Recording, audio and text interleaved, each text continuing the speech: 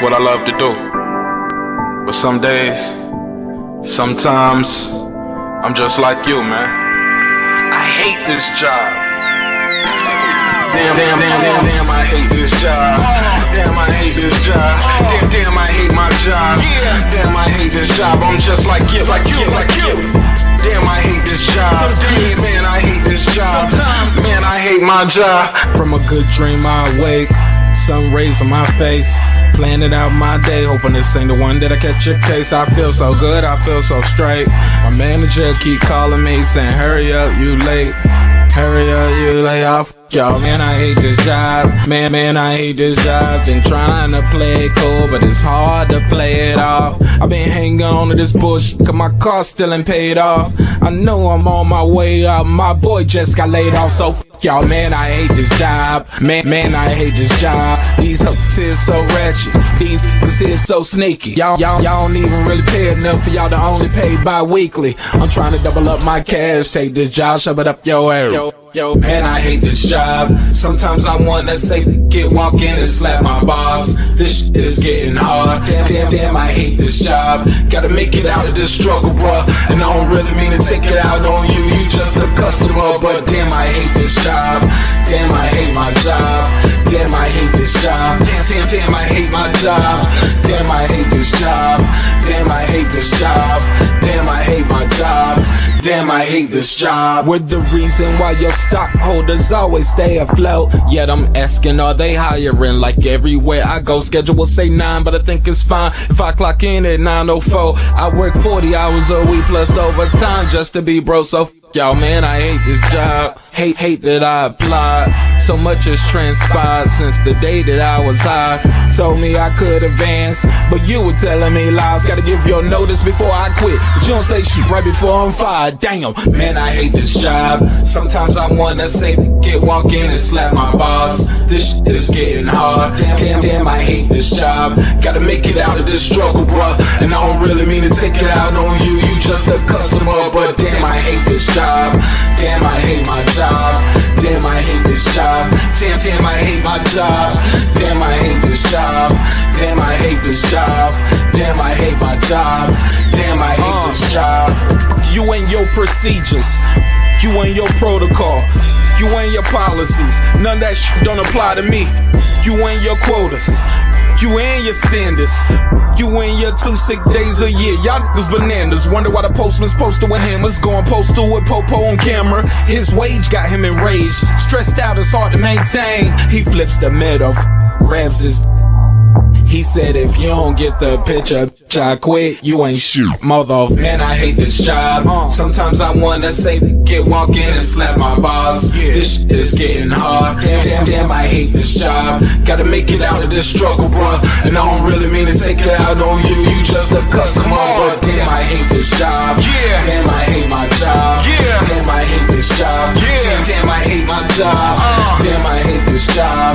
Damn, I hate this job. Damn, I hate my job. Damn, I hate this job. Look, man, I hate this job. I put my pants on one leg at a time, just like you. I'm out here trying to take care of my family. Damn, I hate this job. It's not always glamorous, for real, but I do what I gotta do for me and mine, you know? Damn, I hate this job. Damn, I hate my job. Damn, I hate this job.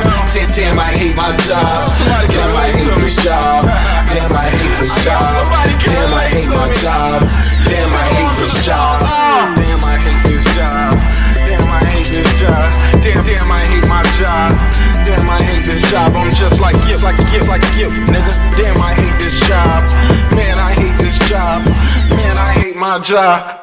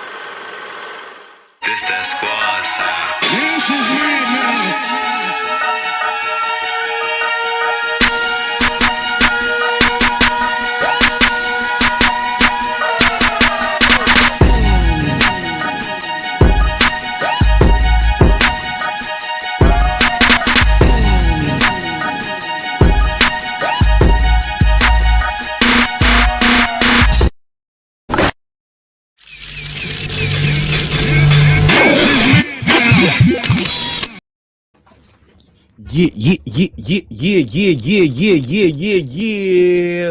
What's popping, yo? What's happening? You back in the lab with your man Mark Nash. He is I am he. Another great episode of Breaking the Beats. Oh man, we ain't did a Tuesday show in a minute. But look, my man Ricky said it best. Look, when the heavyweights get on that stage, especially Wilder in particular, the world stops. How you doing today, my brother? Well, everything is everything, God. How y'all doing, man? I'm good, man. I appreciate you pulling up on this special edition, man. Last minute. I don't really do shows on Tuesday like that no more, but watching you do your thing over there, man, I was truly inspired, man. Hey, ain't nothing. You know I'm always happy to come through when I can. Again, before we even get started, make sure y'all check out that Mark Nash product, Edith, E-D-I-T-H. Every day I try harder on all your streaming platforms.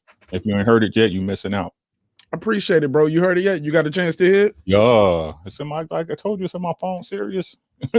My man, that's love, man. Bro, look, we ain't even gonna hold it. We ain't even gonna hold them. The press conference went down today.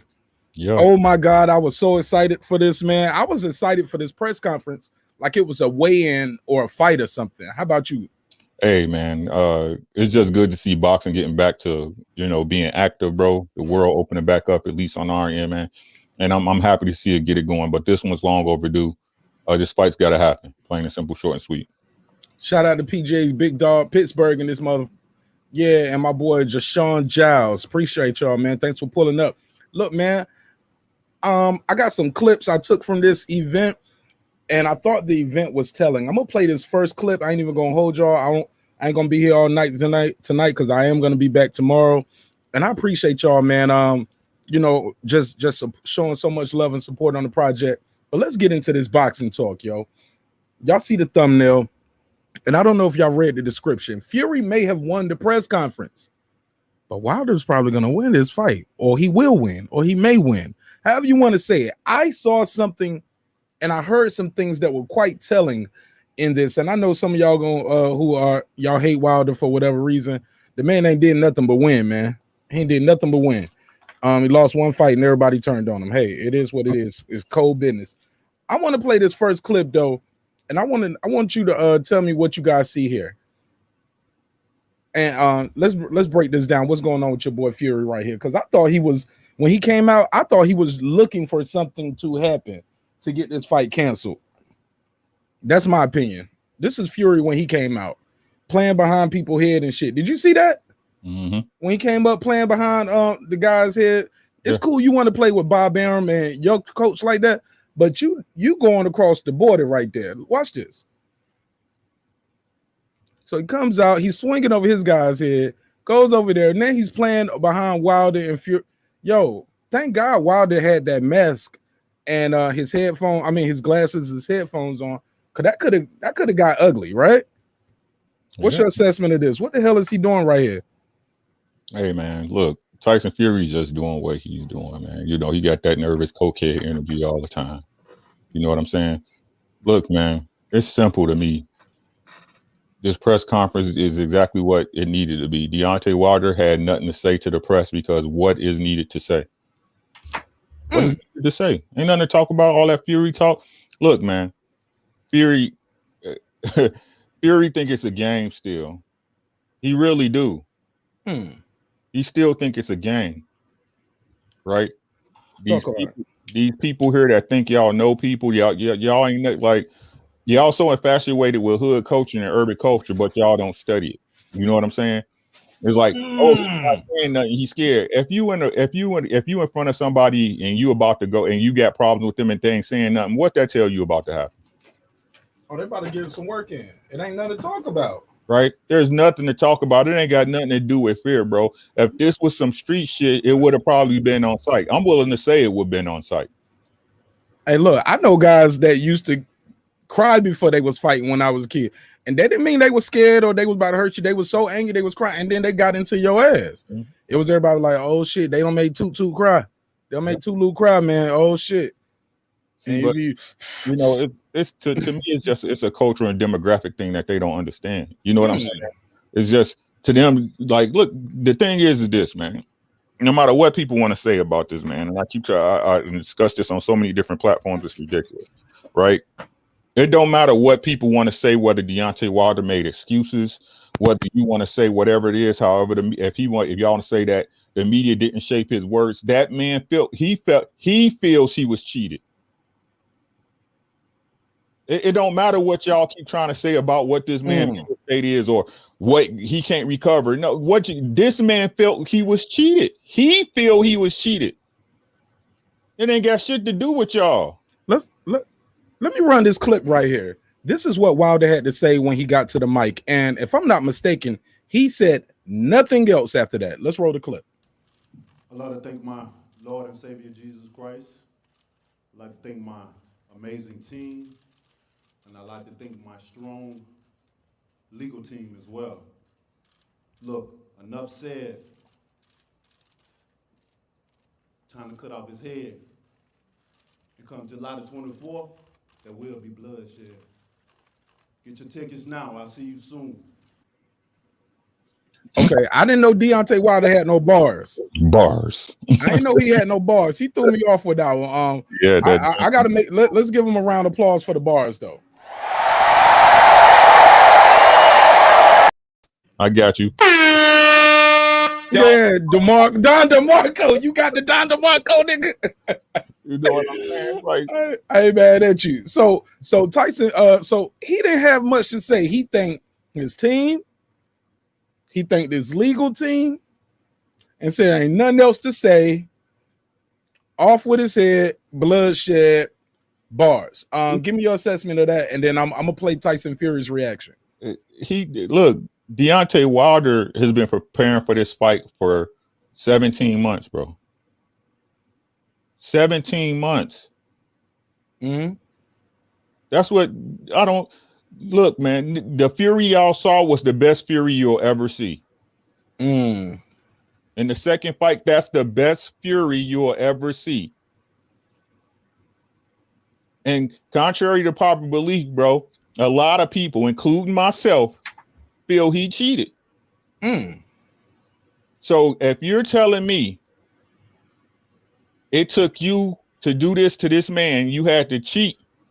Let's see what happens when he's actually went to the dungeon, went back to the mud, got back to his basic and fundamentals, right? Looked himself in the mirror and said, you know what? Even though he cheated me, I wasn't ready that night. I need to be ready this night.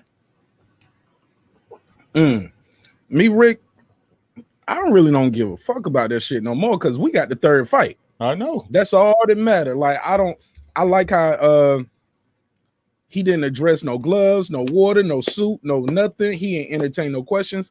And I thought it was telling. First of all, Tyson Fury came in there with his shirt off. And that looked like I don't know how many of those he bought, but it looked like the same suit I've been seeing him in a couple times now. How he getting those pants? Huh? How he getting those pants? Well, you know, mayonnaise is slippery. Man, I guess shit. Melted out. Mayonnaise is slippery, man. It's an oil-based substance. He can slide right into probably anything. But look, man, but my thing is, I was like, this nigga still wearing. That's the suit I saw him in at the couple fights back. Okay, hey, that ain't my business. Maybe he bought two of them. I'm known to do that too. If I like a shirt, I'll buy the white one. I'll buy the blue one. I might buy the black one. You know what I'm saying? I might buy two colors of the same. You got a bunch. And I ain't got and I ain't got that money. But that suit looked dirty and everything. It looked like it was the exact same suit. Man. But it's all good. So he got his shirt off like he's ripped up like me. You know what I'm saying? But he goes over there. He's doing all this shit.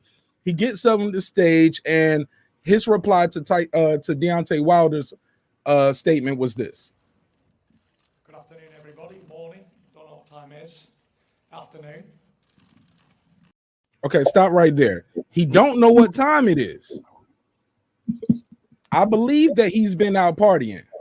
He looked like he might have just woke up and just grabbed something, grabbed the pens, trying to make it on time. That's probably why the shit started late. They might have been waiting for Fury. They were. Because this guy he's half dressed, literally. He said he don't know what time it is. Say word. Like, pay attention, guys. Watch. Good afternoon, everybody. Morning. Don't know what time it is. Afternoon. Firstly, I'd like to say congratulations to Deontay Wilder for finding his Lord and Savior, Jesus Christ.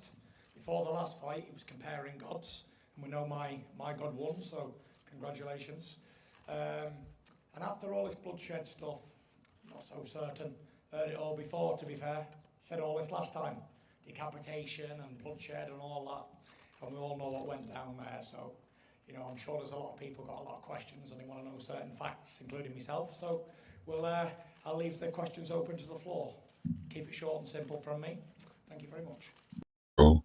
Okay, so he said, like, I want to see what did he say the truth or the facts are, as in, like, he's thinking we're about to address Glovegate, the uniform, the water. Yeah. No, he don't know what's about to happen. Exactly. Nobody knows what's about to happen. It seems like it's about to be a regular press conference, and then this happened. Deontay, last time we were up here, it was Tyson who had a new trainer sitting next to him, and you spoke about him making changes to his team, changing trainers and all that. You decided to make a change. Why was Malik the right person for the job to get it done this third time? Deontay? No talk. You said, why was I the right one to get it done for the job? Yeah. She rubbing on him. Like, do you hear me? Malik just jumped right in and it's like, hold up. So what was the question? Why did y'all need? Again, guys, I'm sorry for the volume being low. I didn't proofread, or I didn't check my work.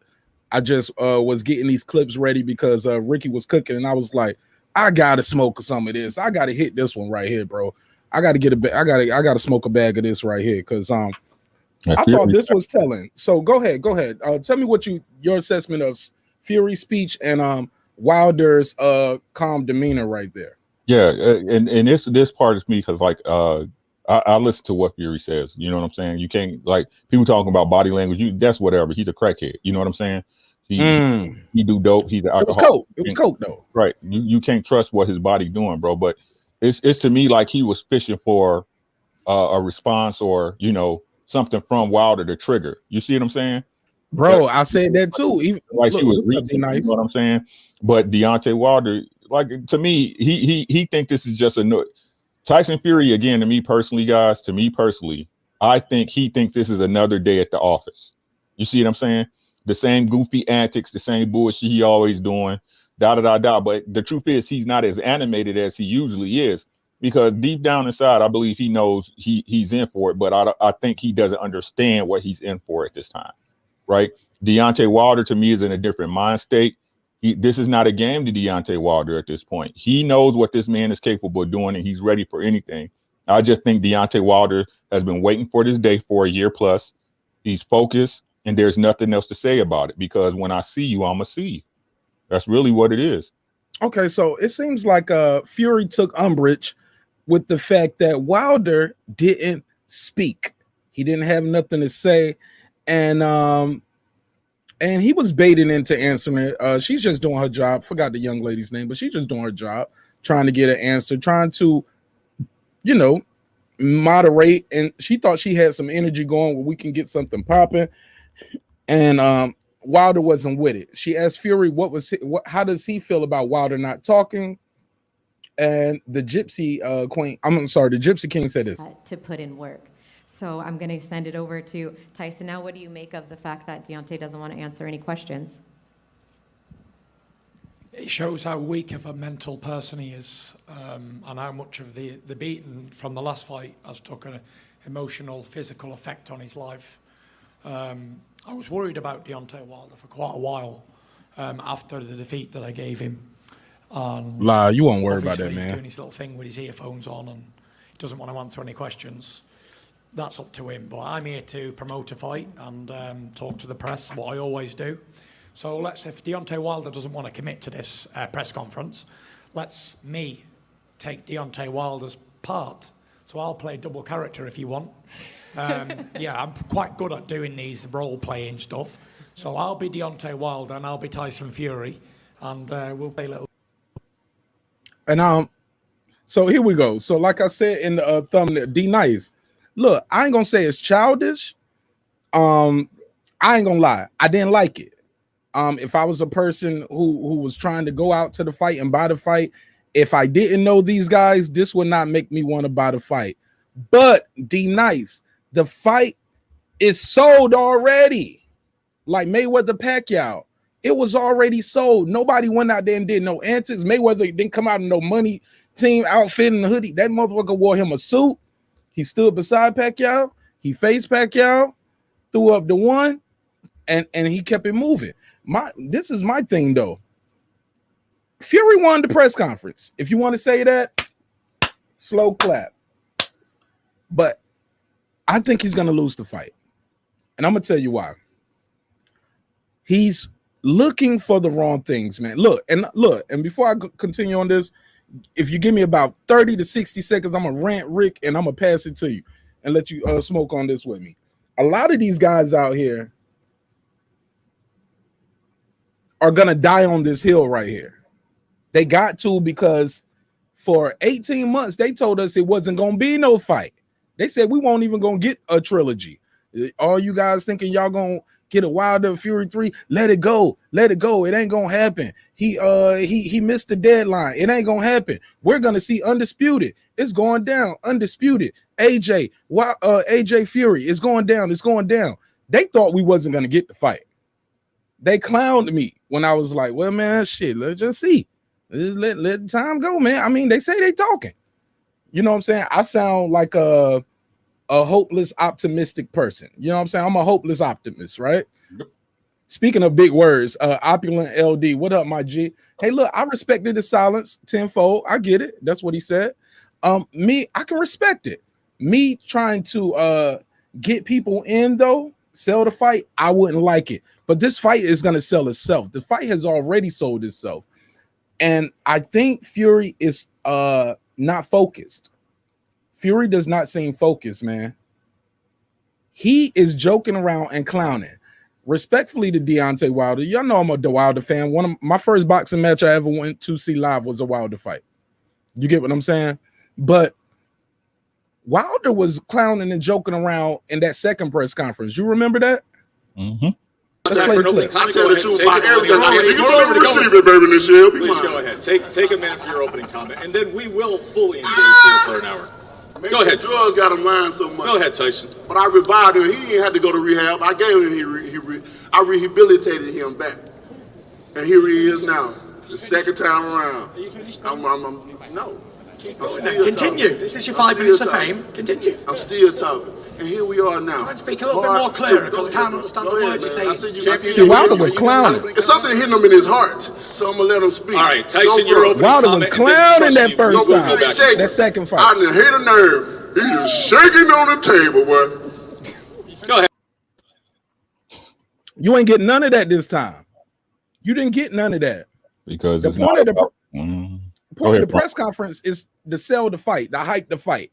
They ain't doing no weigh-in today. We just talking. We doing the press day. It ain't nothing to say. It's all out there. We fought twice. Look, the replays of him dropping Fury twice in the first fight and Fury dropping him twice, twice in the second fight, and that fight being called off, that shit sell itself.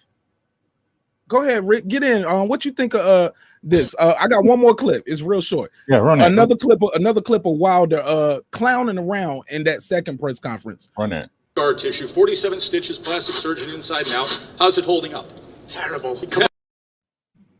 He clowning them about sniffing that shit. You see him? He clowning that Scar second press tissue, 47 stitches, plastic surgeon inside and out. How's it holding up? Terrible. You get what I'm saying?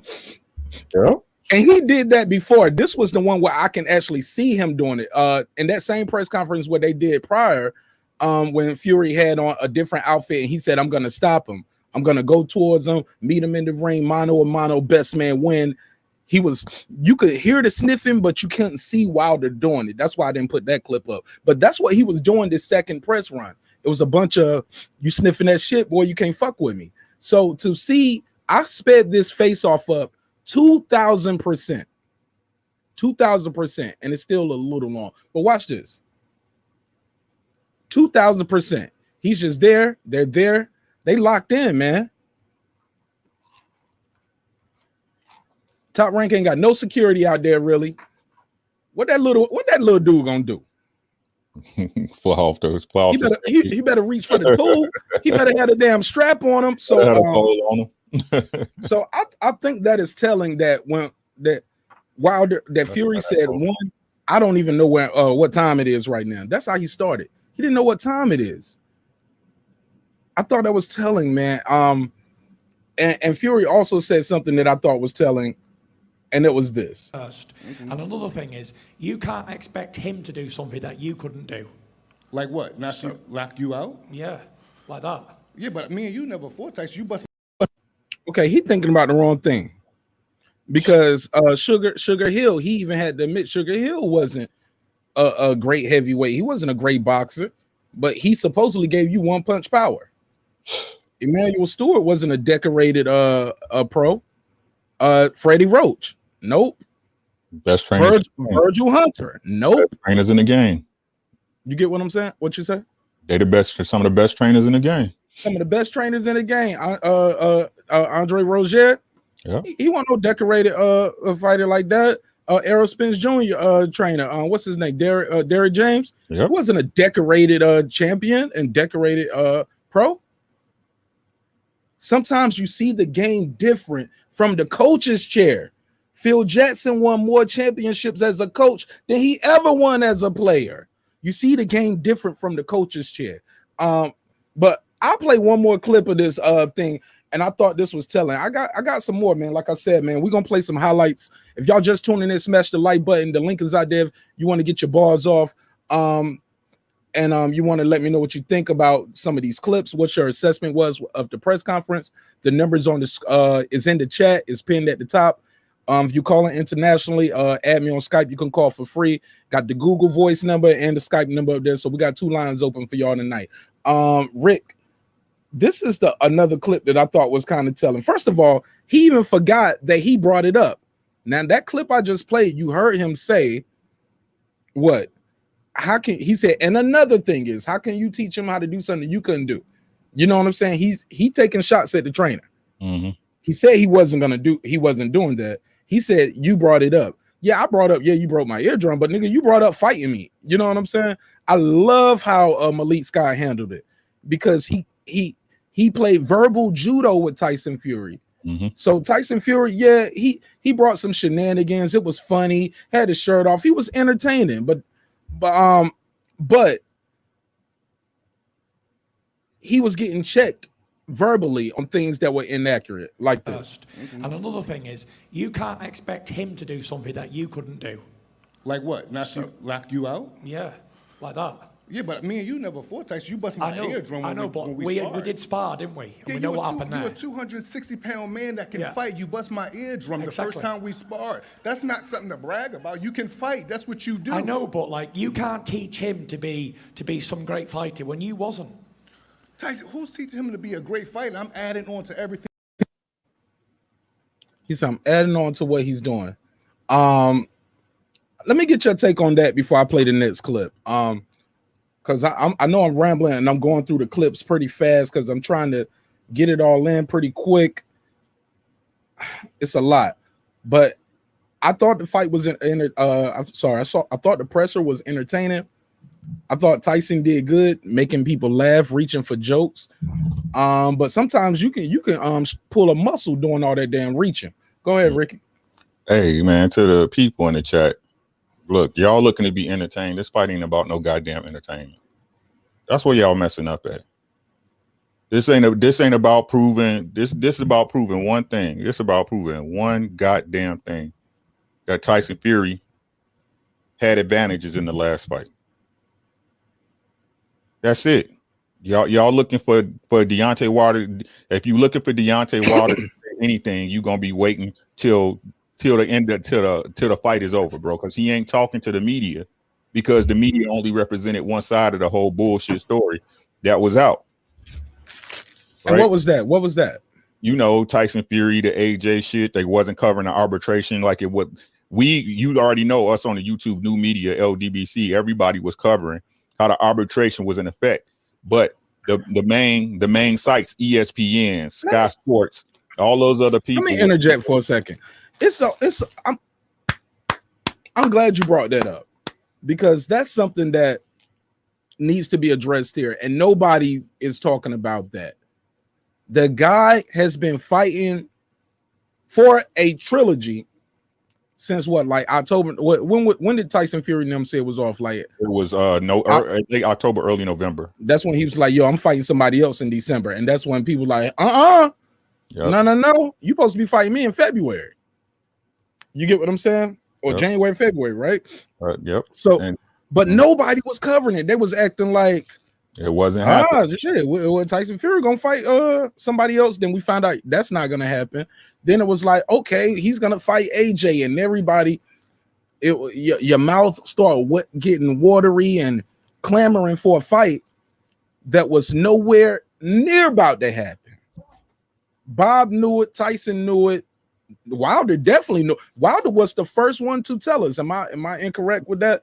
He was like, "Oh no, that's gonna come out in court too." Remember that Brian Custer interview he did? Oh, okay. I'm sorry, my girl was here. I apologize. Peace to the queen, peace to the goddesses and the gods. Hey, brother, but don't you think that was a little telling though? Wilder knew this. It was like, you ever played spades, man, and somebody got that damn big joker over there, and they just and they need one more book, but he got that big joker, and everybody else and your partner like, man, we got to get one more book, man, play to win. You're like, man, he throwing off, he keep getting cut. That motherfucker wait to that last minute. Big joker, give me that last book. You fighting me? Nobody covered it. They act like it didn't exist. Why should he entertain your questions now? Exactly. They showed that man zero respect. Look, I get it, man. If you saw the first fight, if you thought Tyson Fury was outboxing him most of the fight, I get it. The man got 4 points off of 2 rounds. All a judge needed. Look, that fight. It wasn't as clear as you guys are thinking it. One judge had it even, one judge had it for Wilder, one judge had it like 115, 113, I think. Another judge had it closer, but they had it for Fury. But you get what I'm saying? It wasn't as close as you guys are thinking. You judge a fight round by round. With that said, hell of a job in the press conference, but he doesn't seem focused. I heard him say, I'm gonna play this clip. He said it don't even matter. At one point, do I got that one queued up? Let me see if I got that clip pulled up. They was like, "Wow," he's like, "I don't think he can do better than the first time," and I just don't think what he said. I just don't think he can do better than the first time, bro. You did better than your first time, right? Yep. It's crazy because like y'all, it's crazy how y'all try to So Tyson Fury, I didn't say this on Rap Star Crap, man, on his platform, right? So y'all say Tyson Fury, a guy who's known feather-fisted in sparring and boxing, right? Everybody say he was feather-fisted. Name a heavyweight that didn't say that. You know what I'm saying? Y'all saying this guy can get knockout power in one fight, but Deontay Wilder can't go back to the basics and become a better fighter in 18 months. Why? Why is it that Tyson Fury, even though it's been told since time eternal that you don't learn power, you born with it. But Tyson Fury, the one fighter in all of history, the great white hope who can get power from nowhere after fighting tooth and nail with fucking Otto Violin. But Deontay Wilder can't become a better fighter in the span of a year and a half. That's what y'all saying, right? Which is mind-boggling. I think people forget the man was an Olympian. He's a bronze medalist. And he won a medal. And he came off the porch. That's the crazy part. The brother came off the porch, jumped off the porch and won a bronze medal. Like, Tyson Fury didn't do that. The thing is this. So what you want to talk about Joshua getting a gold medal? Some people say he lost that. He was given that because the Olympics were in London that year, and he still was boxing longer than Wilder. You get what I'm saying? Yeah, I understand completely what you're saying, bro. But these people don't. Y'all keep thinking it's about boxing right now. This not about boxing. It's about get back. I'm talking about real life get back. But if you ain't been following the story, then I understand why you see it that way, right? But I'm sorry. Real quick, I just got to give a shout out real quick. Shout out to Supreme Beast Boxing Talk. Shout out to Jay Stills, man, for pulling up. King Mitch, I appreciate you, my brother. Yeah, man. I look, man. Go ahead, continue, and then I'm gonna play this other clip. Right, and And I don't get what y'all keep saying he had 2 chances. The first fight on paper was a draw. But like you said, Mark, he had 2 knockdowns. That's a 4-point swing. So y'all saying that Wilder didn't win 3 rounds of the fight? When Fury threw absolutely nothing in the first 3 rounds? All he had to do was win 2 rounds. All you had to do was to give Wilder round 1 and 2, and then he got a draw. It's a draw. Right? But y'all talking about y'all know boxing, bro. Right? And again, no matter what y'all say, if you don't believe that that man was cheated, that's cool. It's people that honestly believe he's cheated. I'm one of them. If he didn't cheat, then this 3rd fight should go the exact same way. Fury his body doesn't even look the same way. I thought it was telling too. He said, I'm putting on pounds. I want to be 300 pounds for the next fight. It shouldn't be a question of what happens 300 pounds. If Deontay Wilder can't fight going backwards.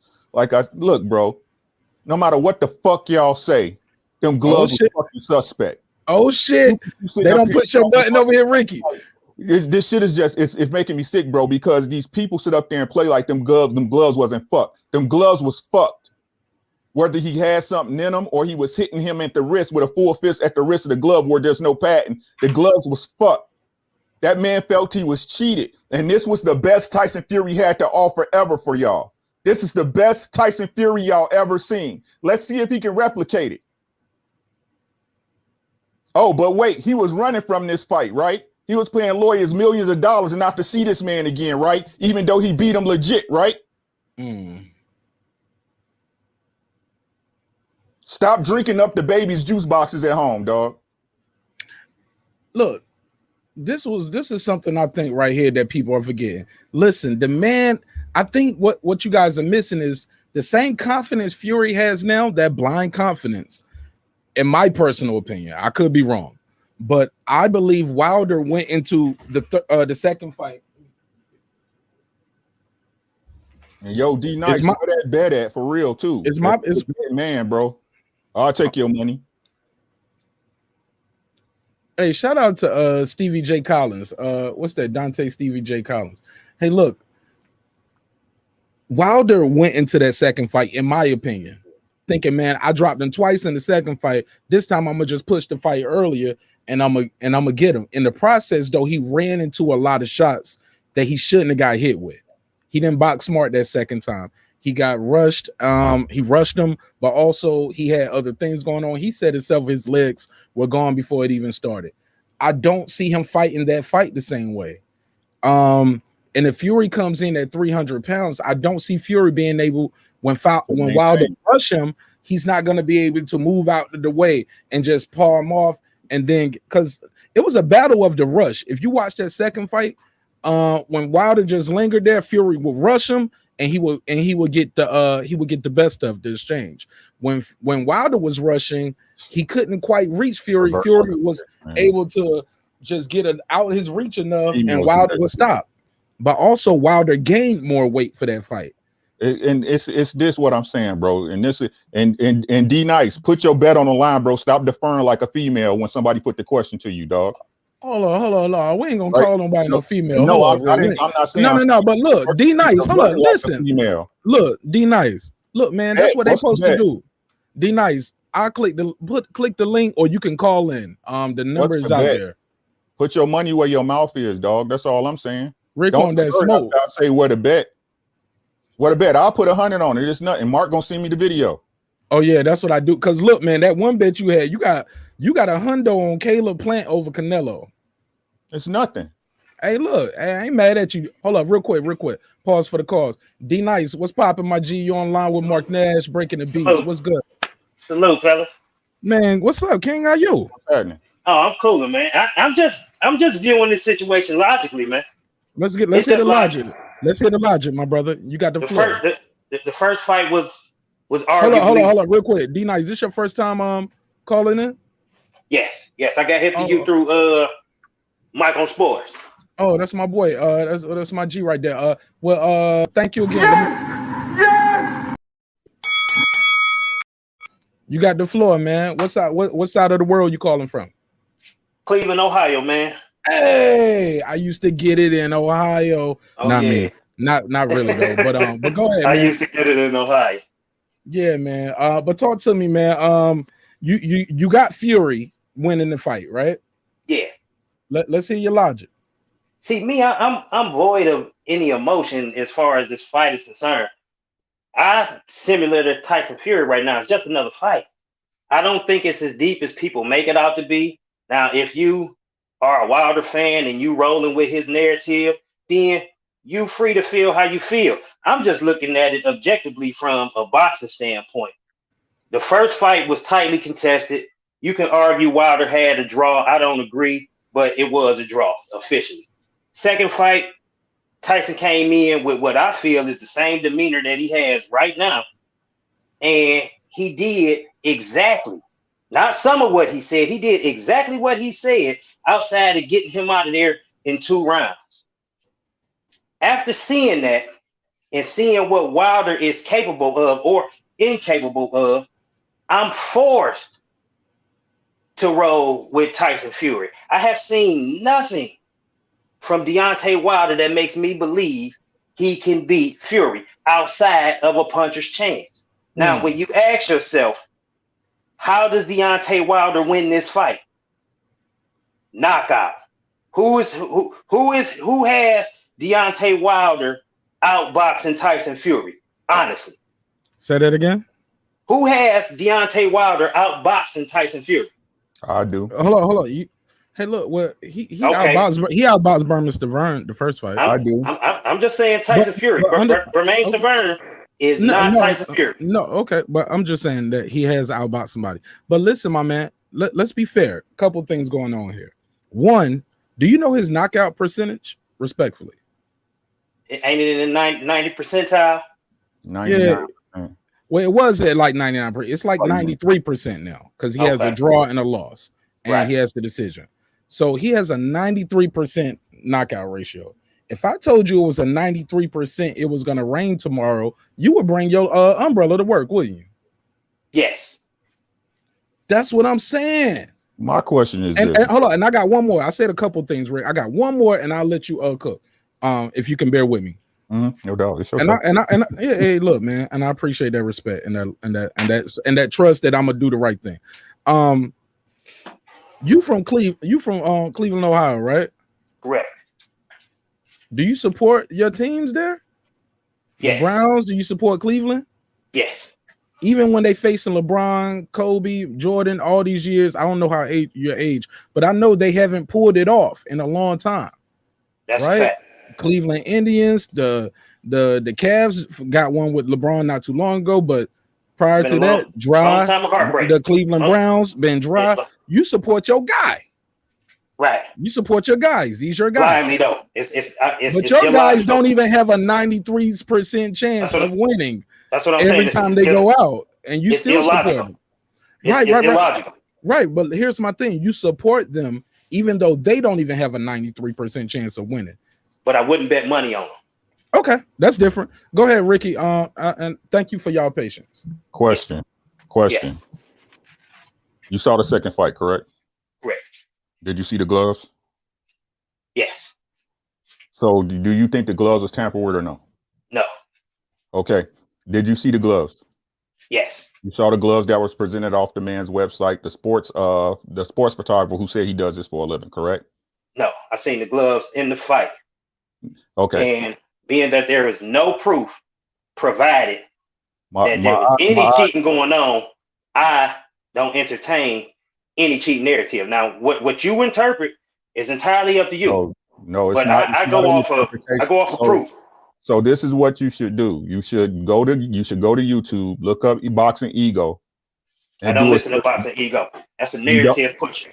Yeah, okay, so go to the he fuck with marqnash, man. Don't send him to no other boxing channel. He fucking with me. Because I ain't pushing no narrative. I'm just calling it. That's why I'm on your show. It's not a narrative.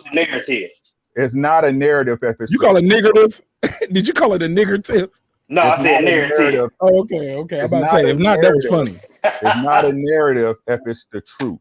It's not, though. You have no proof. The proof you have no proof. But you have no proof. You don't believe your eyes, correct? I didn't see no cheating. I didn't see cheating. I seen a boxer lose a boxing match. That's what I seen. So what you're going off of is just like you said, your interpretation, your narrative of the fight.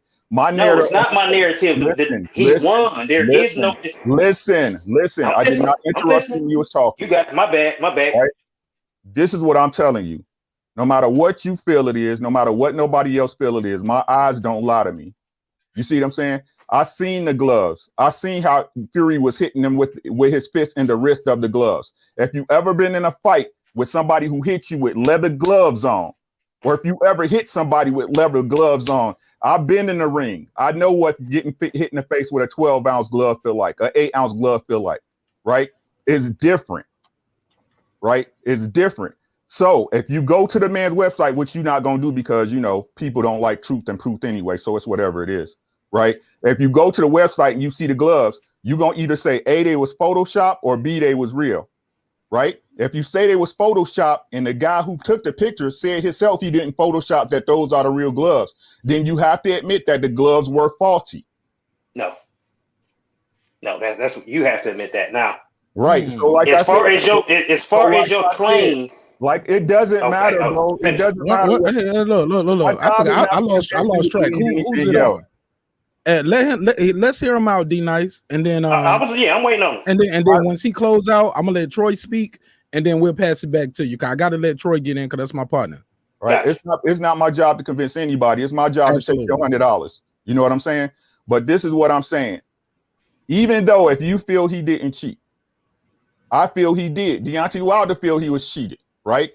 The thing of the fight was this: no matter what, Tyson Fury did execute his game plan. No matter what, right? This is what everybody's banking on. This is what you saw, right? You saw him coming forward and going through Deontay Wilder. Deontay Wilder has had 17 months to prepare for whatever Tyson Fury brings into the ring. Yes! 17 months with a man that if he touches you clean, you're going to hit the floor. Right? I understand. We can't say that's not a fact because it happened, right? So if Tyson Fury does not come forward and establish the same game plan, we know it was some shit in the water. And to finish my thought, because the argument's not with anybody in here, you're going to believe what you want to believe. My Cash App is $R-Dubs. I don't want to have to come look for my money. Oh, you definitely won't, because you won't win any. And just donate mine to marqnash. Make sure you keep that same energy on the 25th when you gotta hit that $sign with your thumb and put a nice. It sound like he said when you lose, you just pay me as a donation. Because he was like, you could. He was like, nah, man, just donate to the. Now I like D Nice. I don't know if you got a wrench, but you just bought one verbally. Because I gotta salute that. I'm gonna make sure I do that. Good night. It's all in good fun, man. But again, hey, look, see, D Nice. Now you got me rooting for Tyson Fury because now I get $100 if Fury win, and I'm gonna put this clip out there. D Nice, I email you the clip. Make sure you email me so I can email you the clip. Don't get hot, Mark. It ain't coming. Man, I get $100. Hold on, D Nice. I'm sorry, I'm gonna let you speak, my brother, but I gotta let Troy get in because he pulled up to the panel. He's been quiet and respectful. We got to respect that. Brother Troy Graham, what up? Baltimore in the house. What up, though? Much respect to everybody. I just want to say this before I get into this Wilder talk again. If you don't own Mark's album, which I just bought today, eat it. You need to stop playing yourself and treat yourself, man. Go ahead and cop that as a label of love. And this way, when it goes diamond status, you can say, well, I had it first. Right? Right, because I'm changing the album cover. So if y'all got it now, enjoy, because I'm doing a different album cover. And so and y'all don't look different. Y'all don't even know this. Mark don't even know this. Once he goes gold and platinum, he gonna press some vinyl and he's gonna have his mom personally sign those and sell those. And then when you call in the show, you can set your price.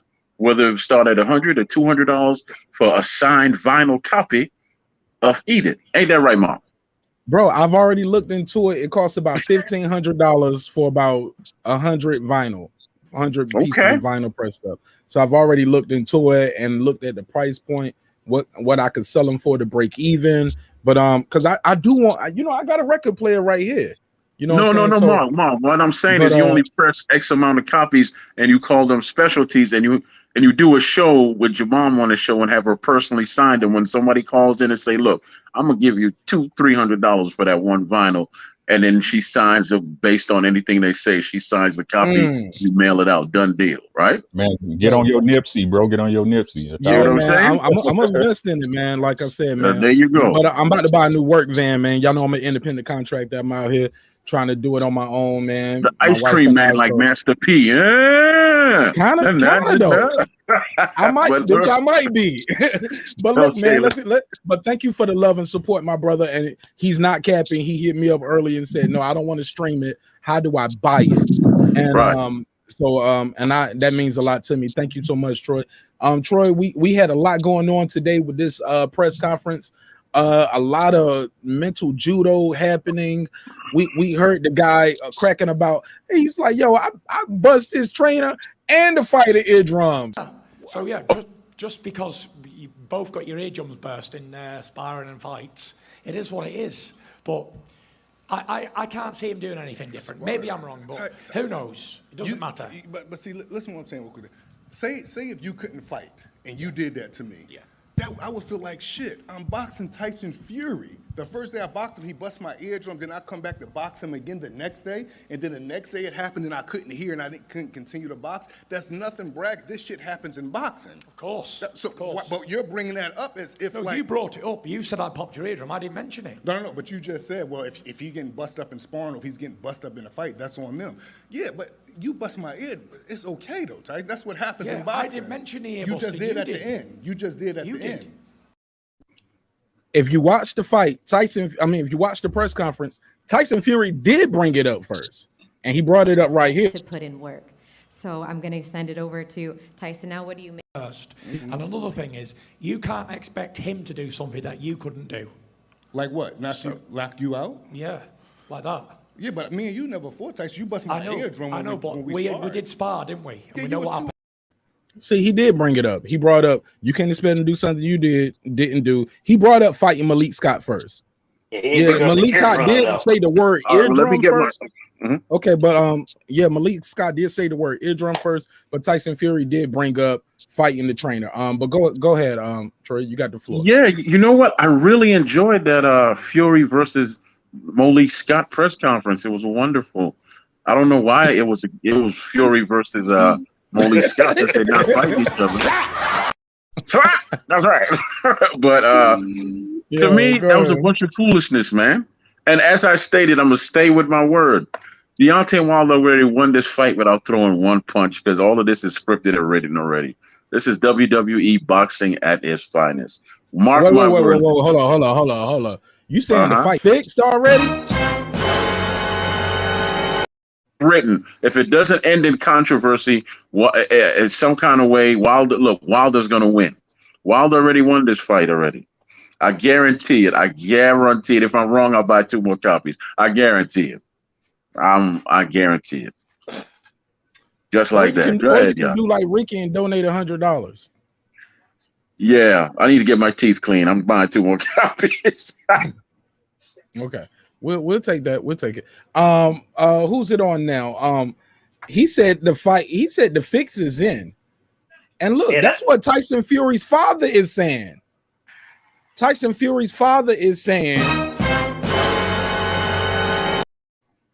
it's fishy. Something's not right. Something's not right. Why is the rush? You over there to promote the fight between you and AJ. Why now within the last minute? You get the decision, you're signing the contract in the gym. Why are you fighting this man now? I told my son to throw that belt in the trash, said John Fury. And then we got Troy up here saying it might be a fixed fight. Troy's our industry insider over here. And shout out to Troy. Thank you so much for all the help you do helping me and Major Key get some of those exclusive interviews. But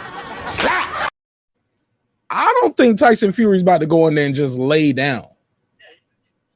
When you say it's going to be given to him, that means either he's going to lay down or the judges are gonna give it to him. And D Nice said it's not a judge in boxing worth their license that can see Wilder outboxing Fury.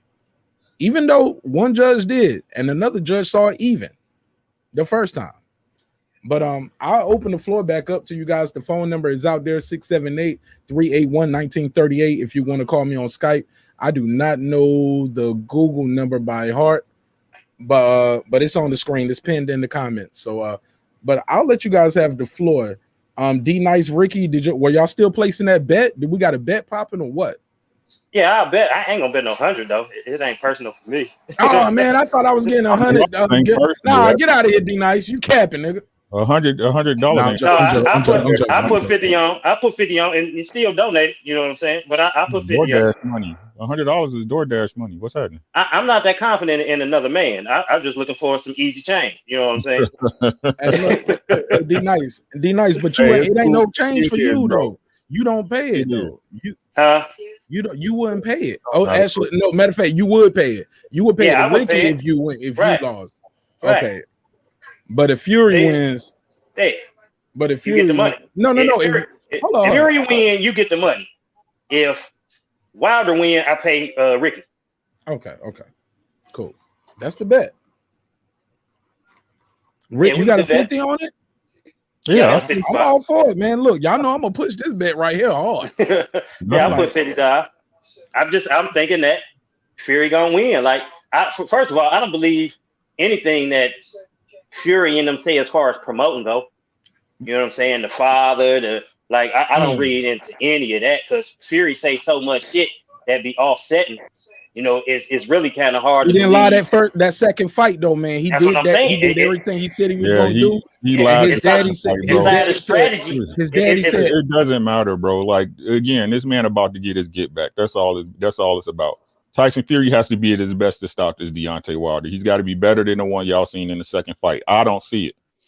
And I think Wilder has to be 100 times better than he was in his last fight. I hear you. Because the skill set, the skill different. That's D Nice. Come on, bro. That's a little exaggeration right there. Yeah, that's hyperbole. That's exaggeration. 100 times. If he was 100 times better, he would kill a man with one punch. No, he would probably be able to hold his own in there, but D Nice, technically speaking, man, Wilder is not a very good boxer, technically speaking.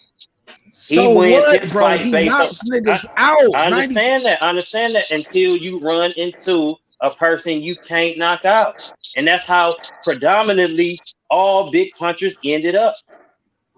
But once they run into that person that they cannot knock out, it looks bad for them. Mike Tyson, i.e., he was knocking everybody's heads off. When he ran up against a man who had skill and wasn't scared, it looked different.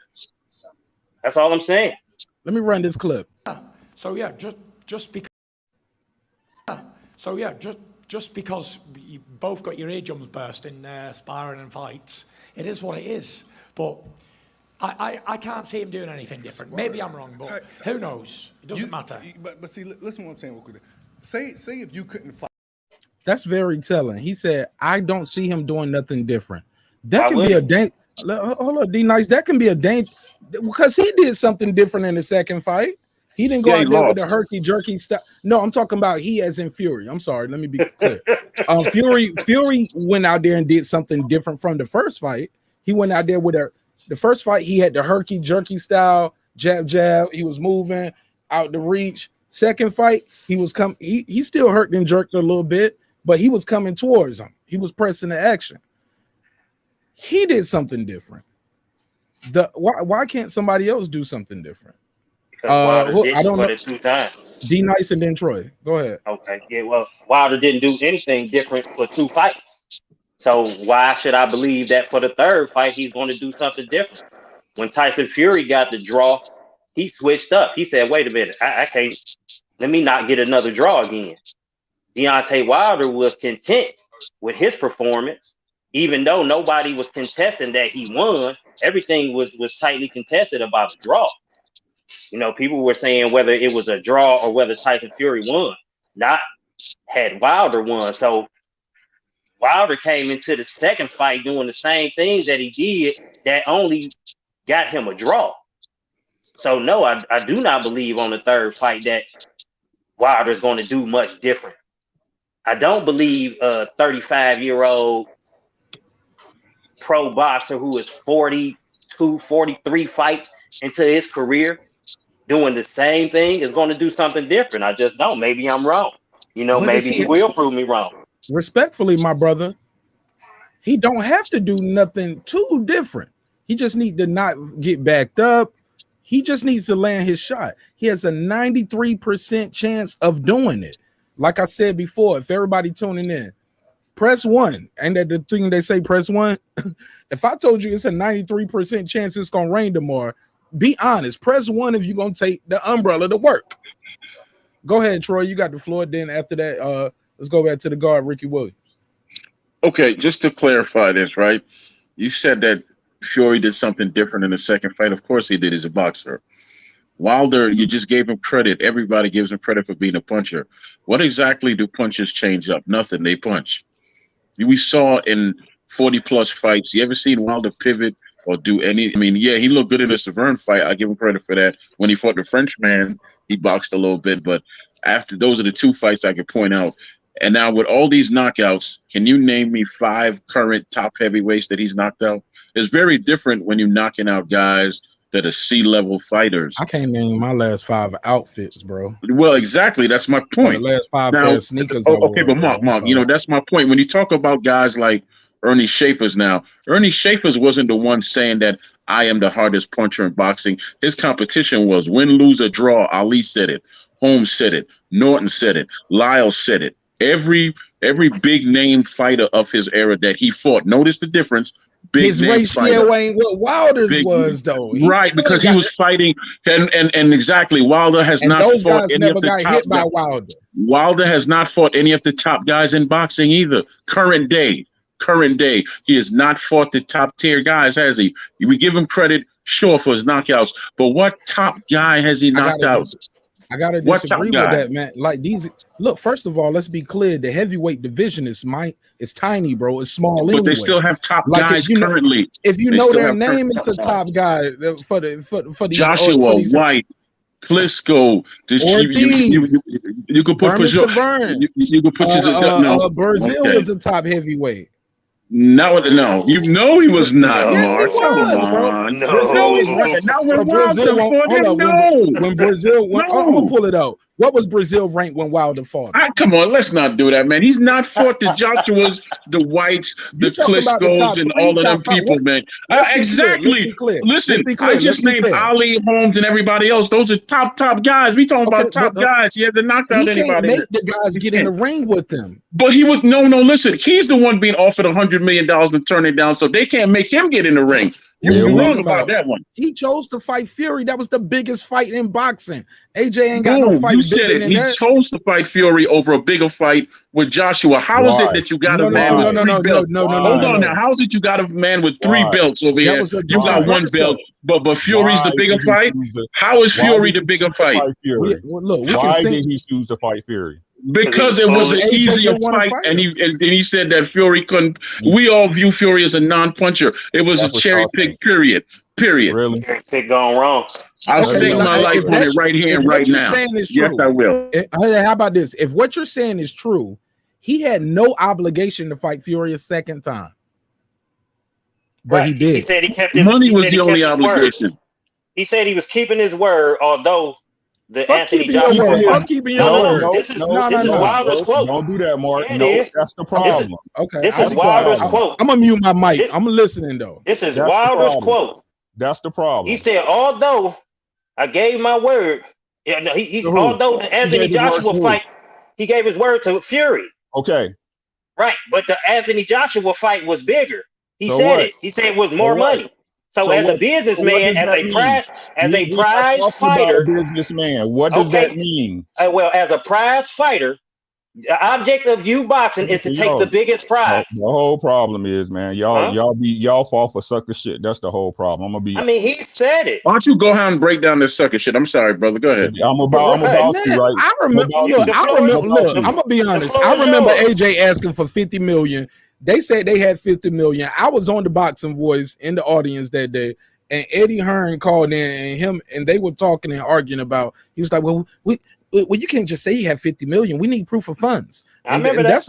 Yeah, come on, then. What you talking about? Let me know when MJ had a price. Anthony I'm Johnson gonna was go back and forth with them. I'm gonna express my thought, then I'm gonna finish. So let me know when it's look, time. right. Let's pass it around because look, I'm falling victim to look, man. I don't jump into the box. Look, I don't jump into the look. I came from look. I went from eating with the wolves. Steven, man. No, look, this shit man. is We just talking D-Nice. boxing, Hold on. Don't tell me what I am, bro. I don't play that. Yeah, D-Nice, don't do that. Don't do that. Okay, because everybody reacts different. like when I'll jump in like that, like let me do it. Let me do what I'm doing. It don't look like I know what I'm doing sometimes, but I know what I'm doing. Hey, all right, man, shit, it's your platform. Yeah, just trust me. And I've been building it a certain way on purpose, a certain way. Look, my G's, listen. I'm doing what I said I wasn't going to do. I went from eating with the wolves to swimming with piranhas over here. So the show getting a little out of hand. So let's simmer down a little bit. Let's bring it back to how we got here for the people who are just tuning in. And then we're going to reset. We're going to bring it back to Ricky. We're talking about the press conference. This is Wilder's clip. Nope. This is how Fury entered the room for those who just tuning in. He came in throwing punches over his trainer, Bob Arum, got behind Lemon, swinging over the trainer of Wilder, playing behind Wilder's head, shirt off. That's how he walked in, giving it up like that. Wilder came in and he gave his speech. I'd like to thank my Lord and Savior Jesus Christ. Very short. I'd like to thank my amazing team, and I'd like to thank my strong legal team as well. Look, enough said. Time to cut off his head. And come July the 24th, there will be bloodshed. Okay, he had some bars. Who knew? Look, he brought back the spirit of Muhammad Ali to me. I was like, okay, he doing the little rhyming shit. That's what them old fighters used to do. I like that. All right, so then Fury replied, and this is what we got. Good afternoon, everybody. Morning. Don't know what time it is. Afternoon. Firstly, I'd like to say congratulations to Deontay Wilder for finding his Lord and Saviour Jesus Christ. Before the last fight, he was comparing gods, and we know my God won, so congratulations. And after all this bloodshed stuff, not so certain. Heard it all before, to be fair. Said all this last time. Decapitation and bloodshed and all that. And we all know what went down there, so you know, I'm sure there's a lot of people got a lot of questions and they want to know certain facts, including myself. So I'll leave the questions open to the floor. Keep it short and simple from me. Thank you very much. And that's where we're at with it. That's what he had to say. That's what he had to say for his opening statements. Not a lot going on there. And then Wilder refused to talk. Deontay, last time we were up here, it was Tyson who had a new trainer sitting next to him, and you spoke about him making changes to his team, changing trainers and all that. You decided to make a change. Why was Malik the right person for the job to get it done this third time? Deontay? You said why was I the right? He ain't saying nothing. She got to put her hand on him just to see if he can hear her. And then Malik Scott proceeds to put in work. But then and then after this, we'll open it back up to the panel and the chat. And again, the phone lines are open. So after that, she asked Fury, how do you feel about Deontay Wilder not speaking? This is what Fury said. To put in work. So I'm going to send it over to Tyson. Now, what do you make of the fact that Deontay doesn't want to answer any questions? It shows how weak of a mental person he is, and how much of the beating from the last fight has took an emotional, physical effect on his life. I was worried about Deontay Wilder for quite a while after the defeat that I gave him. And obviously he's doing his little thing with his earphones on and he doesn't want to answer any questions. That's up to him. But I'm here to promote a fight and talk to the press, what I always do. So if Deontay Wilder doesn't want to commit to this press conference, let's me take Deontay Wilder's part. So I'll play double character if you want. Yeah, I'm quite good at doing these role-playing stuff. So I'll be Deontay Wilder and I'll be Tyson Fury, and we'll play a little. All right, so that's where we at with it, guys. For if y'all just tuning in, who's it on? Ricky, right? Go ahead, sir. You got the floor. Okay, I'm gonna address 2 points and then I'm gonna slide it through real quick. All right, take your time. Take your time. You ain't got no rush. I appreciate you being patient. Yeah, everybody, like the brother brought up about Mike Tyson coming up against what was the kid that finally beat Buster Douglas, right? Came up to a guy with skill and a good jab. What was the context of that fight, though? Does anybody know the story behind what Mike Tyson did the night before the fight? I don't know. Enlighten us. He was out. All excuses. He was out. Right. They call it excuses, but did it really happen though? He was out fucking bitches and nobody knows. Right. It's gonna always be that. You see what I'm saying? Hypothetically, he was out partying. It's no hypothetically. This is what he told you. Okay. No proof. It's not. Well, that's his mistake though. Regardless though, that's not. Look, even still though, Ricky, respectfully. Okay, but let's move forward though. Go ahead, because that's crazy right there. What I'm saying, I don't give a fuck how many bitches he fucked. I understand, but we're talking about the context of things. Respectfully, go ahead. You got it. All right. I'm sorry. The context of things. Now, I'm not saying that he did what the fuck he did. It's what it is. You see what I'm saying? I'm gonna give y'all that. That's not taken away from what happened. He lost to Buster Douglas because he was out fucking bitches and doing coke, right?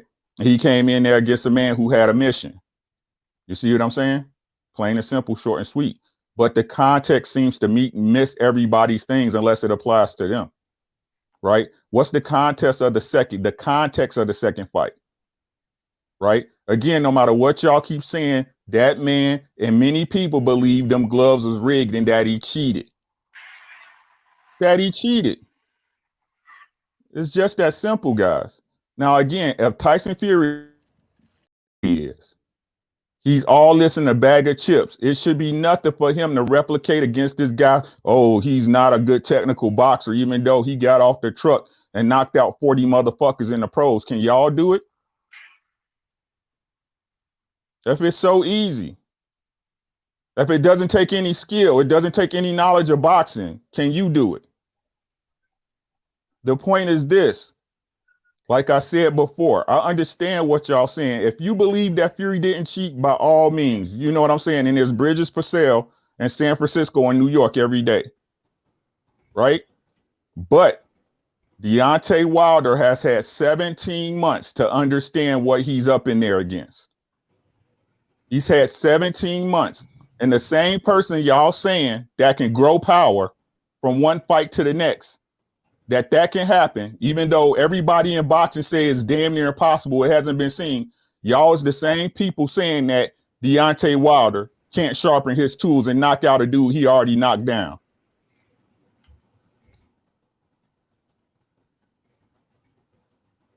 That it? Hold on, real quick. Shout out to Basement Boxing, the OG, man. Basement, man, you can pull up, man, if you want to, man. I always respect your opinion. You've been around this shit longer than me, man, and I respect your show and your platform. And if you want to share your audience or vice versa, the door is always open. Shelton Moore, you already know what it is. I'm gonna see you when you get here for the tank fight, my G. We're going to Magic City, get some wings the whole night. But I ain't throwing no money, nigga. I probably got a 20, and I'm gonna probably get my 20 in quarters. And before I'm gonna get that $20 bills in quarters. I'm gonna be. You know, guys. Hey, look, making it the ones is making it rain. I'm gonna throw quarters and I'm gonna do a hailstorm. There you go. Yeah, there you go. They're gonna be like, ouch. They're gonna be like, ouch. Bro, it's context. People don't understand the context of it, and the context of it is that with Mike Tyson, he fucked himself, right? But if the context is true that Tyson Fury truly cheated, y'all got to take that into effect. Now, if you don't want to believe that's completely on you. We'll see you on July 25th. I think it's 20. It's not. It's 24th. The 25th is the night after, because that's the okay. Yes, sir. That's the day I'll be celebrating that, you know, Tyson Fury loses his fight. We all need dreams. It doesn't matter. It doesn't matter if the Athletic State Commission did. It doesn't matter how many times have Glove gotten through them. Who cares? Like I said, y'all want to give people credit when it applies. There's plenty of time. Didn't Nevada State miss the gloves against Shane Mosley? Exactly, bro. What y'all talking about? Hey, look, the raps. Look, play like this man has not been caught of cheating before, that he hasn't been caught of doping, that he hasn't been caught in a ring with gloves fucked up. But y'all want to keep believing this man would not bring up cheating, that he would not attempt to cheat, that he didn't cheat. He didn't. Yo, But Virgil Hunter caught them raps black too. man, bro, a black man who never lied to y'all in the public eye, y'all don't believe him. He just lied. He told a bunch of lies. About what? About the gloves, about the egg weight, about the spiked water. Says who? He provided no proof. Says who? He provided no to proof. You, right? To you. No, he didn't prove it to anyone. He didn't prove it to the people that matter. To you. How about that? To you. He didn't prove it to the people that matter. If this dude, the people who called shots, why was there no investigation? If Fury didn't, where was the toxicology? Was so dirty, why was he paying millions to avoid the third fight? He knew he had a contract. You would have to ask him. He ain't avoiding the fight now. He ain't got no choice. Well, he could. He don't have to fight. He ain't got no choice. He doesn't have to fight. It's either he got to fight Wilder, bro. He don't have to fight. That's the truth. Hold on, time out. Hold on. Let's get some clarity and let's get some straightening. Okay. D-Nice. D-Nice. Okay. Hold on. I'm gonna let you talk. Give me about 15, maybe 10 seconds. Gotcha. Here we go. Fury has limited options here, according to the arbitration, from my understanding. Right. And knowledge is understanding. So if I have wrong understanding, let knowledge be born. You feel me? So he can drop the belt, fight Wilder, or try to buy Wilder off, as in step aside money. If my knowledge and my understanding is incorrect, please enlighten me, my brother. Everything you said was correct, but saying he has to fight, no, he doesn't. If Tyson Fury said, "I'm not fighting you," Wilder wouldn't be getting a fight. No. That's what I'm saying. No. That's not 100. Hello. Let's be clear. Because he just doesn't have to fight. Respectfully, my brother, but you're missing some things right there. Let's add some caveats to that. The belt and you being the WBC champion is over right now too. Exactly. But you hold on, respectfully, you didn't just say that, and that's key. That is a major key. Shout out my boy Major Key Boxing. Mondays 9:30. That's a major key right there. Like, okay, if you're not fighting me, okay, you got to drop that belt. You can go do whatever you want to, but I am once again the WBC champion because I won in court, and I can go fight Andy Ruiz, fight Ortiz for a trilogy, go fight Dillian White, go fight Usyk, or what, you know what I'm saying? I can go fight Joshua now. You get what I'm saying? If you drop that belt, now Wilder you're not the WBC champ. I can go fight Wilder I can go fight Joshua for the undisputed. So that is very important when you say he don't gotta fight him. Yeah, he ain't gotta fight him, but he ain't gonna keep that WBC belt and go fight somebody else according to what was just decided. That's all I wanted to say. I just want us to be clear with that. And I had never said that there wouldn't be penalties for him not fighting. That was just something that was added. You wanted to put a caveat in there.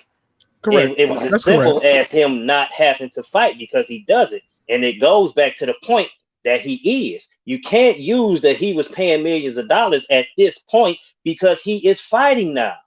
So all of that in the past doesn't matter at this particular point because he is scheduled to nothing fight. In the past matters. You're exactly right. No, I said this. No, you can't generalize everything. You're exactly right. See, that right there, you can't do that.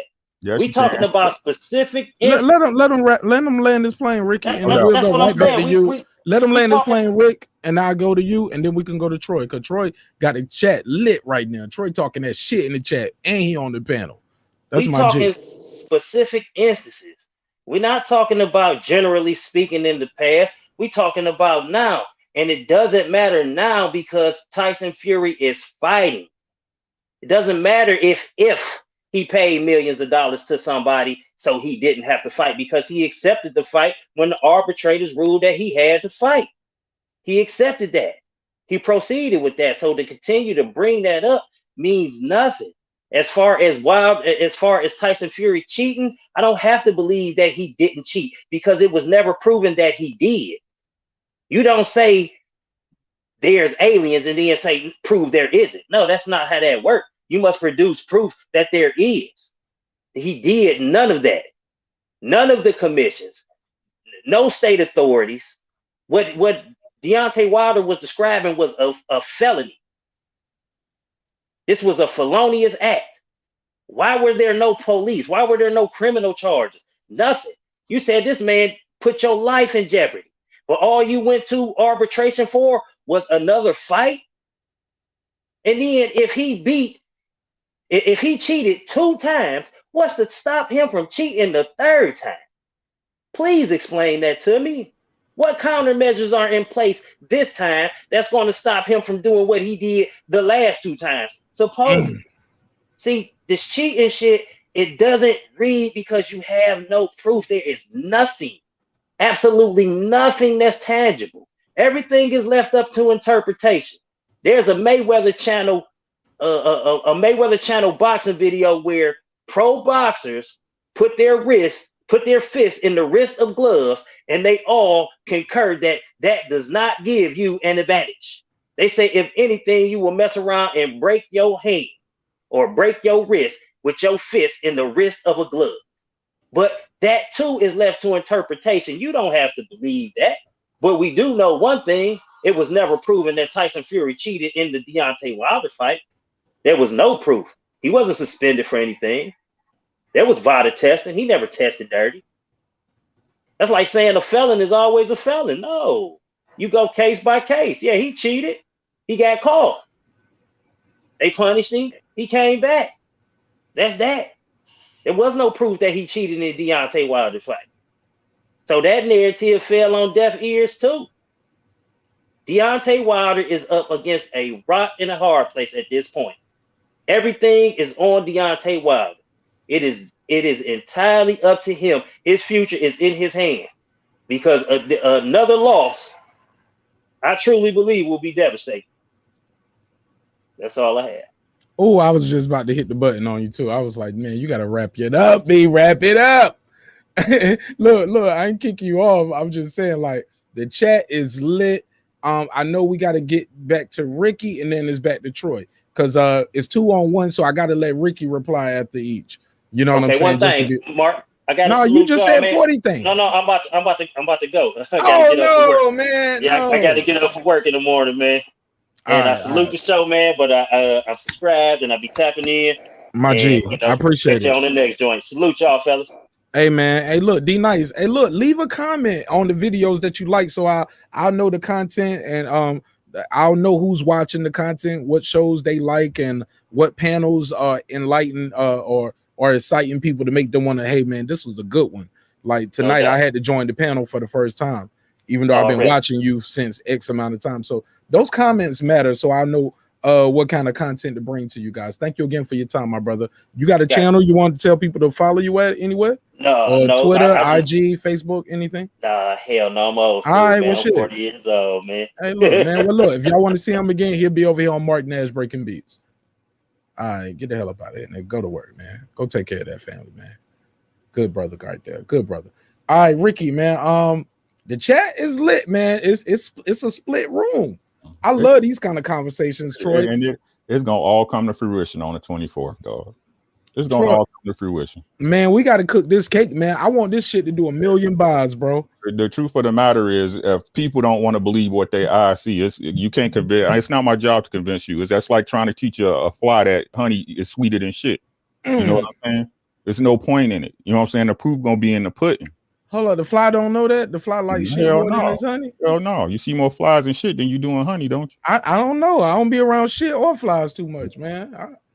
I'm a city boy. I walk my dog, so but I walk my dog and I'll get the hell away from that shit. I ain't even bagging it up. Whatever. I'm like, I leave that for the earth, nigga. It's whatever you gonna believe it's gonna be. But like I said, what you believe in your mind is real. Right? The same people, and I say this all the time on my channel, people could take the way it is. I don't give a fuck, bro. The same people that sit up there and want to take the narrative that's sent to them by the news outlets and that Wilder didn't get cheated, the same motherfuckers out getting stuck in their arm. Hey, say that again. Hold on. Say that again. Hold on. They the same motherfuckers. Hold on. You just correlated different events, and I just want to make sure. I just want to make sure I heard you right. What you said? The same motherfuckers that don't believe what their eyes tell them is the same motherfuckers out getting stuck in their arm right now.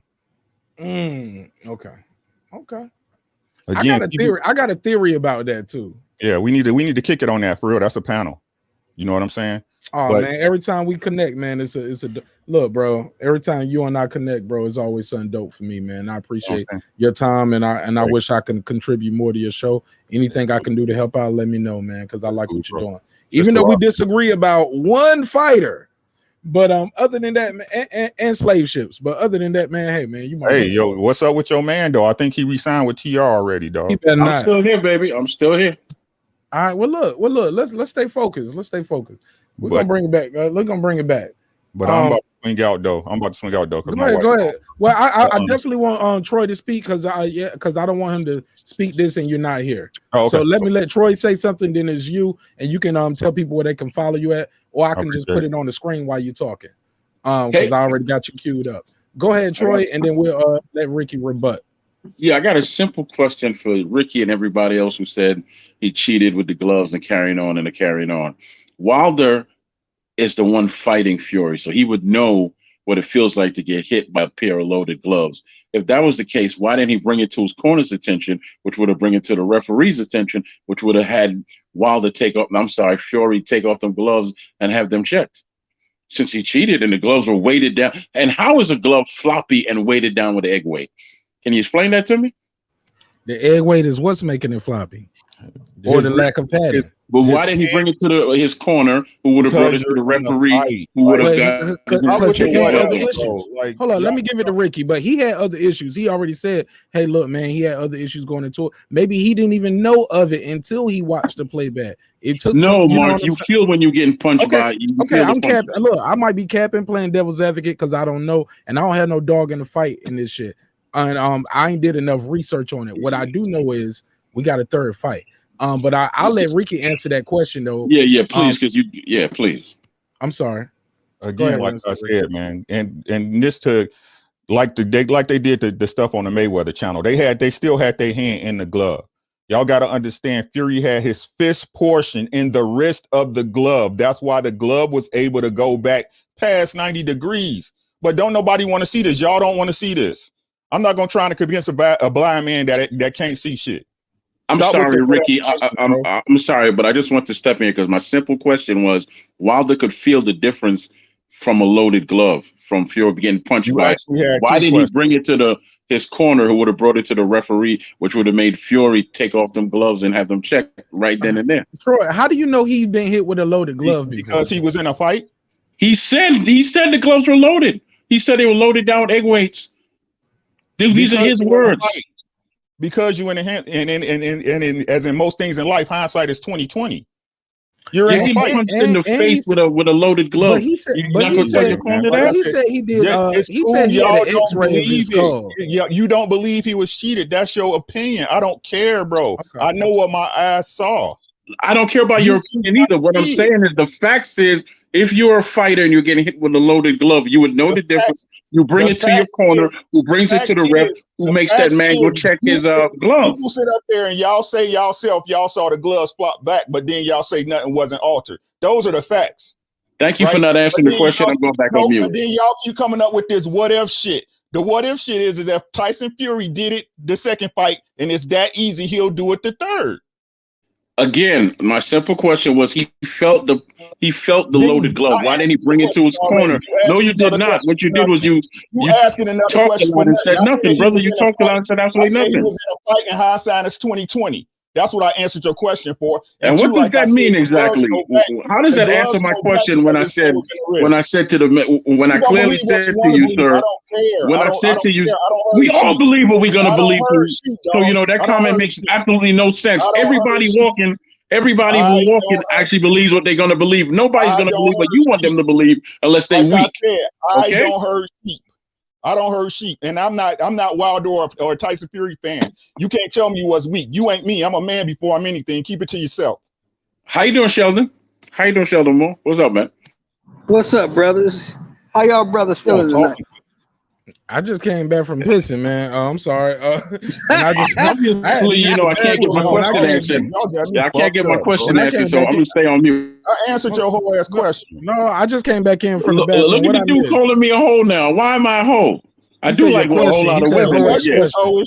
Your question was What I meant? Hold on. What I miss?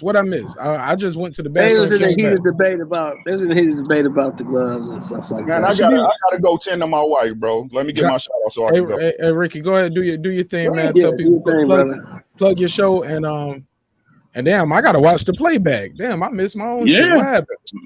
Nothing happened. He just got upset. Nothing Check happened. me out. Hold on. This not upset. You don't know if I'm upset, dog. Okay, brother. Go ahead. Hey, Troy, let him land his plane, my brother.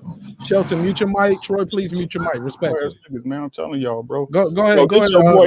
This your boy Ricky Williams, man. If y'all trying to follow me here on YouTube, do a search for Ricky Williams Boxing. That's the easy way to find me. I'm also over there on Instagram at rdubs. That's ARE_DUBBZ. And I am also on Instagram at rdubs1. It's your boy. Allow me to reintroduce myself. My name is. You have a good night, sir. Y'all have a good night. You have a good life. Enjoy yourself. Hey, man. Hey, this getting out of hand. Hey, Ricky, fuck with me. Troy, why you got to do that while the man doing his plug and doing the drop for a show, man? He was doing his thing. You cut him all off, man. No, man. Oh, no. Actually, no. I thought the brother was done. No. Right. I will let you know if he's done, though, my brother. Let me do my thing. I know what I'm doing. It don't look like it sometimes, but I do know what I'm doing. Don't do that, man. Like, golly, what just happened? What I miss? Nothing. You ain't missed nothing. He just got upset because he couldn't answer my question. What's the question? He asked him a question. What Shelton? Did you get a chance to speak yet? No, I didn't. Of everything. All right. Well, introduce yourself to the channel and the panel for those who don't know. I'm Shelton Moore, man. I be around here on Marks a lot. You can also find me on New Media Today, USA Boxing, Monday through Friday at 12 o'clock. But yeah, it just got out of hand, man. I just don't understand why we at the point where people can't agree to disagree. I mean, you know what I'm saying? We don't know if that man cheated because the Nevada State Athletic Commission didn't suspend him. You know, so if it was a fact that he did cheat, he would have been suspended. But it hasn't been proven. That's all motherfuckers are saying. It hasn't been proven. So we want to see if Wilder can make the necessary adjustments in this third fight to pull off a win. That's all we saying. I don't know if he can, but we damn sure finna find out because the fight is signed. And that we should just wait for that, man, because we going back and forth, beating the dead horse on if he cheated or if he didn't cheat. We don't know if he cheated because nobody's produced any evidence that he cheated. The post-fight tox screen didn't produce any evidence that he was drugged. Nobody's came forth with any egg weight proof. And the last time I checked, I could be wrong, the bones don't dent, they break. So I don't know where the dent in the skull came from. I don't even get that. So help me. Shelton, we got a caller real quick, and I'm gonna let you get back to it. 219, you on the line. Talk to me. 219, you on the line. Talk to me. Okay, I guess we lost that caller. Go ahead, Shelton. We had a caller right there. 219. Give me a call back in if you're trying to get back on the show. Go ahead, Shelton. Yeah, man. So I mean, we just gotta wait for this fight, man. We excited about this fight. Everybody wants to see it. It looks like. They had the press conference today, so and that's what I was saying earlier in the chat. To me, in my opinion, you've been talking about being cheated and disrespected and done wrong for a year, and then when you get into the presence of the guy who cheated you and done you wrong, you have nothing to say. That shows me mental weakness. Shows mental weakness to me. I could be wrong, but that's what I see. Elaborate more on mental weakness. He went out there. Hold on.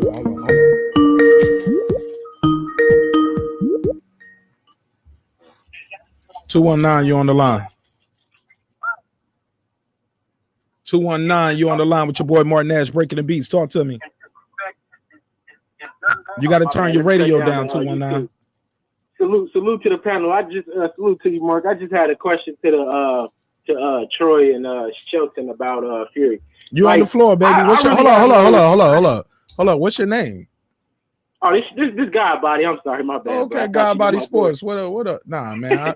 Man. God Body Sports, man. Hey, look, man. You've been on the panel. You're on the show all the time, but this your first time calling in, though, right? Yeah. Trying to show some love. All right, let's do it. Yes. in this fight. I don't care that Wilder got his ass whooped or any things of that. But when I'm watching other boxing fights, like this weekend, I look at the fighters' gloves all the time. They're actually always poofy. But when Fury fought that time, you could see the knuckles, his gloves look fucking deflated. So I get Wilder got his ass whooped, whatever. That's the case. But for you to like not see that man gloves looking all fucking deflated like that, it's a problem. So I don't see how you're having a blind eye to that.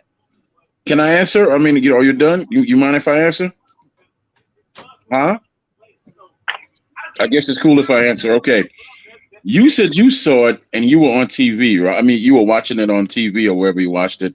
Wilder would have the best point of view to see the same thing, the knuckles and everything. So my question remains the same. Why didn't he bring that to his corner, who would have brought it to the ref, who would have made Fury's corner take them gloves off and have them checked right then and there? Can I answer that, or is that? I'll answer that, man. He has probably the worst view of anybody because he's in the fight. He has the worst view of anybody in the entire building because the punches are coming towards his face and he's trying to move, duck, dodge, and also deliver his own punishment. I think that was the worst question, in my opinion. He has the worst. But how could it be the worst question when the trainer is always the one who catches the person cheating and Breland through the towel in? We're talking about well, he wasn't the lead trainer, and first of all, let's be clear, he wasn't the corner. You mind if I answer that question, man? Those are two different questions from the one I just answered for Troy. Troy said, "Why didn't Wilder stop the fight?" No. I said, why didn't he bring it to his corner? Who would have brought it to the ref? Yeah, right. He has the worst view of the punches and how the gloves look and all of that because he's moving and punching himself. He's not actually looking at the glove flopping because he's already looking down because he's already out the way. Okay, you mind if I answer trying your to get out question? the way? Yeah, you want to answer the question that you asked yourself? No. I want to reply to you. Right? You said he has the worst vision and all that, right? That pretty much sums it up for me. No. Hold on, Godbody. Let me just reply to Mark real quick. But let me reply real quick. You said he has the worst vision, right? But he has the best feel. If the gloves were loaded, he would feel it. He would feel it. So again, the question is going to stay the same. Also, bro, like with him and Breland having bad blood and all that, it plays a part of, like, he would have felt the weight. He would have felt the weight in the glove. Because if the glove was already had bad blood, so look, Troy, I heard what you saying. He would have felt. But Troy, with the padding, he's feeling a harder hit. He don't know for a fact it's a blunt object. He even said, yes, he does. Let me finish, brother. You asked the question, I'm gonna answer fully.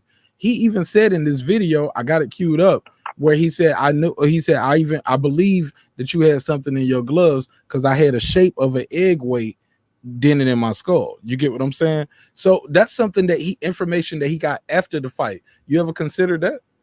I consider this, Mark. I consider that I've laced up gloves for many years. What do you think of my explanation for the answer to the question that you asked? Like that's information that brought him after once he said X-ray of his skull. And here's why, right? If the knuckles were protruding through the glove, that could mean then basically I would see it. Yeah, I'm gonna hop back. Hold on, Godbody.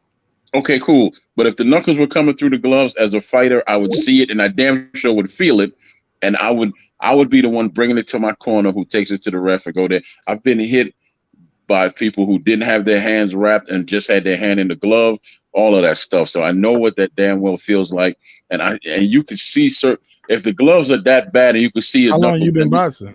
Worse, past tense. But if the gloves are that bad and you could see his knuckles coming through the gloves, that means he took out the padding in his gloves too. Okay, you can't see knuckles through the pad. You can't. So basically now it's the gloves didn't have any padding, they were floppy, and they were loaded. Every single time there's discussion about this cat losing, things just pile on. He had COVID, it was this, it was that. Why doesn't it, to me as a man, stand up and say I lost? because the more excuses after the fight, he said that on camera. I'll make no excuses. I made no excuses. Yeah, you made no excuses, but then you made 20 or 30. Mm-hmm. Yeah, see, what his point is, as a person that participated in the sport from 1973 to 1980, I'm telling you that you are right in one respect, Mark, that when you win the fight, you're not noticing all those things. You're worried about what you got to do to win this fight. I'll give you that point. But to Troy's point, once the fight is over and you say, it wasn't my night, the better man won tonight, and then you come out with 12 or 13 other excuses, it mutes the fact that you said the better man won, because that's not what you believe. If you believe that you just got beat that night and you got to go back to the lab, sharpen up your tools and get back in the game, then you leave it at that. But when you start making up all these other excuses, that tells me that I don't believe that I lost this fight.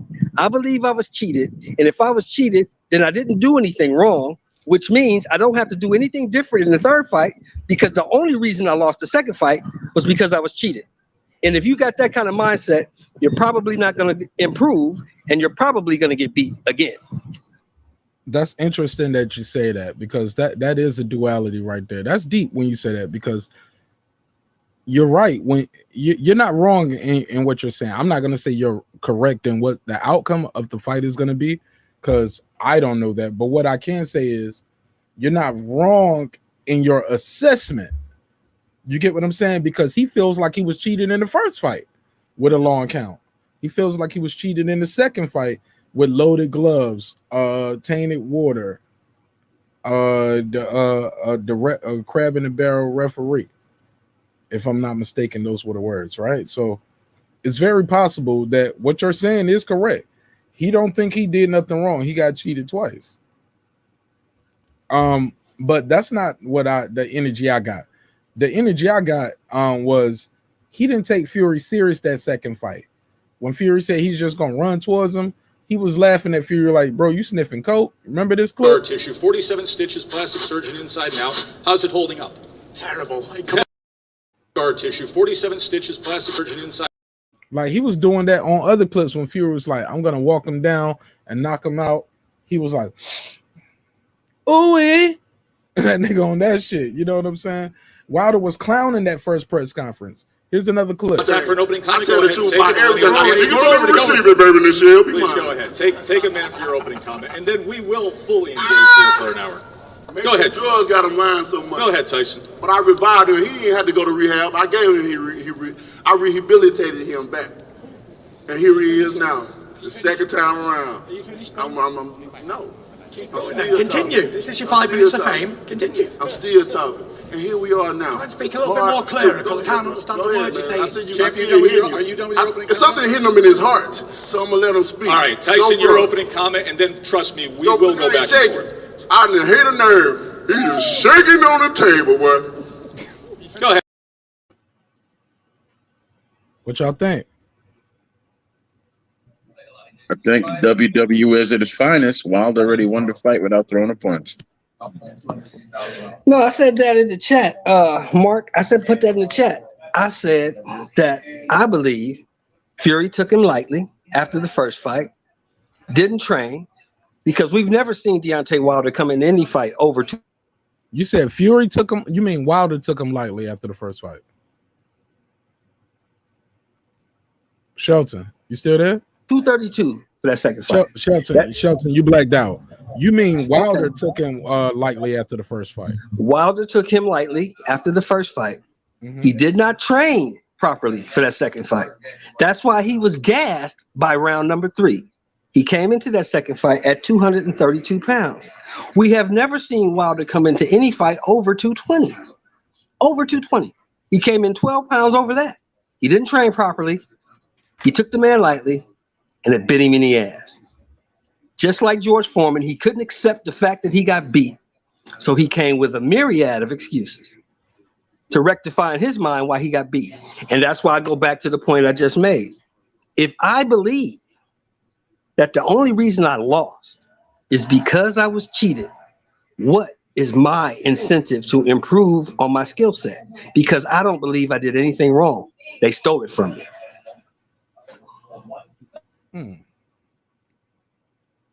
But now he is training harder. He's built a home gym, so he ain't got to go nowhere. He ain't gonna catch COVID. He's just at the crib. He got a whole facility he built on his estate.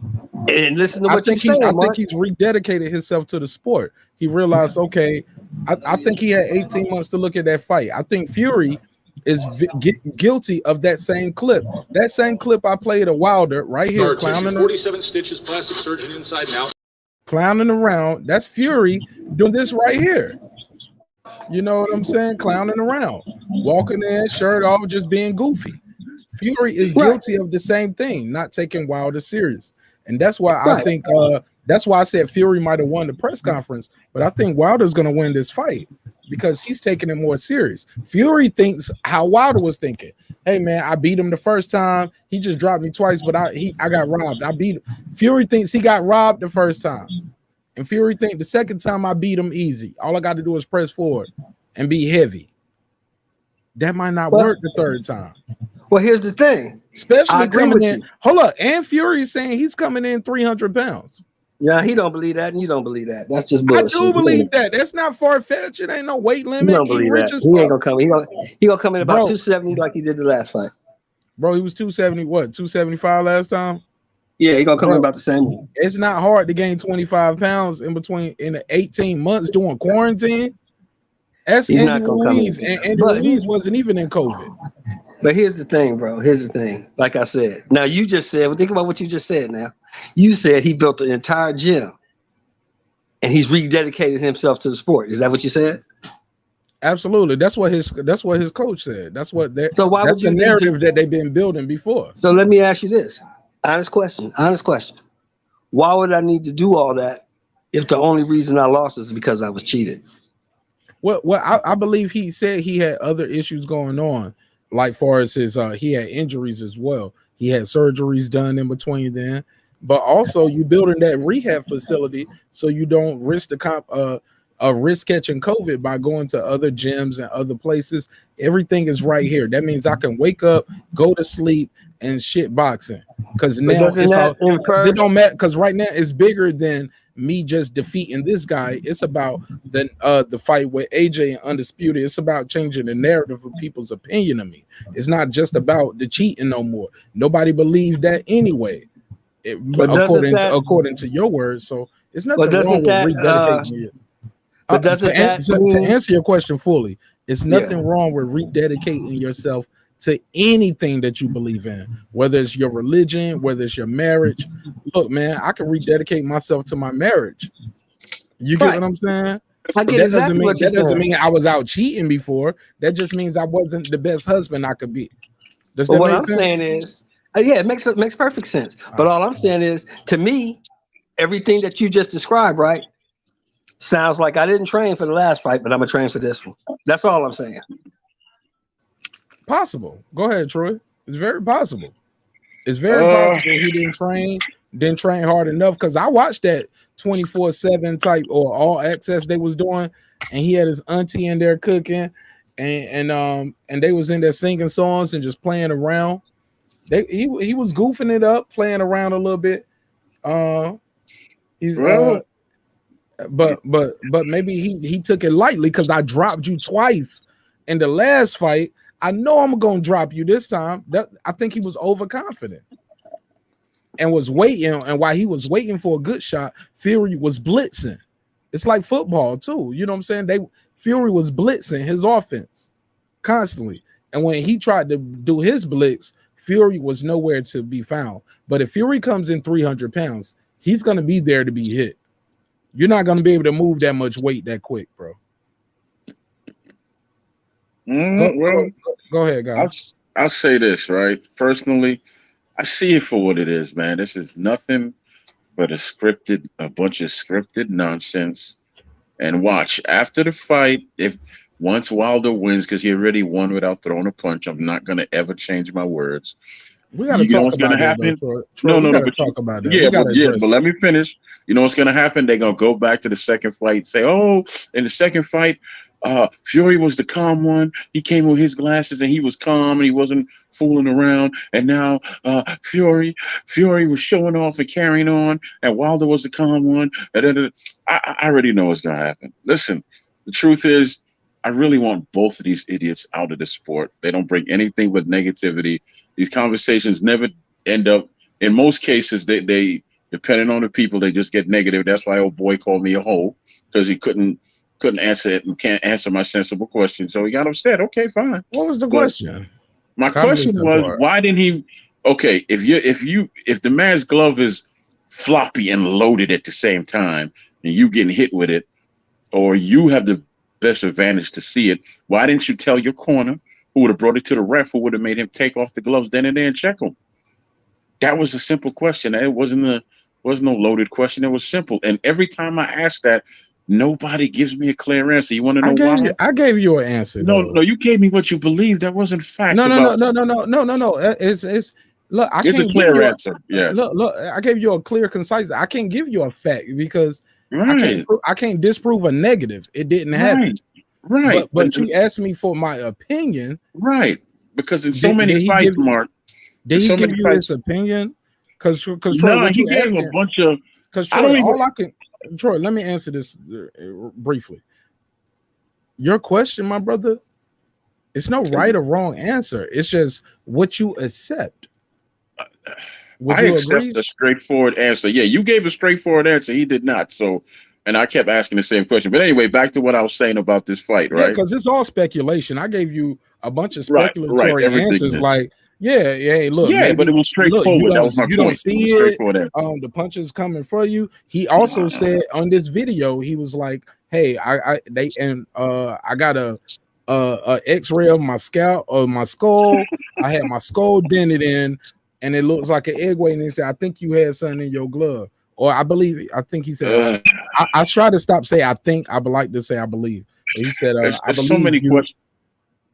Go ahead, brother. Questions, because to be honest with you, Mark, if your skull is dented, how do you get licensed to fight again? How do you get licensed to fight again? Right. Where's the dent? I've never been a pro boxer. I've only done amateur shit for my unit. And Me too. That shit was like, that was some bullshit that they made us do in the army. Like, they were just like, you don't have to do PT, go over there and train, and then you go run and you do boxing training instead of doing PT with the unit. And if you didn't make weight, they was gonna try to write you up for Article 15, because they was like, yo, you ain't been doing PT with us, you've been doing PT over there, so you better make your weight for this fight. That's my memory of no, but I'm saying though, you got a dent in your head. What they use, like a plunger, suck it out, or you know what happened? No. Pause on the sucking out. But what they do, what I do see going on is you pass a physical. And if he can pass a physical dent or not, he's clear to fight. If he can say, hey, I can hear you here, I can hear you there, open my mouth, touch here, no pain here. Do you feel that? Excuse me, fellas. It's a physical, bro. He can pass a physical.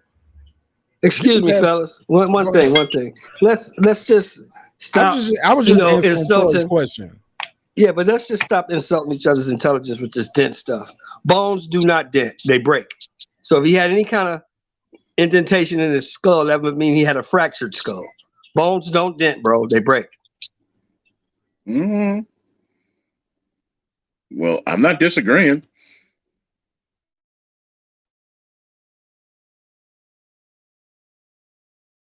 No, you can continue whatever you're saying. I'm just saying I get tired of people saying dent. Bones don't dent. Bones break. Hey, I understand that. Trust me, I agree with you, because if you got a dent in your head, that means you have a fractured skull, right? No, not necessarily, bro. So, listen. Okay. Look, y'all guys asked the question. I'm not only about to answer it. I'm about to put the screen. I'm about to share the screen. Yes, you can have a dent in your motherfucking skull. Yes, and let me share the screen. I just it's a quick Google search for guys who want to know and just asking. Let me share my screen. And like I said, I'm not here to play devil's advocate. I don't have a dog in this fight. You know what I'm saying? Right. But when you ask a question, Shelton, please allow me to share the thing without us just continuing and just brush over it like it's facts. It's hundreds of pictures online of people who have dents in their skull without a crack. You can dent a bone. You can have a dent in your skull. It's very possible. It's soft and malleable. You can dent your skull. Things can happen. You can have a dent. You can have a dent. You can have a fracture. It's very possible. But go ahead, continue. I just wanted to. I had to share this point on that. Yeah. Okay. Well, like you said, this is an opinion-based show. We all just give an opinion. None of us was there that night. None of us was in the ring. None of us was on the table when he got the autopsy or whatever he got. None of us was there. So, in my opinion, the excuses were all fabricated. That's just my opinion. But it really doesn't matter at this point. All of that shit is mute. We got a third fight. What does he do in this fight? Does he make the necessary adjustments? Does he keep Fury on the back foot? Because in my opinion, that's the only way he wins. He has to back Fury up. If he allows Fury to come forward, he loses again. I'm not changing. This is Wilder already won the fight. If I say once, I say it 1,000 times. Troy, you gotta elaborate on that, my brother. I'm sorry to cut you off, but when you say don't see that, it. I mean, honestly, to me, this is the way I look at it. Troy, let me ask a full question because I want you to give me a full answer because you said that several times. Let me make it as clear as possible. The fix is in for Wilder, according to you. Why would Fury do that and blow the Joshua fight? Why would he submit to that? Why did he walk away from the Joshua fight? That's a good question, Mark. Why would he walk away from the Joshua fight? He already walked away from it. Let me. And he walked away from the Cusco rematch. So stop. You asked me a question. I asked you a question. You answered with a question. So I answer your question and then propose my question back. I don't want us to get too far. I don't want us to go too far beyond the pale right here. Okay. My question again was, why would Fury throw the fight? You asked, why would he leave when he has the Joshua fight that's on the horizon if he beats this guy? Your question you asked back to me was, why would he leave the fight? Because if he fights Joshua, it won't be for undisputed. That's my answer. Now, I propose my question back to you again, sir. Okay, cool. Why would Fury throw the fight? Why would Bob Arum want to let go of that? He's the only undefeated heavyweight champion on the planet right now. He's the undefeated heavyweight champion, lineal champion. He beat Klitschko. He beat Wilder. He beat the man who beat the man. It's only one other man to beat. Why would I throw this fight? I beat him the first time, and I knocked him out the second time by Fury's argument. You want me to throw? You want me to throw the fight, nigga? Please. I'm just saying. You got to make this make sense for me, Troy. Like, why would he throw the fight? I'm gonna put the phone number back on the screen. If anybody want to call in, the phone lines are open. And also, I believe I had this comment pinned at the top, so you guys could call in and beam in. I'm gonna go to the chat. I know I'm behind. I ain't read none of the chat in a minute, but go ahead, Troy. Make this make sense. I mean, honestly, why would he throw the fight? I mean, it's probably a lot of things going on that we don't know, and that's why I can't say I know exactly why he would throw the fight. But the only thing comes to mind is that he's gonna make money. And when you say, okay, well, he would make more money fighting Joshua, but I think he gets a bigger percentage on the back end, or they all do, or whatever. Because at the end of the day, there's gonna be a fourth fight. There is going to be a fourth fight. As I live and breathe, I tell you, there's gonna be a fourth fight because there's other things going on. Because why would you, if he cared about being undisputed, then he would have took care of this business with Wilder long ago. So obviously there's other things going on that I don't have the answer to. If I told you I had the answer, I'd be a liar. Okay? But there's other things going on behind closed doors. Why did Malik Scott throw his fight with Wilder? Now we have that answer. He's locked into the camp. He's his trainer. Hello. Right? So we don't know the answer yet until we know the answer. But I'm telling you, Wilder already won. one punch. There's going to be a fourth fight. He even said it in the press conference. We could do a fourth fight, fifth fight, sixth fight, seventh fight, all of that. Then he said that while the whole thing was going on with Joshua, he didn't train. Then he said he'd been training for 18 months. So, come on, man. This is Troy. Yeah. I don't know if I missed something, or maybe I didn't hear you correctly. If so, enlighten me, my brother. I did not hear you tell me why would Fury throw the fight. He's the undefeated lineal champ. He beat Deontay Wilder. By his logic, I beat him the first time by points. I stopped him the second time. Who can come to him and tell him to throw the fight? How much money can they offer him? More than what he's already gonna get being the defending champion. And if once I beat this guy who I beat twice by your words, I get to fight Joshua for the undisputed. Why would he throw the fight? It's just not making sense for me. So if you answered that before and I missed it, please answer that again for me, my brother. Why would Fury throw the fight?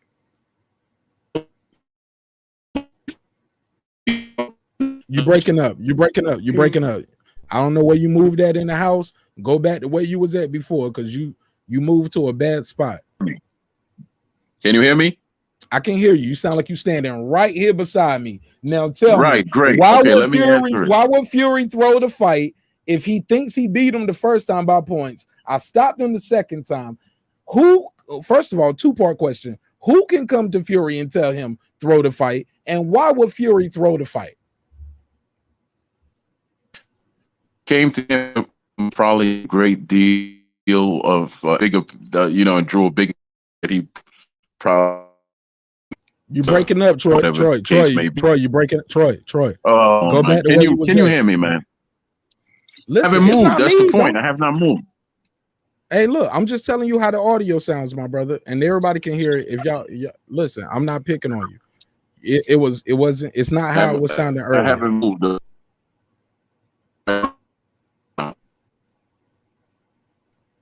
Your audio breaking up, bro.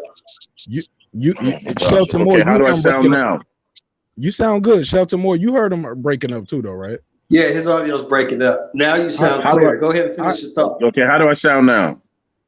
Sound great. Sound like you standing right here. Okay. You got the question. Go ahead. Okay, I got it. To me, this is what I believe, because none of what we're saying up here is fact. They came to him with a deal, and he saw the bigger picture, and that's why he's going to throw the fight, and that's why there's going to be a fourth fight. That's the only way I could explain that, because you know what?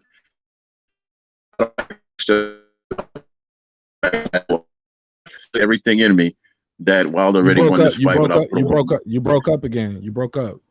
After haven't you moved, said, I'm just telling you though, it ain't my fault, brother. I'm just telling you, dog. I don't know if it's your hand on the phone, your position, the Bluetooth, the Wi-Fi. I don't know your setup over there. I'm just telling you. After you said they came to him with something, possibly, I don't know, and this is a bigger fight, he's gonna throw the fight. It broke up. Just pick up from there. It's okay. Don't get upset, my brother. It's a live show. We're gonna get bad audio. It's okay. But I just need you to tell me again, though. Yeah, I can hear you. Just say it again. Because this is big news. It's not big news. It's just one man's opinion. It ain't no news. No, look, it's a big opinion for me. For me, it's big news. How about that? You're the first person that told me that they think the fix is in. No, I'm gonna say it clear. Okay. I feel that is in with everything in me. But the only thing I could tell you, which is not fact, is that they probably just came to both of them and said, "Well, this is the big picture. If you play it out this way, right?" And so they're just gonna follow the script and go from there. I have no facts, just like nobody else talking about this has no facts, and that's it. But I will tell you now that I will bet my mortgage payment that Wilder's gonna win. That Wilder's already won. That's how confident I am. But it's not even because he got better or Fury's not taking it serious. You think Fury's going to take a dive.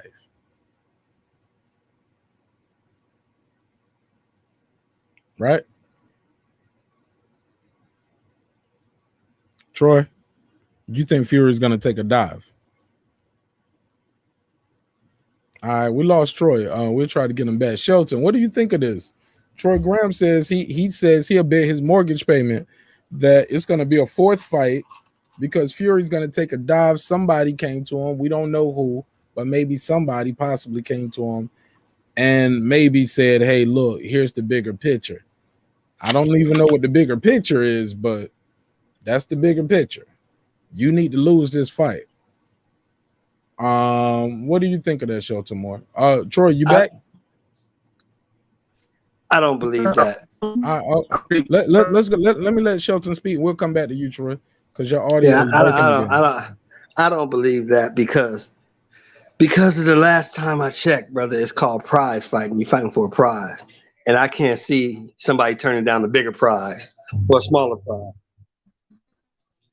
I can't see somebody in the heavyweight division turning around a bigger prize for a smaller prize. I just can't see that. Don't make no sense. It makes no sense to throw away. Right? Yeah. Hey, Troy, you can't cut him off and you already got bad audio, brother. You can't cut him off with bad audio. It makes no sense. And then we'll come right back.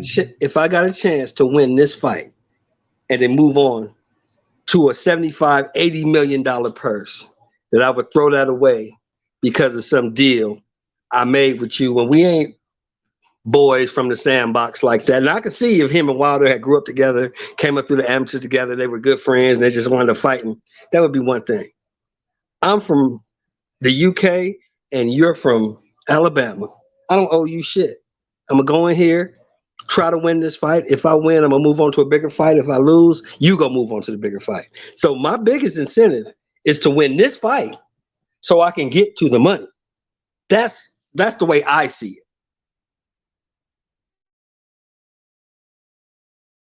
it. Go ahead, Troy. You back? You want to break this down and clarify this a little more for us, brother? No, I just want to answer. Shelton said that he doesn't know. He said he doesn't know any heavyweight that will take a lesser deal over a bigger fight. Yes, we do. Deontay Wilder. Deontay Wilder took fighter. Yeah, Deontay Wilder took a lesser deal. Yeah, but that was and we all Troy agreed that was the most idiotic thing we ever heard. That was the dumbest move in the last 50 years. You turned down $120 million and somebody's ready to give it to you. I don't give a fuck if the deal's bad or not. If you're gonna give me the $120 million, I'm gonna take it. You can't say that, Troy. Hold on. Yes, I can. Hold on, stop. I can. That's you. You probably can. My nigga, listen, you would say that because you're not already a millionaire. It's different for somebody who already got millions in the bank and a different deal for other multi-million deals to say. But he never made anything. Hold on, man. Let me finish. Let me finish. No. Let me reply to what you said before I forget. You said, I don't care if the deal is bad or not. That is key. That's like a me as an independent artist signing away my masters for you. You like, man, well, shit, that was good money. I would have taken it. Man, if he offered me that much money, that means somebody else will give me half of that and I get to keep my shit. You get what I'm saying? Like, you can say that a deal is a good deal and you would take it because you, no disrespect. But here's my point. Nigga. That's what a broke nigga do. But here's my point. But here's my point. But here's my point. Go ahead. Tell me your point. His total net worth right now is $40 million. That's Deontay Wilder's net worth. That's what the computer says. So it's obvious that no one was willing to give him $50 million or $60 million. Because 60, the last time I checked, is half of 120. He got 42 fights and he got 40. So no one was willing to give him half of that. You half right and you half wrong right there. If his net worth is 40 million, that means he made more than that. That means that's what he got. After that, you got to pay taxes, right? So if I get if I got $100 million fight, I don't walk away with $100 million. I know that. That's common sense. But what I'm saying, if he got a deal for $120 million, he would be worth more than $40 million. Now, can we agree on that? Yes, but even that $120 million is 60. It's more than 40. No, I'm just saying. Let's stop right there. You get what I'm saying? That means if you saw 40, that means he already had 80. Does that make sense? Yeah, it makes sense. Okay, what I'm saying, that like if my net worth is what 40, that means I've already paid. Unless we're gonna hear later that he owed the tax man or something. Yeah, but we ain't heard that. We ain't heard that's different. But I don't want to get into the celebrity net worth and that shit. Yeah, how that shit goes. You're right. Because that's a whole nother can of worms, my brother. But what I'm trying to get back to is what Troy Graham said. Troy Graham said Tyson Fury's gonna throw the fight. And my question to the chat, to Troy, to anybody within the sound of my voice, call in if y'all believe that shit. Press 2 if you press 1 if you agree, 2 if you don't. However y'all want to communicate on this motherfucker. Let me finish, Troy, please. I don't see Tyson Fury doing this. I want to know who would tell him to do this, how much money they can offer him. Why would he do this? If anybody can tell me that, call in, type it, beam in. In the meantime, we got to hear Troy. Go ahead, Troy. You got the floor. Can you hear me? Yes, sir. Yes, sir. Okay. I'm just gonna say it for the last time. It's already written. If you want me to say the fix is in, okay, the fix is in. It's already written. I get. Listen, nobody has to believe anything I say, but it's already written. This dude has already won the fight without throwing one punch. Nobody could explain why Malik Scott threw a fight, which if he would have won, would have led him to fight for a championship. But he threw that fight, obviously. Why did he throw a fight when he could have fought for a championship if he beat Wilder? Yeah, exactly. There's a hold on. You can't hold on. Was that a rhetorical question? Because you can't say, yeah, exactly. No, but I wasn't finished. I wasn't finished, though, man. Okay, so that was rhetorical. I'm sorry. Everybody has their price, is my point. We don't know what goes on behind closed doors with these cats, and there was a lot going on behind closed doors with these cats. Obviously, if this fight was made this fast after 16, 17 months or whatever, there's a lot going on. Okay, so I'm not changing what I said. Wilder already won the fight without throwing a punch. I don't really care what anybody else think. It's my opinion, and that's just that. I see it already. I see it. Well, look. That's you seeing it, you thinking it. Your opinion is not the same as it is written. I'm gonna tell you what is written. No. I'm telling no. That's what you said. What I'm saying is that is not the same. Those are two different things. Well, I'm gonna tell you what is written. The sun is gonna rise in the morning. That's written. That's written, bro. What's written is I need air to breathe. In and out. My heart is beat. If I'm still gonna be talking to you in 30 minutes, that means I got breath in my lungs and my heart is beating. That is written. What you're saying is not written, Troy. That is your opinion, and you're speaking it like it's facts, my brother. And I think that's a dangerous game. I also said it was my opinion, right? I said it was my opinion. I didn't say it was facts. No, you said it's written. You said it's written. He said both of those things. Is that right? You said both of those things. Right. You said both of those things. And I'm telling you. I did say that, correct? Go ahead, Troy. Like, you trying to cut me off to disprove what I'm saying, but I'm regurgitating what you're saying. And I'm telling you, you're wrong, my brother. I love you to death, but you're wrong. It's not written. It's not written, Troy. In my opinion. It's not written. Okay, that's your opinion. Your opinion is not. Yeah, look, but I'm telling you, look, we're saying the same thing. You trying to argue me about the same thing, and I'm telling you, it's not written. It's your opinion. And I'm used the word opinion. That's my point. You keep trying to drive home something I said. I said it's my opinion. Can I ask a question? Hold on. You also said it is written. Yes, it is written. In my opinion, it's written. Okay, now that's different. I just said it 3 times or 4 times, right? Okay, yeah, but Troy, we've been on the air for about 2 hours. I got you kind of in a corner, and now it's written. No, absolutely no corner at all. Hold on. How did I change my words? I've always said it's written in your opinion. Mark. You know, the whole time I was hold up, Mark. The whole time I was talking, I never stated that what I said was fact. We can sing together. We can't talk together, but go ahead. Okay, no. But what I'm saying, the whole time that I was speaking,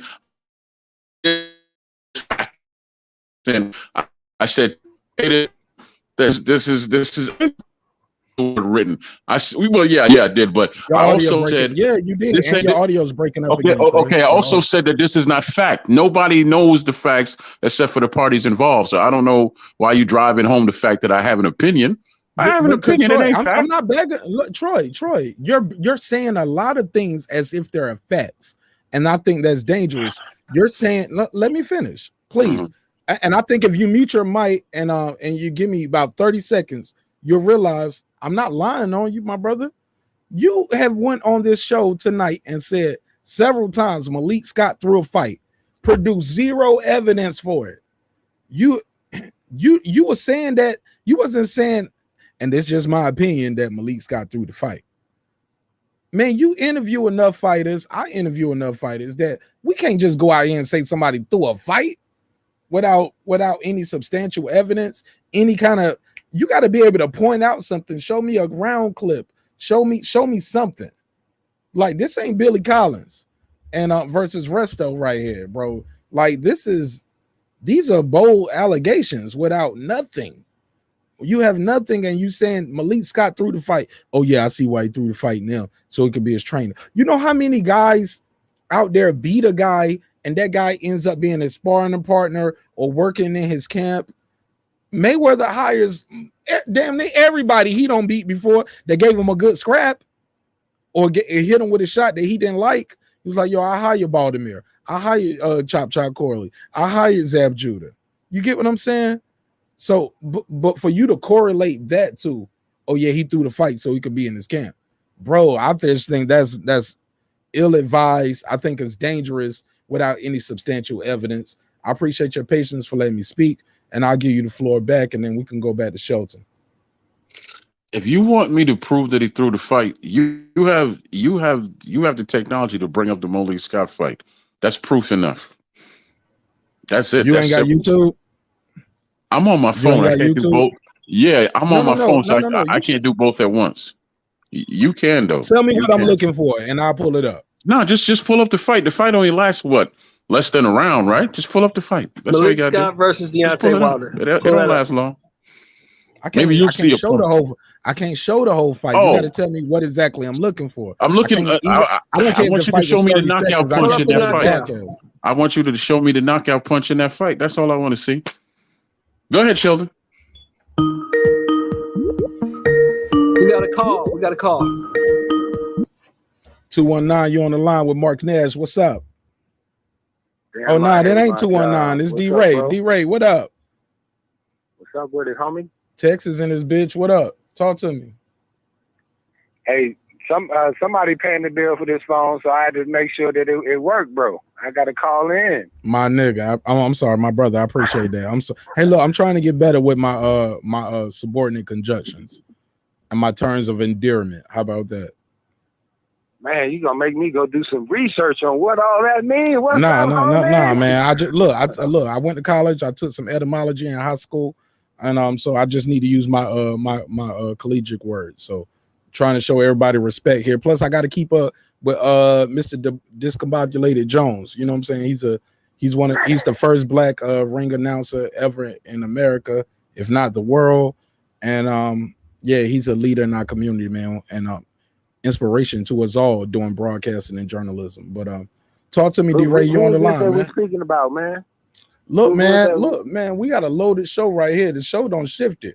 My boy Troy said it is written, the fix is in his opinion, that it's gonna be a fourth fight. Fury gonna throw this fight, or the judges gonna steal it from him. Yeah. Talk to me. What's your opinion? I might be. Hey, I think I'm rolling with him, bro. Talk to me, man. Sway me, bro. Hey, man. Look at the money, man. Look at the build up. But you know the thing though that I did not like, even though I loved it, is the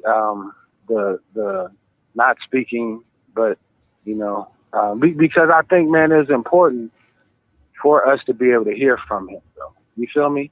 I mean, you even when you upset.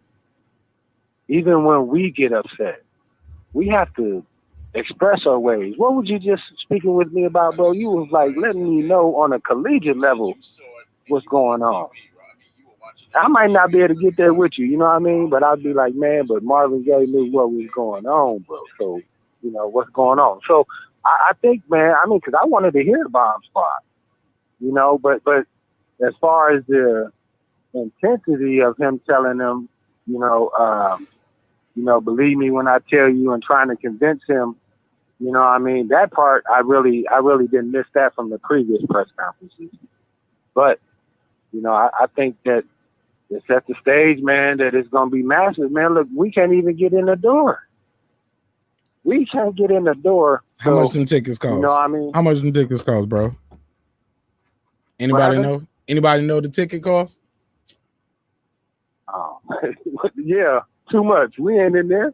I mean, somebody might got that PPP money. Hey, man, my man. They said that was putting people in prison, bro. Come on now. Hey, I'm hearing somebody's phone or background or something. Somebody got something going on. I don't know what that is. I think Hey, man, that was but you, I don't want to D-Ray. mess the show up, bro. No, you good, you good. But But talk to me real quick. What did you think of the press conference briefly?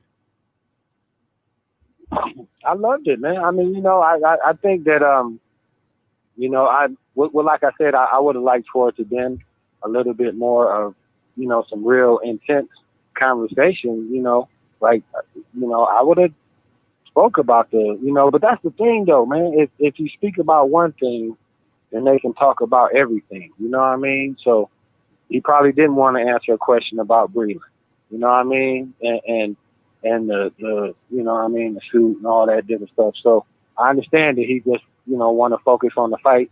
And if that's what's going to get him and us to that fourth fight, I'm with it. Just like I'm with you, Mark, man, my man. Hey, that's all I need to hear, man. You won me over. Call it a night. Call it a night. My brother D-Ray, as always. Hey, man, you're welcome to call back at any time. Hey, I just want to say, man, I want to accept my prize, which is telling everybody to subscribe, share, and like on all platforms. Absolutely, my brother. Thank you, man. Thank you. Hey, look, man. It's back on you guys, man. Y'all got the floor. Hey, man, I gotta use the bathroom real quick. Are y'all gonna be at peace when I come back? Cause last time I left, it was anarchy. I'll be here. It was that anarchy. wasn't with me and Sheldon though. It was me and I don't know the brother name. Hey, look, we got this question right. Ricky Williams, shout out to brother Ricky Williams. Godbody Sports said, "Hey, funny how he can see Malik Scott throw the fight, but not see the knuckles of Fury's gloves." It's also funny how you haven't brought it up to show me the knockout punch either. Oh, because I was, bro, I got phone calls, bro. I'm hosting. Look, you brought it up. I'm gonna pull it up. Just bear with me. Let me handle all the business. But trust me, I'll pull that up. I'll show the clip. I don't have a dog in this fight, bro. I was not one of those people saying, hey, you're not gonna get a trilogy. I wasn't one of those people saying undisputed. I was just saying, hey, it is what it is, man. What's gonna happen? What's gonna happen? If I got that, I'm a boxing fan.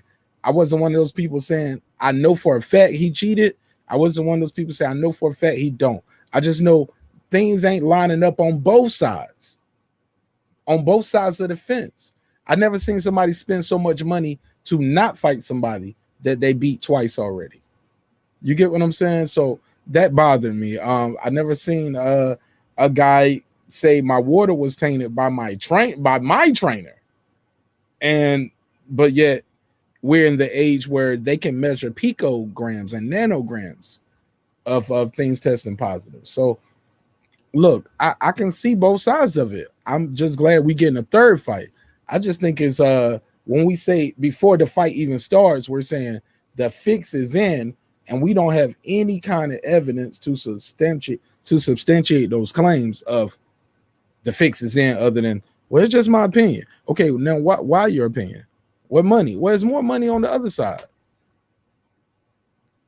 I remember damn near every fight Mayweather was having, they was telling me he gonna lose this time because it's more money in the rematch. They've been saying that since Oscar De La Hoya, that Floyd was gonna lose the next fight because it's more money in the rematch, and he just keep on winning. And if I'm insane and y'all don't remember that, y'all let me know in the chat. I'll be right back. Y'all continue munch yourself. Let me grab me some ice. I'll be right back. Go ahead, Sheldon. Well, shit, man. Yeah, I just can't agree with Sheldon, that one, you still there? Yeah, I'm here. Can you hear me? Sheldon. Can you hear me? Can you hear me? Yes, it's just me. Nah, it ain't you. It ain't just you. I can hear both of y'all. Y'all can't hear each other? No, I can't hear them. Can you hear me, Mark Nash? Can you hear me? I hear both of y'all. I can hear you now, Sheldon. Okay. Now look, I just can't agree with the fix being in because, to Mark's point, it's more money in the Joshua fight. I think both of them are eyeing the Joshua fight if they competitors. The only thing I can see is that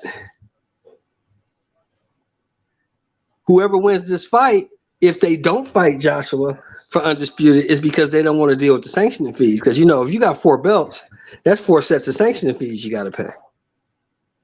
That's the only thing I can see. But I can't see. There's no way I can see Fury or Wilder throwing this fight. I just can't see that. That makes no sense. All your credibility shot out the window. I can't see nobody. I can't see that, Troy. I can't see nobody throwing this fight. All right. Well, could you see someone making 25 excuses for one loss? I couldn't see that either. That's a valid point. I couldn't see that either. I never expected that from Deontay Wilder. I never did. I never expected that. But hey, it is what it is. The man that made his excuses, he got a chance to redeem himself. Let's see if he takes advantage. If he loses, let's see what happens to the rest of his career. Because I believe, in my opinion, doesn't have to be so just because I said it. If he loses this fight, his career's over. Is Mark back or he's not back yet? No, it's just me and you, bro. Okay. Yeah, because he said, I can't prove anything. You're exactly right. And Wilder hasn't proved a damn thing about the poison water, the loaded gloves, nothing. Who's proved anything? Who? Nobody. Nobody's proved anything. Everything is all conjecture. What we're talking about is conjecture. What we've been talking about for the last year on the internet is conjecture. It's all conjecture. Exactly. I've been saying the man is retired for how long now? And I've been saying the man is retired for how long now? For a year. Right. You don't see me running from that, right? Nah, you don't run from that. Nah. You said it yesterday, as a matter of fact. I'm not running from it. I'm just not going to. If I said it, I'm sticking by it. But at the end of the day, it turned out I was wrong, right? Yeah, you was wrong on that one. That one you was wrong on. But I'm telling you, I kind of agree with you. I do agree with you on the fact that I'm not gonna go as I'm with Mark. I'm with Mark. Mm-hmm. I'm not gonna go as far as saying that the Malik Scott fight was fixed, but it's damn show suspect. Okay. I mean, it is damn show suspect. I'm gonna pull it out. I'm back. No, Mark. I want to say something to you, but you stepped away, right? Yes, sir. You said I didn't have any proof. I'm kind of talking like it's fact. Deontay Wilder hasn't proved a damn thing about the poison water, about the loaded gloves, nothing. And look, and to your own point, that was your issue with that. You were saying that before. There's no proof and that's why I thought it was a contradictory statement for you to say there's no proof on this end, and then you make these bold allegations on the other end. Not only was the Malik Scott fight fixed, this fight right here is going to be fixed, and it hasn't even happened yet. And then when I asked you to convey who would fix the fight, why would they want the defending champion, only undefeated champion, the lineal champion, to not go on and fight AJ? Like, who would do that? Who does that benefit for him to throw the fight? And who could convince Tyson to throw the fight? You get what I'm saying? You was like, no. I can tell you word for word what I said. It's my opinion. No, I can tell you word for word. I said if I told you, the playback gonna do that. Yeah, but listen, I'm here live now, so I can tell you what I said. I said it. If I told you I knew the truth, I'd be a liar, right? I said, in my opinion, someone probably just came to them. I said them, and showed them like a bigger picture or something, and they both signed on to it. And there's going to be a fourth fight. Yeah. So yeah, if you want me to say the fix is in, I don't back away from anything I say, because you know what? I'm not a liar. So if I said it, I said it. Now, if it turns out that I'm wrong, then I'll be wrong. But to say that I said it so weakly, that's not true. I didn't say it was a matter of fact either. I said word for word. If I tell you that I know the truth and facts, I'd be a liar. The fact is that, in my opinion, Wilder already won this fight. That's it. It's not going to change. It's not going to change. He already won this fight. Don't be surprised. You wake up, oh, Wilder is now the champion again. He's 2-time champion. Yay! Here come fight number 4. But Tank here. Oh yeah, I said Tank. Troy, here's the thing. Shout out to my brother Tank. Tank, man, Tank, pull up on your boy, man. Yeah, Tank, you over there making all these comments in the chat, man. Get up here, man. Man, Tank had a heart-to-heart one day after a show, man, and I probably poured my heart out to Tank, man, and told him about a lot of things outside of boxing and stuff. Talking about my family, we talked about things we can do to build a community, things I can do better as a broadcaster when I'm doing the thing. Hey, don't do this. You should do that. Hey, that can help. And I'm asking him things. So he's a very enlightened brother. That's my brother. That's my LA brother, man. You know that? Yeah, man. You know I need that Cali support in a major way. Because I stay up late just to do their just to appear on the Cali shows. But look, Troy, you said something interesting, and I want to challenge you on it. You know what? Let me correct you real quick. I'm gonna pull up the Malik Scott thing first. Damn, I need right. But I gotta correct you on something real quick, just real quick. And while you do that, let me grab my pen and pad, because yeah. As long as you can hear me. When you were talking about discombobulating Jones, he's the first African American announcer to be on TV. He's not the first African. He's not the first African American, ring announcer. He's the first one to be on TV. Yeah, man. He shout out to him. I talked to him today. He hit me up. He hit me up on the back chat, and I'm gonna work with him on a couple things that he got going on here in Atlanta, if I can. You know what I'm saying? I'm gonna plug him in some people. Hopefully, we can work some things out, and that'll work out great for them, the promoter and the event. But shout out to him for even reaching out to me and saying, "Hey, this is something I'm working on. Are you interested? Are you able to do anything? If so, this is how we can get it done." And shout out to him, man. That was a major move. Because he's traveling all over the country, and Atlanta's a city where they're trying to bring boxing back to Atlanta in a major way. But let me pull up that Malik Scott, but I definitely need to write down my question before I forget it, because I think I just did. And that was the whole point of the show. The point of the show was the network, so that was the whole point of the show. Tell people what the point of what show, for those who don't know. Oh, okay. Last night on Gentleman's Game. What up? I'm sorry. Got to shout out Gentleman's Game. That's my people, man. Go ahead. I'm sorry, but tell people about the show we did yesterday with Major Key. Because like I said, I wasn't supposed to do an episode tonight, but this was major news. This press conference split the room. Some people took the silence as him being strong. Some people took the silence. I got brother Shelton Moore up here. Shelton Moore, you said he seemed mentally and emotionally weak. Yes. Mentally and emotionally weak. Yes. Shelton Moore, those are strong statements. For the people just tuning in, tell people why you feel that way. Because you've been saying this man cheated you for a year. You've been putting all these conspiracies in the atmosphere. Then the day that you have, because there's only one press conference, they're not having another one. This is it. The one time you have to expose this cheater, tell the world this man cheated me, this is how he cheated me, and at least speak to the man. You sit there with your headphones on, listening to music, and let another man speak for you. That's emotionally and mentally weak to me, in my opinion. You could have at least said, look, man, I gave you a shot. I gave you 2 shots. You didn't have to cheat me. You didn't have to do that. You didn't have to cheat me to beat me. But since you did cheat in this third fight, I'm going to beat the dog shit out of you. I'm going to fuck you up for cheating me. You shouldn't have cheated me. He didn't even say that. All he said was, no more talking. I'm going to cut off his head. There will be bloodshed. Come on, man. That's weak. That's weak. You think Ali, who they're comparing him to, would have been there quiet? You think Larry Holmes would have been there quiet? You think George Foreman would have been there quiet? Evander Holyfield would have been there quiet? No. Not if they were cheated and done the way this man says he was done. No, they would not have. This man, in my opinion, is not confident that he can beat that man.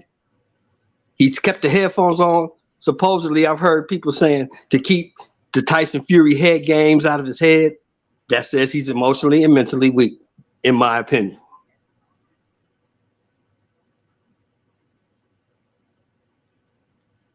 Oh, well, Mark and Sheldon. Mark. Yes. Yeah. You said to tell him what the show was about last night. Absolutely. Yeah, Okay, man. let me jump in Definitely here then. talk to and I appreciate that, man, because I'm over here. I got my pen. Look, man, I have to keep my pen and the pad out over here because if not, either I'm cutting people off or I'm forgetting my points, and I don't want to keep cutting people off. So I have my little black book over here where I write my thoughts down and my notes and things I need to pull up or my talking points, so I don't keep cutting you guys off. Because I respect your time and I respect you being here. And if I keep cutting you off, that shows you I don't respect you, right? Yeah. So I got that Malik Scott pulled up, and now I see what you're talking about. Okay. Right. Well, let me tell him about the show last night real quick. Okay. Let me go ahead.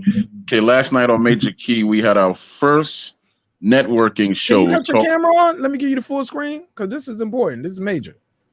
All right, let me move. Yeah, sit up, man. I'm kind of crazy right now, man. Man, it's all good. Put a hat on. I'm gonna send you a marqnash shirt or something. I ain't got no hat that'll fit my head, but yeah. Well, I send you a helmet. You funny as hell.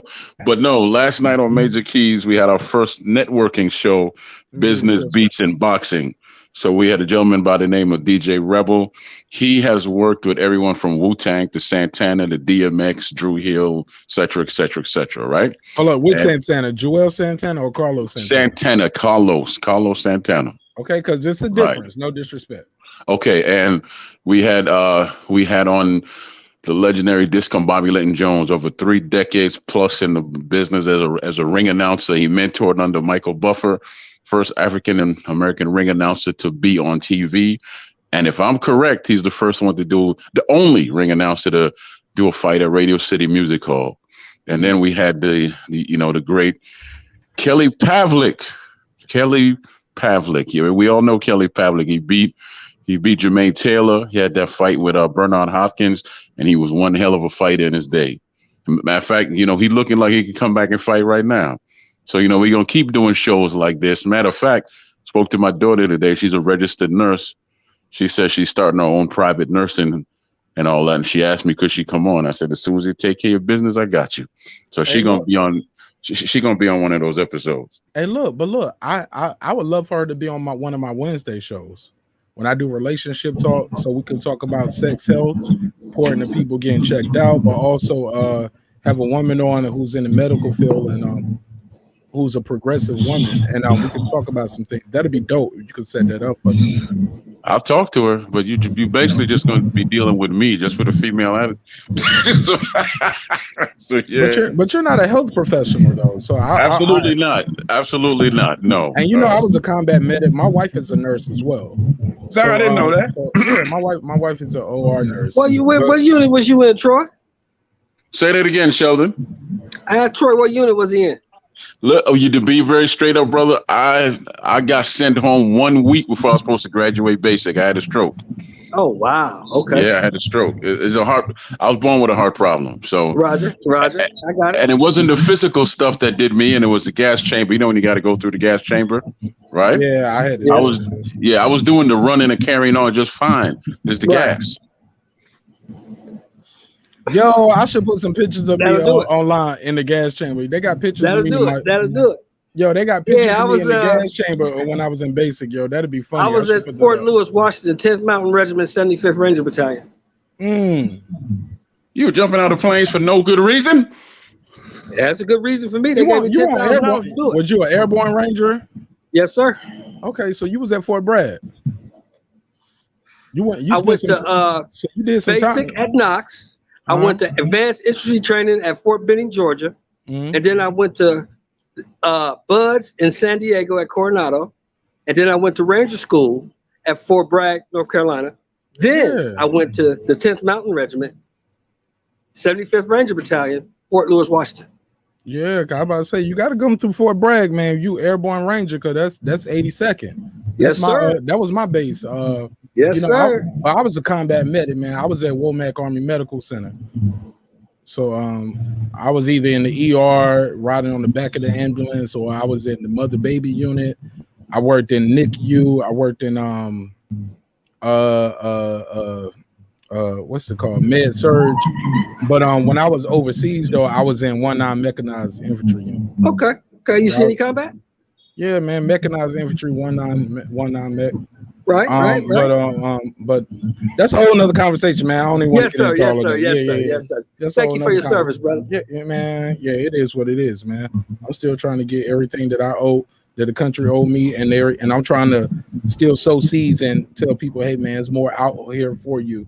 Then, well, I'm gonna tell you, I'm gonna give you some advice. What you keep see. pushing, because I just got my letter 2 weeks ago. I've been approved for my 100. Oh man, we're gonna talk. We're gonna talk offline. Matter of fact, we're gonna talk when I see you here in Atlanta, and we go to Magic City and get these wings. Because all we going for is chicken wings. Already. I shot you that number already. Hey, look, and I emailed it to myself. What I'm gonna do right here is I'm gonna put my number in the private chat, and text me.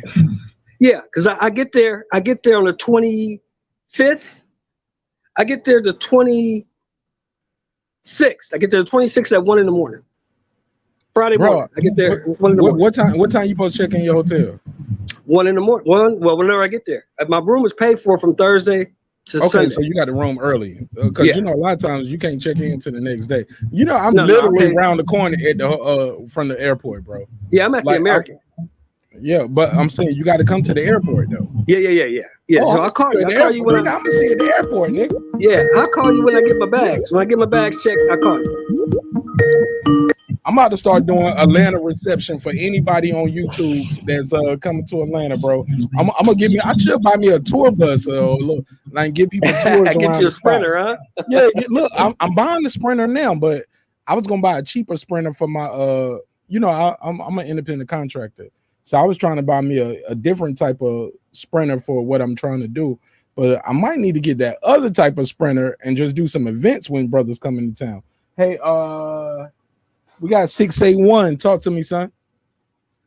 Hey, marqnash, yo, what's going on? It's Shadow Ghost, bro. Shadow the Ghost. Peace, God. How you doing, brother? Shadow. Hey, listen, I heard y'all talk. Hey, man, y'all veterans, and I heard y'all talking about the 100%, and I got my 100%. So, yo, you ever need, I got my 100%. Shadow Ghost, you need to get on the panel and need to take my number in the private chat. But I'm glad you utilized the phone line. You're a friend of the show. This is your first time calling in, but it's not your first time on the panel, right? No, I just told myself I was gonna call you, Shadow Ghost. Look, let me give him my drop, my new caller drop. I ain't got an official one made yet, but right now this is what I'm doing. Yes! Fuck you!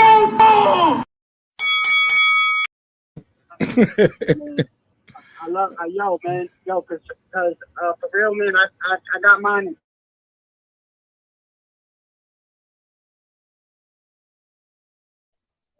There's something wrong with that New York Wi-Fi, homie. I just told myself I was gonna call him tomorrow. You know that? Bro, I can hear him fine. Y'all can't hear him? Y'all can't hear the caller? He went all the way out, bro. He went out. Oh, you know what? Shadow Ghost, can you hear me now? Yeah, I can hear you. Okay, yeah, I can hear you. What's going on, and guys, is here. Look, sometimes I forget what I'm doing. StreamYard only has one input, one output. So since I'm using a mixer over here, I split the inputs, one for the phone, one for this, one for that. If I click mute on my mic here, it mutes the caller too. So I'm so used to muting myself when somebody's talking. Yeah. Shadow Ghost. You are breaking up now. You are low now. Just speak up a little bit louder. But what was going on is when I mute my mic, it mutes the caller. Or if I'm on another panel and I'm allowing them to use my phone line for their show, if they mute my mic, it mutes the caller. So the caller can't hear audio and they can't say anything. So so that was a fault on my part. I'm sorry, sir. But go ahead, please continue. Okay. Can you hear me? Yes, sir. You sound like you're standing right here. And I just asked everybody else to mute your mic. But go ahead. You sound like you're standing right here. Go ahead, King. Yeah, no, I was gonna be real quick. I was gonna say I heard you and Shelton talking about the 100% for veterans and stuff, and I've had my 100% since 2016. And so, if you ever, I'll give you my number, and if you like, it's about helping each other. And I think any veteran that served deserves their 100%. So it's about helping each other, man. And I'm over here in Hagerstown. I think you're over in Baltimore, so I go to the VA over in West Virginia in Martinsburg. But yeah, man, if you have any questions or whatever, man, this is what I'm here for. Like, as far as like just helping another veteran out, bro. So appreciate you, man. Hey, look, you got to take on this fight, or this press conference. Well, look, I'm gonna be honest with you, man. I didn't like the way like when the lady was trying to ask him a question, man. He had the headphones on or whatever, and I understand. Like, some people might say, well, he's pissed off or whatever, and he's out for redemption and stuff like that. Well, I mean, either way, I think that it could look bad on him, because if you say, okay, well, he's not messing around this time, well, that's like saying, okay, so he wasn't serious the first 2 times. I'm just saying, this is what people are going to say to that, And then the other thing is, you took it to arbitration and all this other stuff, and you did all that fighting just to get the fight, and now you don't want to promote the fight. But, I mean, it is what it is. He's his own man. I think it's going to be a great fight. He is dedicated. I went for Wilder the first 2 fights. It's just hard for me to go for him I just don't like, me as a boxing fan, I don't like excuses without definite proof. But I just, as a boxing fan, I want to see the fight, though. Absolutely. Hey, look, I can't get mad at you for that, brother. Look, Shadow Ghost, you're a friend of the show. If it's anything I can do to help you out, don't hesitate to reach out. I might not always have a yes. I might not always perform the fastest, but if I got an answer, I'm gonna answer it for you, and I'm gonna do my best to help you out, my brother. And shit, man, you know how to reach me, man. And I appreciate you pulling up. Look, you're gonna be like me. We all tuning in. The eyes of the world are watching. No, they should have titled this bout "No Excuses." You get what I'm saying? Right, exactly. This trilogy should be called. And listen, man, I appreciate you, and shout out to everybody in the chat, man. And I'll be watching. All right. Hey, look, hey, Shadow Ghost. Hello, my last question. Before you go to Shadow Ghost, tell people about your channel, and when do you put out your content so they can support you? I'm under Shadow Ghost 81. I'll drop it if I can. I'll see if I can drop it inside the link. But it's Shadow Ghost 81. I drop. I don't go live, but I do. I drop videos, and I'm gonna be after. I think it's after the daily. It's just right now I'm taking care of some things, but I do drop. I think I do I would say every month I drop about 4 or 5 videos, but I'm planning about in the next couple of months I'm going to be doing it on a daily grind. But it's Shadow Ghost 81. Shadow Ghost 81. Thank you again for your time. Somebody had a question for you. Yeah, Shadow Ghost, what's up, man? Yes, sir. Hey, 2 things. I took care of business and I went to the VA, man. Thank you. And they sent me the paperwork. I mailed it back, right? Well, I actually faxed it back. So, once I get it. Give them your email. Can y'all exchange emails in the chat? Who? So you don't have to give out too much. No. I ain't gonna say no more. I was gonna say want to go too far beyond the pale. Nah, I'm not. I was gonna say Shadow Ghost. I spoke to Simon Brown, man. You still there, Shadow Ghost? He there. Yeah, I can't hear him. Go ahead, Ghost. I didn't hear what he said. No. I said I spoke to Simon Brown, man. Did you hear me? I can hear you, Mark. I can't hear anybody else. He said he spoke to Simon Brown. Oh, okay, yeah. Who's that, Troy? Yeah, that's Troy. Oh, okay, yeah. No, like I said, I hear you. I don't hear anybody else. It's so weird, bro. This is the first time I'm ever using this. Yeah, and that's weird for me because we had other callers and they could hear everybody. But it's all about the setup, how you got your because you called in, so I don't know how you called in or your phone or your setup. But I'm sorry for that. But we're working on it. It's a live show. No, it's okay. I know what Troy's talking about because Troy Simon Brown, yeah, he hooked me up with Simon Brown, and Simon Brown's gym is about a mile down from where I live, and I was supposed to stop by, so that's what he's probably talking about, that he spoke with Simon.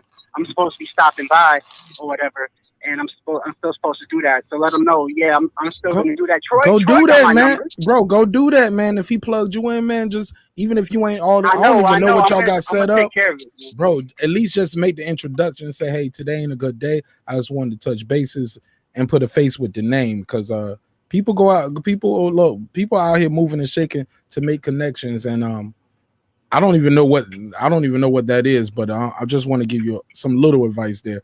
Mistakes I made, $1 million mistakes. Don't make a marqnash $1 million mistake. No, I appreciate it, man. Yeah, no doubt, man. He knows I've been trying to make it out there. I've met Simon Brown. I used to work with Simon Brown, so when I was in Frederick. But yeah, he definitely plugged me in as far as like the gym goes. And you're right. I'm just trying to take care of some things right now, and that's why my videos, I haven't been dropping as many videos as I want to. So, but as soon as let I me get help taken you with care of that, things, man. Look, bro, hit me up offline. Let me help you with that. I'll show you a way to make it a little faster for you. Pause. You know what I'm saying? To be more efficient. Yeah, that's no doubt, let man. me help Definitely. you with that. All right. On your email? marqnash27. Okay. All right then. And I put my shout out to Punch Drunk. He told me to put my email in the description block of every video. So if people got a problem, man, y'all don't like the shit, nigga, the email is there. And I was like, you know what? I need to do that. You know what I'm saying? But also the show number is out there. Now, granted, I don't answer this number if it's off show duty time, but sometimes I do. Shout out to D-Ray. Sometimes I do. But this is a show number, but it's still a number that I have access to. So call, email, fuck with me, bro. Leave me a comment in one of my videos. Say, hey, I'm trying to reach you. I'll reach out back to you. I get it, all comes back to me. It ain't that I'm not that hard to reach, bro. I'm right here. All right. But let me help you with that though, because I like what you're doing, and you popular out here. People fuck with you. So if I can help you expand your brand in any way, don't hesitate, my brother. All right. All right, I appreciate it. Shout out to everybody in the chat. Shadow Ghost 81, y'all. God bless. Tank, the Sweet Signs Examiner in the building. Talk to him, Tank. California knows how to party. Big Tank. California, hey, knows how to party. Talk to me, Tank. Tank, you got the floor. I think Tank listening to the show in the background too. Yeah, Tank's on mute. No, he's not muted, but I think he's listening to the playback on another device, so he's a little delayed. Tank, you with me, brother?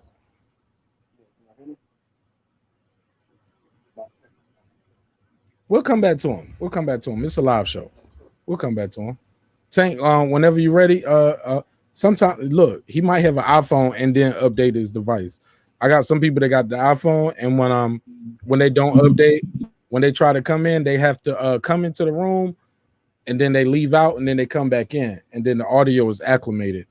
Okay, got you. It's something I don't know, bro. I don't know why that is, but if you haven't done certain updates on your phone when you come into the room, you have to leave out and come back in for the audio to be acclimated. I learned that with King Asian Mav, Big Pump Killer, to say the least.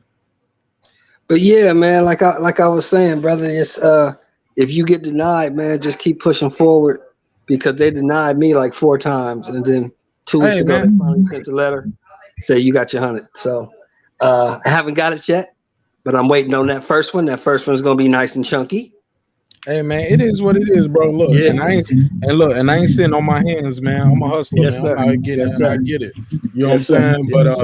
But I'm not giving up on what I know is entitled to me, though. But that's no. That just adds to my retirement, brother. I only got 7 years left of retirement, so I'm good. You still active? No. I'm talking about from the job. I've been out of the military since 1990. See what I'm saying? Your brothers just now getting they just do. You know what I'm saying? That's a whole nother conversation we got to do. That's a whole other conversation. That's too long to get into. Bro, Big Tank, what's up, brother? Tank, your mic working? Can you hear us, brother?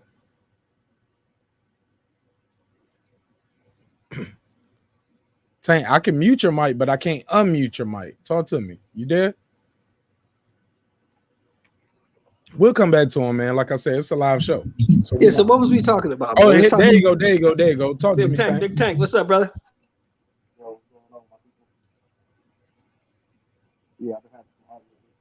You low, Tank. You sound like you 3 blocks away. Repeat. Mic check. There you go. He right here. My man. He's right here. There you go. Go ahead. We haven't I've been having some audio issues lately. It's okay, brother. You here now. And I thank power outages out here with this heat in Southern California where I live at. So like we've been having issues. So let me know if my audio ain't right. Bro, you good. But I understand. What's going on, Shelton? What's up going with on, you, Tank? Troy? What's going on, my brother Mark? Nah, Tank. it's all good, brother.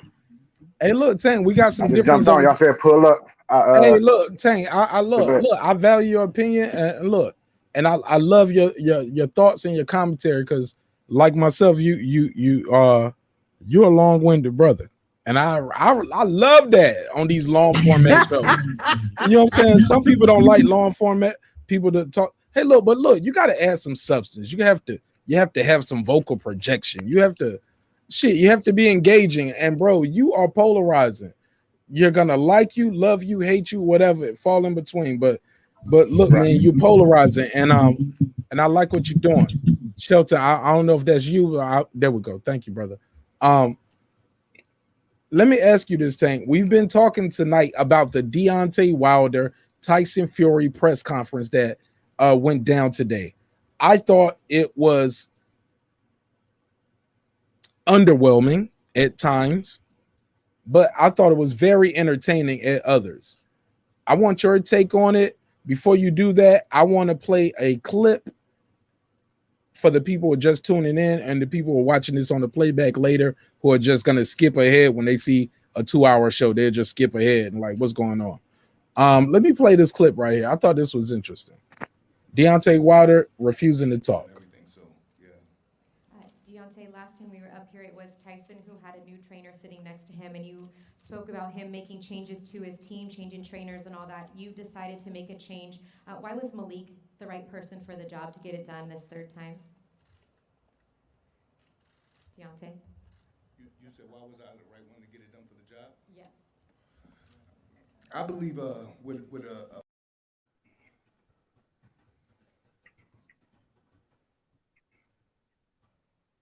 See what I'm saying here?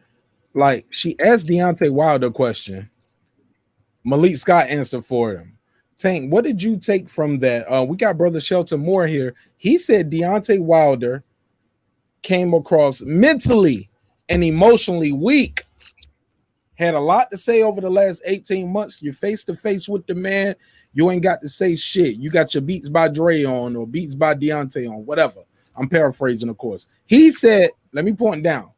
This guy right here. No, there we go. This guy right here said he was mentally and emotionally weak. That guy right there. You.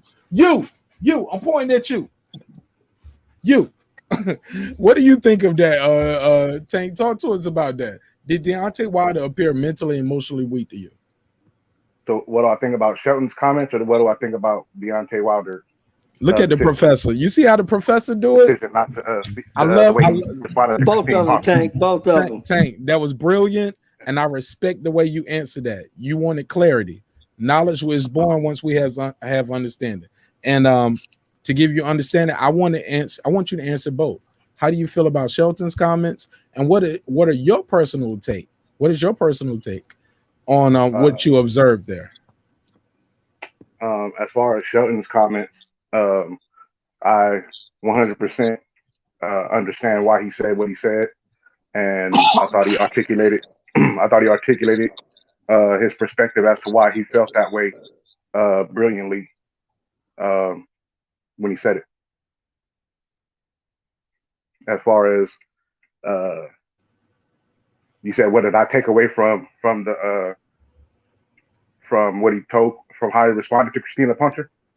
Yeah. How did you feel about Wilder being silent and having nothing to say during the press conference?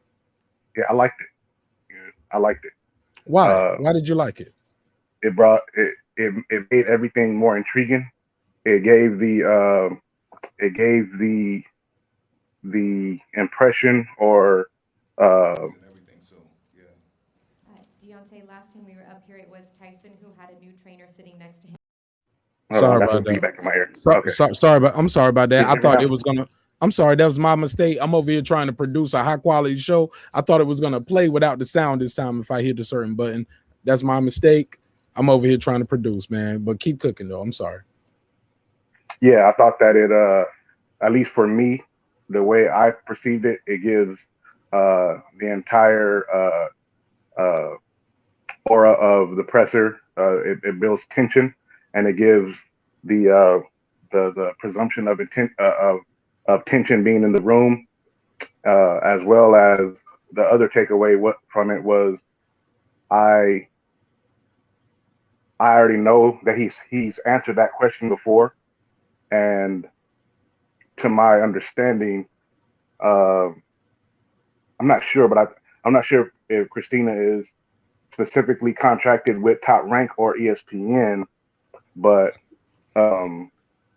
it showed that not only has he answered this question before, who he is willing to speak to when it comes to answering these kind of questions and these on choosing which platforms he's utilizing to do so. So the way I perceive it is he's letting the world know that ESPN and Foxes of the world are not the only outlets to give sound bites, and the marqnashes of the world, so the breaking beat platforms, the barbershop conversations, the 78 Sports TV.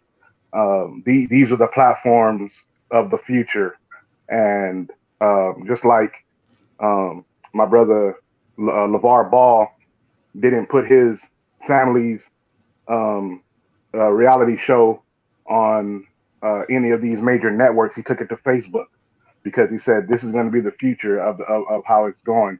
He didn't force his sons to sign with Adidas, Nike, Under Armour, or whatever. He said we're going to do it this way because this is the future of how it's going to be. I personally got that from Wilder based off of everything that I've heard him say leading up to this, because unlike some of the people who watch this press conference, I know where to find Deontay Wilder. I know what platforms to go on to hear his perspective and hear his answers to that very question.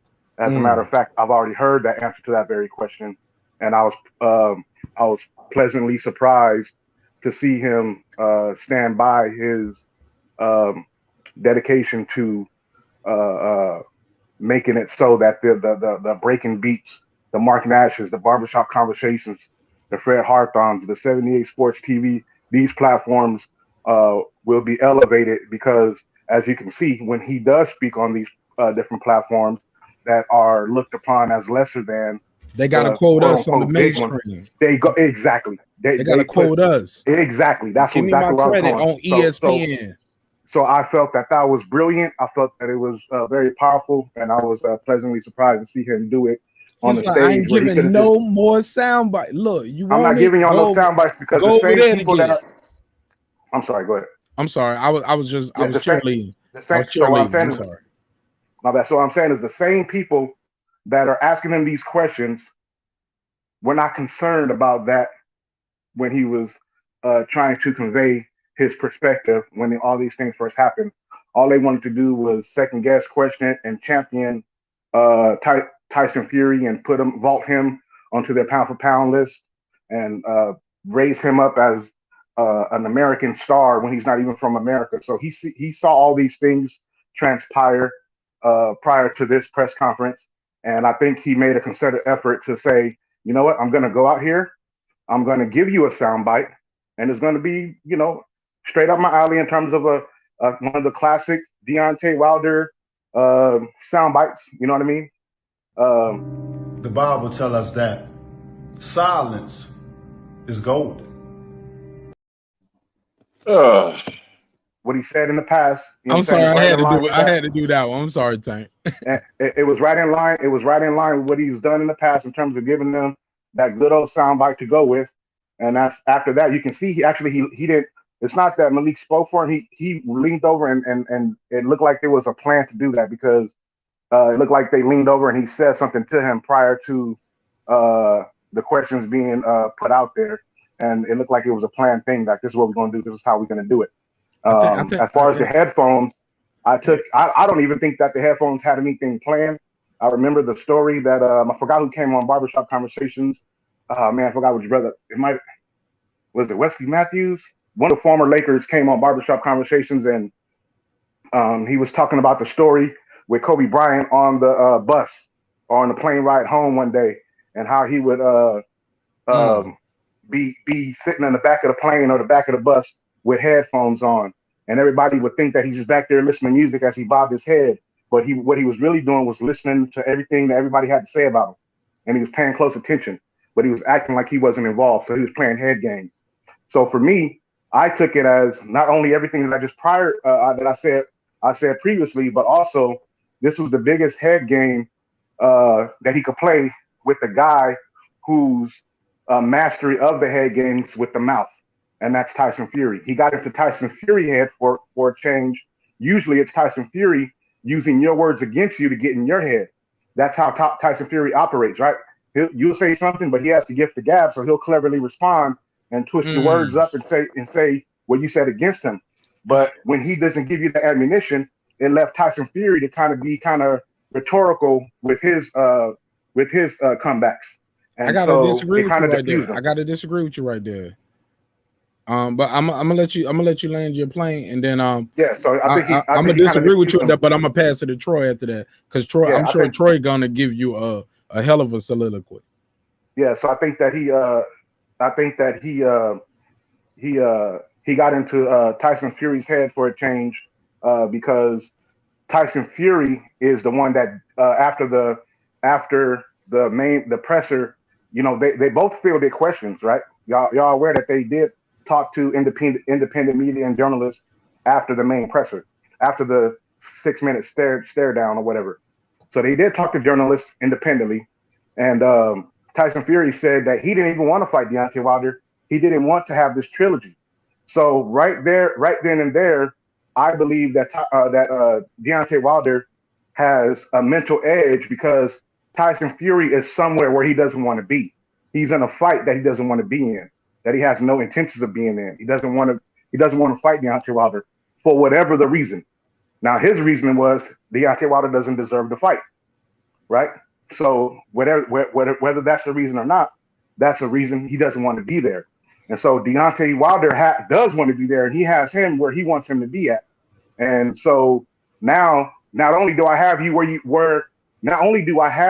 don't want to be at, now I'm not going to give you the sound bites that you want.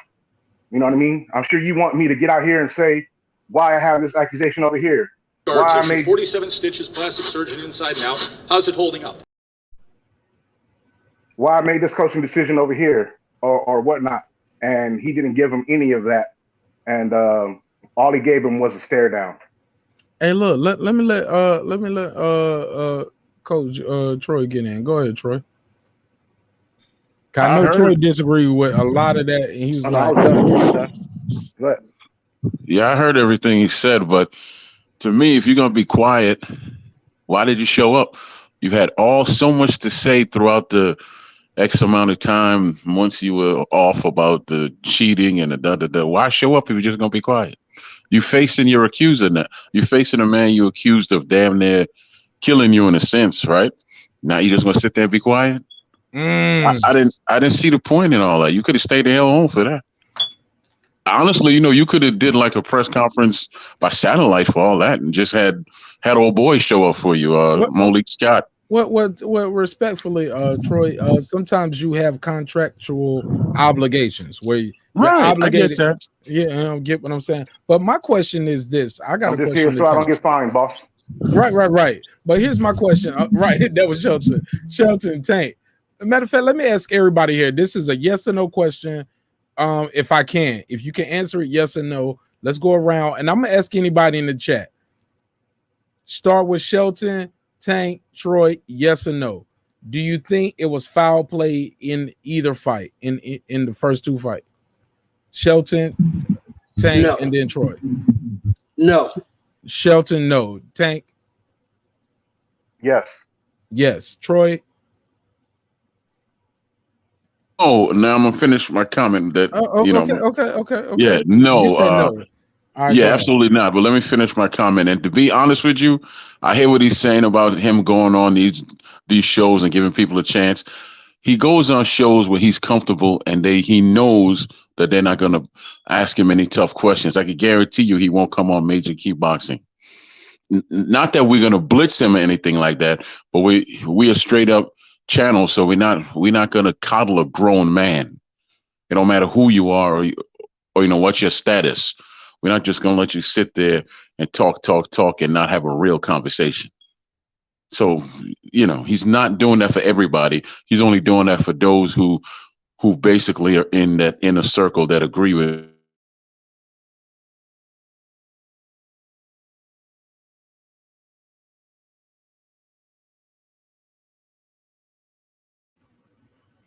Okay, we lost Troy. There you go. Troy, you said the last thing we heard was he only does that with people who are in agreement with him. Yeah, he's only going on shows that are in his inner circle. You never see him step out of that safety zone. He went Okay, on Brian Custer's show. Brian Custer's a big show with a lot of numbers, right? But that's a big guy. That's the black Max Kellerman, right? Okay, but that's a different scenario. But he's not going to come on to our show, is he? And he's been on the shows just like ours with the same amount of numbers and all that. But he's not going to come on there. Most of the time, he just goes on shows that are in his circle and that he's safe. In fairness, I never reached out and asked for an interview. I did an interview with Tate Jones, but Tate Jones couldn't talk too much about it. It was very early on in arbitration, but he sounded like he had the big joker. If you ever play spades, they've been talking like they knew they were gonna get this fight or get their motherfucking belt back. It ain't no way around it. He told Brian Custer, he said, listen, you asked the question, Troy. He went on Brian Custer. He didn't go, he did what you said he wasn't gonna. He went on Barbershop, who went on Barbershop Conversations. He went on Brian Custer, which is mainstream. He didn't do Max Kellerman. He didn't go to the guys who was already saying he was a sore loser, who didn't hear him out. He went to the guys who at least gave him a chance to hear him out. Brian Custer challenged his questions. He answered questions. The chat, I don't remember Fred censoring him or blocking people in the comments when he was on. They ain't up there blocking folks, bro. Them comments are flying, good and bad. So I don't know if I'm missing something there, and if I am, please enlighten me respectfully.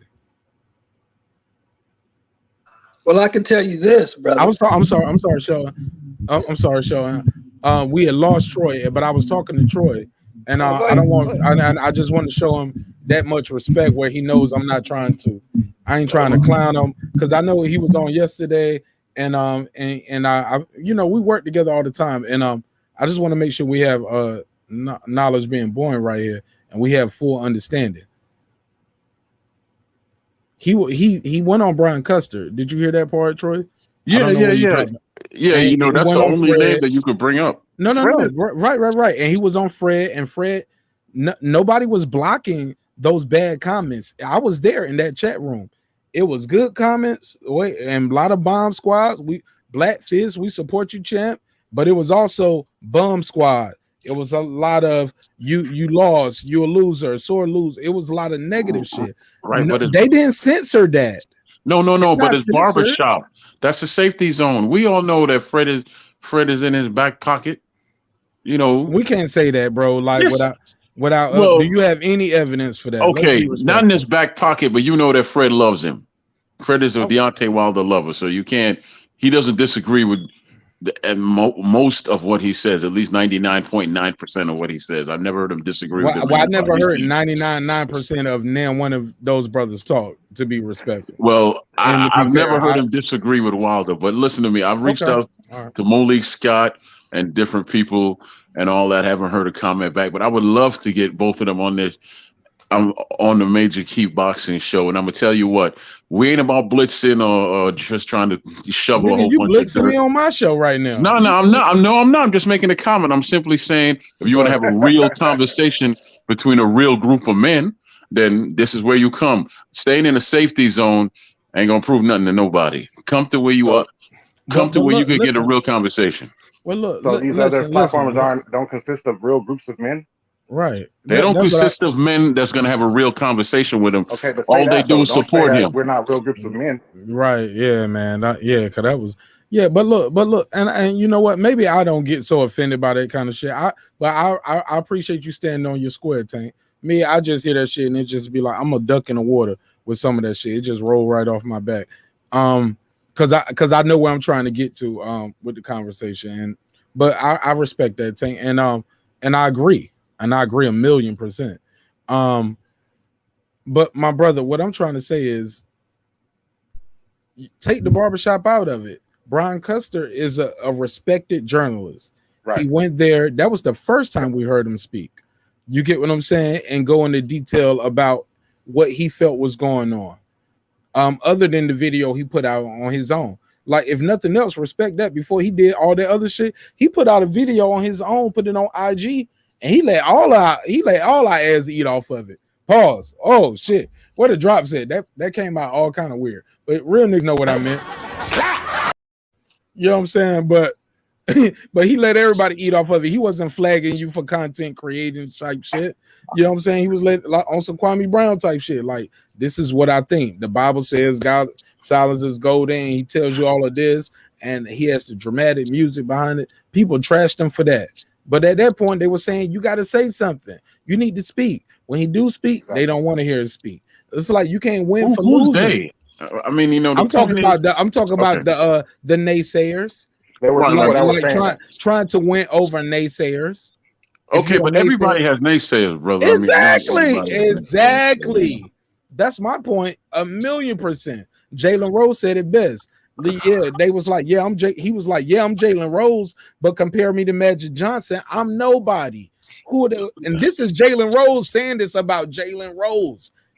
He was like, yeah, I'm just a basketball. So, but he was saying that to say what you and I are all saying. We all have naysayers, my brother. Okay, well, let me say this. You know, it seems. What is the question that? Hold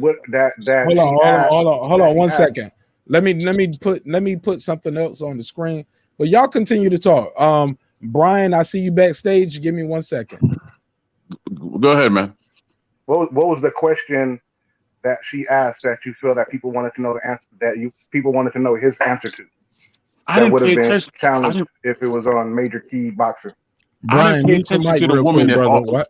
And I'll let you come in, Brian. Mute your mic. I didn't pay attention to the woman at all. I wasn't there to pay attention to the person asking the question. I was there to pay attention to the two fighters. So I didn't pay attention to her at all. Yeah. What does that have to do with what I just said? Explain. That's my answer to you. I did not pay attention to her because I wasn't there for her. I was there to hear what the two fighters said. So is that what so that your way of saying you didn't hear her question, or you weren't paying attention? That's my way of saying I don't care what she was saying. I wanted to hear what the two fighters said. But what the two fighters were saying was based off of the questions that she was asking, right? Tank. But only one replied, brother. One fighter was talking. The other fighter didn't say anything. That has nothing to do with what I just said. So that shows me that y'all not listening to what I'm saying either. No, but you being difficult, man. You asked the question and I answered. Hold on. One thing, Shelton, you have the worst audio right now. So if nobody else got to mute Shelton, you're gonna have to keep that off, my brother.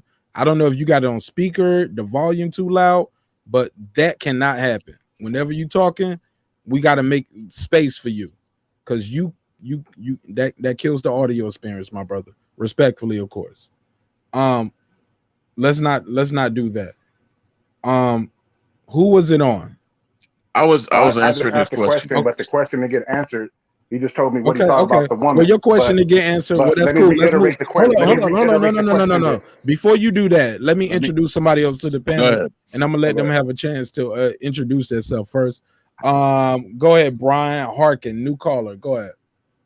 Yo, what's up? I know Troy Graham. I know Shelton.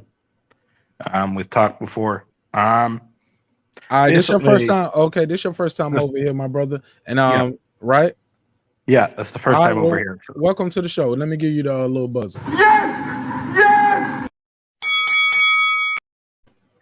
Welcome to the show. Welcome home. Oh, thank you. Basically, all I want to say is, all the right? You're talking about the allegations, all that there, right? Why did nobody go to jail if they had proof? Why, if Mark Breland spiked his drink, why is he not in jail? Why is Tyson Fury not under indictment for conspiracy or attempted murder? That's the questions I want answered. Where you from, Brian? Ireland. Dope. Shout out to Ireland, man. I appreciate you Brooklyn. pulling up. You in Brooklyn?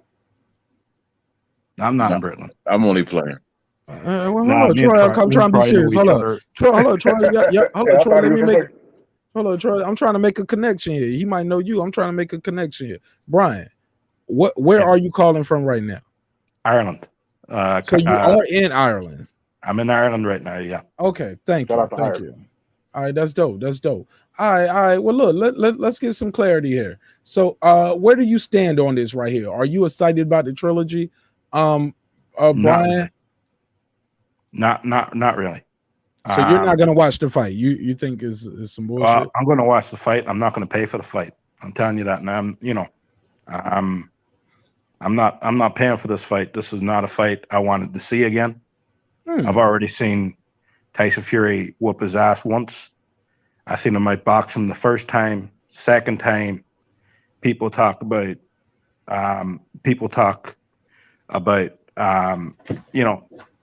Wilder wasn't right and all this here. Tyson Fury took it out of his hands because last time he believed he got screwed by the judges. So he came in with a completely different attitude, coming under the Virgil Ho moniker of that Detroit come forward pressure style in the second fight. He put Deontay Wilder in the back foot. Deontay Wilder couldn't deal with it. His jab, he was jabbing coming forward. His punches were coming forward. He was planting his feet. He was using his full length. And Deontay Wilder didn't have an answer for it. Now, I don't know if that says anything about any cheating or nothing, but I saw an ass whooping. So am I interested in the third fight? No. The fight I wanted to see was undisputed. That's what I wanted to see. And this is respectfully, sir, you are interested in it. You're just not gonna pay for it. I'm not gonna interested. You're gonna watch it. I will watch it. So you are interested. But I'm interested. Do you watch do you watch gay porn? No. Because you're not interested in it, right? Yep. And do you pay for gay porn? No, right? Nope. Because you're not interested in it. But then again, I'm a degenerate. Okay, you see what I did right? But then again, I'm a degenerate boxing fan. So you are interested in. You don't watch every single boxing match ever. No, but I watch cards in Russia. I watch cards in You're Germany. Interested in this fight, sir. I watch cards in Italy. I watch cards in America. I watch cards in South America. Let me ask you this. I watch cards in Japan. Can I ask you a question? No. I watch it. Look. I'm trying to build a connection with you. I like Ireland. Shout out to Ireland, right? How much does the fight cost there in Ireland? Because I know the prices that we pay here in the States is different there. Because you could tell me, I'm sorry. It could be up to $20 to $25. 25 US dollars, like up to around 25. The way it is, right? It could be around 20 euros here, which is about $23, $24, or it could be $24.99, depending, on the pay-per-view, whatever it is. So That shit is like $100. That $24 to $30. So that pay-per-view here, that's $100 here, is like $20, $25 there, right? You see, it's the subscription. That's the inflation, monthly right? subscription here that Okay. you know. I pay $100 a month for. I pay $100 a month for my subscription. To what? To what service? To Sky Sports, to BT, and all Okay, them. so there, so this is going to be on Sky Sports over there. Yeah, and Box Nation, Oh. so that's the subscription that gets us. It's not the, that's why our pay-per-view things are so low compared to the United States. Okay. So if you think of it that way, that's Okay, well, I got you here from Ireland, and I'm gonna let you go. I don't know what time it is there, but Can I ask him a question before you go? No, I'm gonna give you a question. I'm gonna let you. But I got a question for him. Do you think Tyson Fury might be taking this fight lightly? I'm gonna play a clip, and I just want you to hear him say, "It doesn't matter if I don't think he can get better." So yeah, just because you both got your eardrums bursting. Hold on, here we go. That was the wrong one. To put in work. So I'm gonna.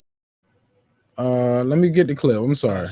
And another thing is, you can't expect him to do.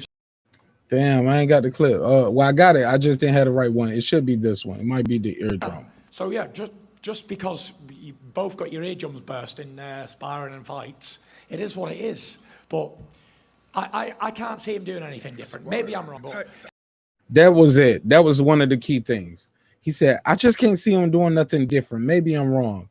And then right after that, he said, And if so, who cares? Or it doesn't matter. Let me get the quote right. Let me play it one more time. So yeah, just because you both got your eardrums bursting, sparring and fights, it is what it is. But I can't see him doing anything different. Maybe I'm wrong, but who knows? It doesn't matter. But see, listen what I'm saying.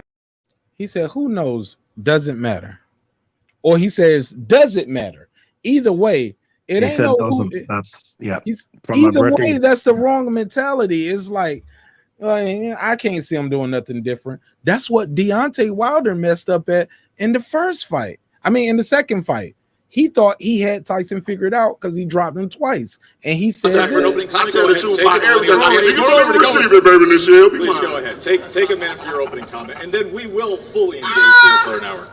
Go ahead. Drugs got him lying so much. Go ahead, Tyson. But you see what I'm saying? Like I stopped the clip short, but they both are having too much bravado, and I think that can be that's why I said Tyson Fury won the press conference, but I believe Deontay Wilder will win the fight. He just has a different type of focus. But go ahead, and I'll let you land your plane, and I appreciate your call. Go ahead. Okay. When is Tyson Fury not cocky or confident? He didn't look that cocky and confident in this second fight. It was times where he said I was gonna knock him out, but even in this same fight, Deontay Wilder said things to him. He was like, "Oh, you ain't got nothing to say? Cat got your tongue? Say something, boy. Talk." You know what I'm saying? Deontay Wilder literally was talking to him like that in that press conference from this clip right here, when he was talking to him like he was sniffing cocaine. Remember Scar this? tissue, 47 stitches, plastic surgeon inside and out. How's it holding up? Terrible. You know what I'm saying? Like he was just talking over him, clowning him. He was geeked up. He was killing him. Tyson was quiet. To me, Tyson Fury looks the same. So he's always, I think he's got an inner confidence. I think he doesn't have to put on a bravado because I think he already knows he can beat him. So he already has that. I think he will win the third fight. I think it'll be more convincing.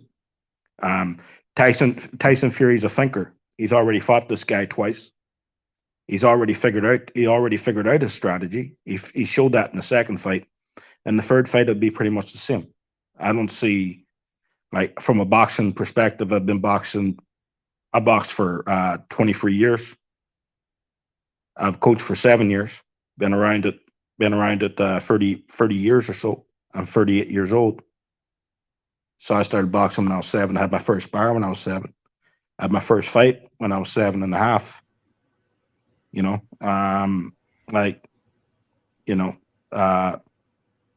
Novice fight, but still, I have over 200 amateur fights. What you trying to box, man? You challenging me or something? No, Silent. I ain't got that these. No, I'm just saying, right? I've been in the ring with guys. I get it. I know I could beat up. I know that confidence, I've been How in the ring many with guys. fights you think you I've had? been in the How many ring fights with you think you guys. had? 15, 30, 37, 38. I've been in the ring with guys I knew could beat me up, no matter how hard I trained, no matter what I did. I think this is that. All right. So I think Tyson's confident in this. I think he'll go in there and win. How you see it happening? He gonna take it to the card. He gonna stop him. He's gonna stop him. All right, let me mute your mic real quick. Let me bring the panel back in. And I appreciate your time, man. I'm gonna put you backstage. Anybody had any question for him? Somebody said they had a question for him. Yeah, that was me.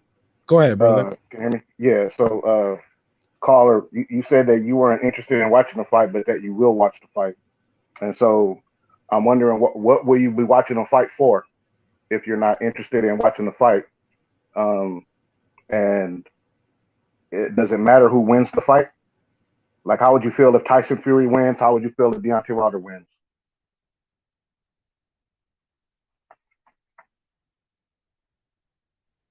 Sorry, I didn't know I was on. Okay. That's fair enough. This is not. It's not that I'm not interested. This is not the fight I was interested in. I was interested in Undisputed, and that was taken away. So I think we were so close to that. So for me, if Wilder wins,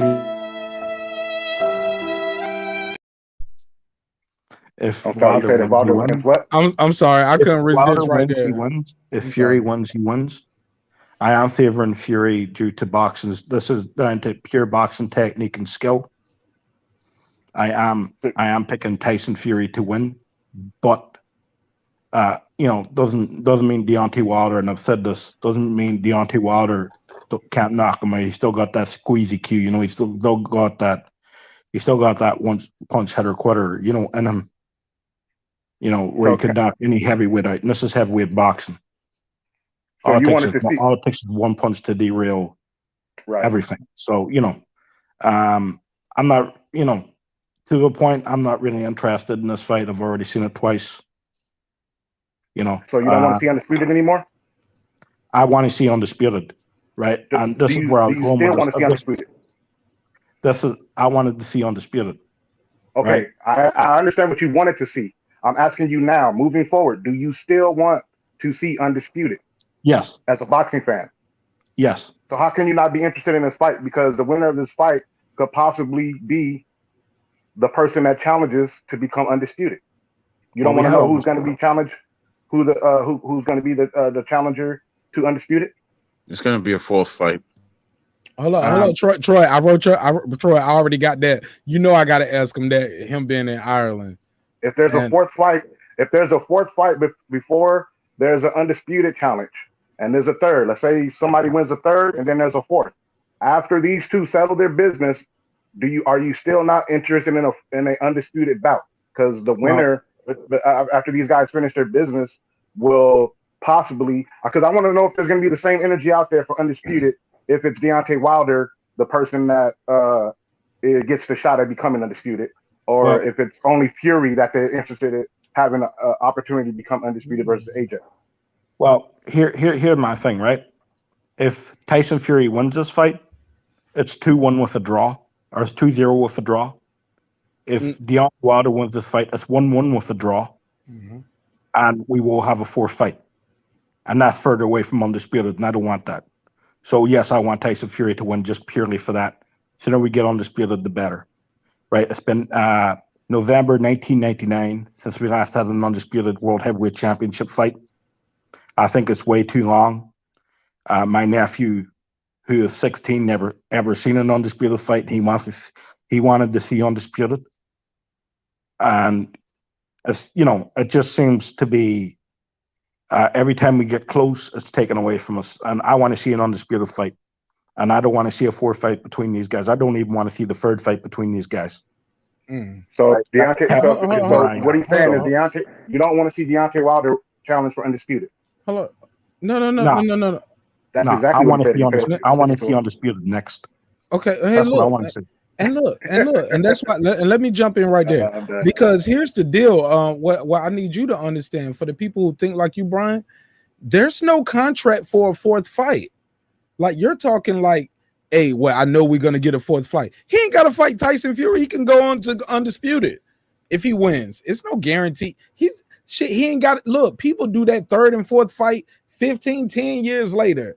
Like, who did that trilogy 10 years later? That was Sugar Ray and Duran. Sugar Ray and Duran did a trilogy like 10 years. The two fights. It was 10 years apart between the first and the second fight. How many Look was at the it? rematch between Roy Jones and Bernard Hopkins. How long that? Hey, look, Chavez and was it Mildred Taylor? Mad years. Look, if y'all want the fourth fight, it'll be there for you later. All right, but that doesn't mean undisputed is off the table right now. You get what I'm saying? Undisputed is still on the table. I'm sorry, but this is my question for you. Because I kind of I know your time is valuable, man, and we went way over our time already. But man, we having a good conversation. Like I said, if we cooking, man, I'll be here whether it's 2 or 2,000 people. You said something. I wrote this down. You said I wrote this down. You was talking about the fight and the rematch. Troy has a theory. Troy said, and I'll let Troy tell you his theory for himself because he's here, and I want your take on it. Troy said it's written. Go ahead, Troy. I said Deontay, make it clear. I said Deontay Wilder, in my opinion, has already won the fight without throwing a punch, because all of this stuff is scripted already. This is WWE at its finest. That is exactly what I said. That's exactly what I'm going to keep saying, and I don't care what anybody else has to say. Go ahead. I agree with that. Well, don't say I don't care what nobody got to say. Just, you know what I'm saying? You have your opinion. Why not? It's the truth. I don't care what anybody else says. Yeah, well, I care, Troy, and my audience cares what other people think. You get what I'm saying? So, respectfully, and I care what Brian has to say, because he's the only person here from Ireland, right? You're the only person here from Maryland. Troy's the only person here in Cali. You get what I'm saying? Everybody's opinion matters. So go talk to me, Troy. Troy, heard enough of Troy. No, I'm joking. But Brian, go ahead, man. All the way from Ireland. My question for this, Brian, to you is: one, do you agree with Troy? Second, if so, who could and what could persuade Tyson Fury to take a dive, or who is paying off the judges to rob him? You have the floor. Well, America may want to keep the belts in America. Okay. The WBC belt. This fight is happening in America, so if it's anywhere close, going to the judges, they may rob Tyson Fury. I thought that WBC is a Mexican Mexican organization, though. Mauricio Sulaiman, headquartered in Mexico. Yeah, that is their bases in Mexico. Yeah, but Okay, I just want to make sure I said that on the record, though. I know that. Okay, but the belt in America is a far more attractive, draw for the WBC. That's just how it is in that situation. It's a very attractive draw. So, and the belt around a newly focused Deontay Wilder can be a very attractive draw, even if I don't think he can improve to the point where he's a world-class boxer.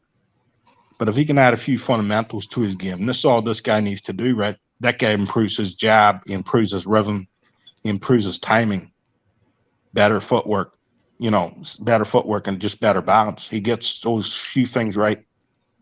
He, for all the disadvantages this guy has, right? This guy has power. Mm-hmm. This guy is a freaking right hand that, if he hits you, you're going sweet dreams. You're going night night. You're going to that place in the sky, where it's all floaty and, but I think that's a very attractive appeal for Rich Suleiman, and Well, here's the thing. Like now it's no facts the with first that. two fights in America. I'm sorry. Weren't the first two fights in America? And that was just about to be my point right there. Yeah. Mauricio Suleiman has had champions in damn near every country that's on that belt. It's a worldwide, world. Let me say this. I was very quiet. Let me say this. It don't matter where you from. If the money's in America, he gonna bring you to America to fight the belt. If that's where the money's at, if the money's in Manila, it's in Africa, wherever the money's at, we're gonna be there as the sanctioning body, representing our champion and getting our cut. It don't matter. It don't fucking matter. He'll get the man. He gonna get his cut. His cut is his cut. The brick is the brick. Whether we in Sheffield, whether we're in Africa, the purse bid is the purse bid. That's all about the profile of the fighters. How much people want to fight. It doesn't matter like that, where he's gonna say, I gotta get the guy to throw the fight or get some people to throw the fight. Not now. Now, granted, it has happened. You can Google Bob Arum. He's on the record of paying off officials for, was it the IBF or the IBO? Who was it, Tank? Shout out to Blood Boxing. He'll know right now. But if somebody know in the chat, y'all can do a Google search. That'd be dope. Kill me in the comments. But Bob Arum pled guilty to that. You know what I'm saying? Of paying off sanctioning bodies and referees and things like that. Yeah. So, but my whole point to say that is this: if this gonna happen, you guys gotta have something to say. Why do you think it's gonna happen, other than it's more attractive to have an American champion? This is a black dude, man. Okay. Black dude in America. And this is the Mexican guy. If by your logic, he should have been made one of those Mexican guys champion a long time ago. No, and bring the belt to Mexico. And are we back to the proof thing again? Like I'm just saying, like we can do hyperbole all day, but it's no. Right. It seems like sometimes like you guys wanted the best of Britain more than you wanted undisputed. That's what I was leading to. I didn't want the best of Britain, right? Because that's what it seems like. I believe, right? This honest belief. I believe the two best heavyweights in the world right now is Anthony Joshua and Tyson Fury. That's what I wanted to see undisputed. That's nothing to do with the best of Britain. I just believe they're the two best heavyweight boxers in the world. I'm just saying, man. No, the next fights ain't guaranteed like that. Look at all the Canelo has done since he had a draw with Triple G. Then the next fight he won with Triple G, right? Triple G career has plateaued. He's still been fighting, but he's plateaued. He's chasing that third fight. He didn't have a contract. You get what I'm saying? Yeah. Wilder is not in that situation. Imagine if Canelo had to fight Triple G right back to back. You get what I'm saying? Instead of moving up in weight to fight Rocky Feldon, I think then he moved up again, fought Kovalev, then he moved back down and fought. Yeah. Am I right with the chronological order of events? You see what I'm happening? Right. We get lost in the sauce and we still don't get undisputed. You get what I'm saying? Right here, this is heavyweight. It ain't no other weights to jump up to. I got a contract. I was the champ. I gave you a chance. I didn't look. It was no contract for the second fight. It was a one-off, but the one-off did have a rematch clause. You get what I'm saying? Right. So it was a draw, so it was over. Wilder didn't have to fight him a second time, man. That's what everybody's missing from this. The man didn't have to fight him the second time. That's the thing, though, Mark, is I want to know if people feel that he should have been made to honor his contract. With the COVID is being the reason that the network said was the reason that it didn't happen on the deadline, not the fighters. So when you say things Thank like you, that, Saint. Thank you. Go ahead. it got in the way of Undisputed, I have to challenge that. In the words of Mark Nash, you know what I'm saying? I have to challenge that because there wasn't even supposed to be any talk of Undisputed because the second fight came with a third fight. Should Deontay Wilder lose the title? So there wasn't supposed to ever be this talk of Undisputed. And if that's the case, you keep proving that you want the Undisputed to be between AJ and Fury, which is what I said the first time.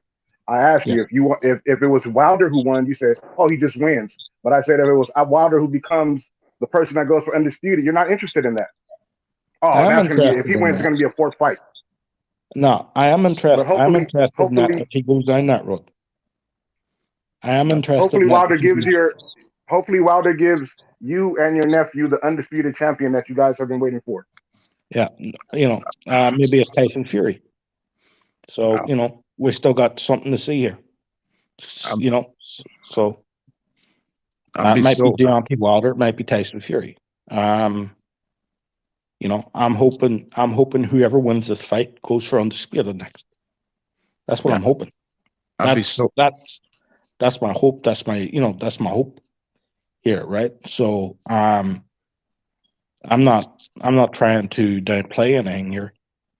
Do I hit what has happened over the last year and a half to the heavyweight division when it comes to these two guys just monopolizing everything? Yes.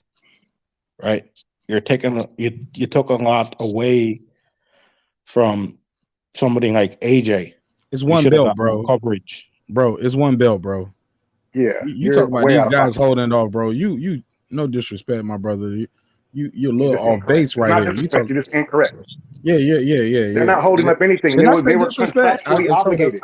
I'll be so happy when Fury and Wilder retire. I'm on about the circus. I'm on about the circus around everything. I'm not on about holding anything up. What? It's nobody holding nobody up. It's an agreement. We've heard the agreement. Look, remember when Charlo lost to Harrison? Imagine if we got a rematch. You got to let me fight you again.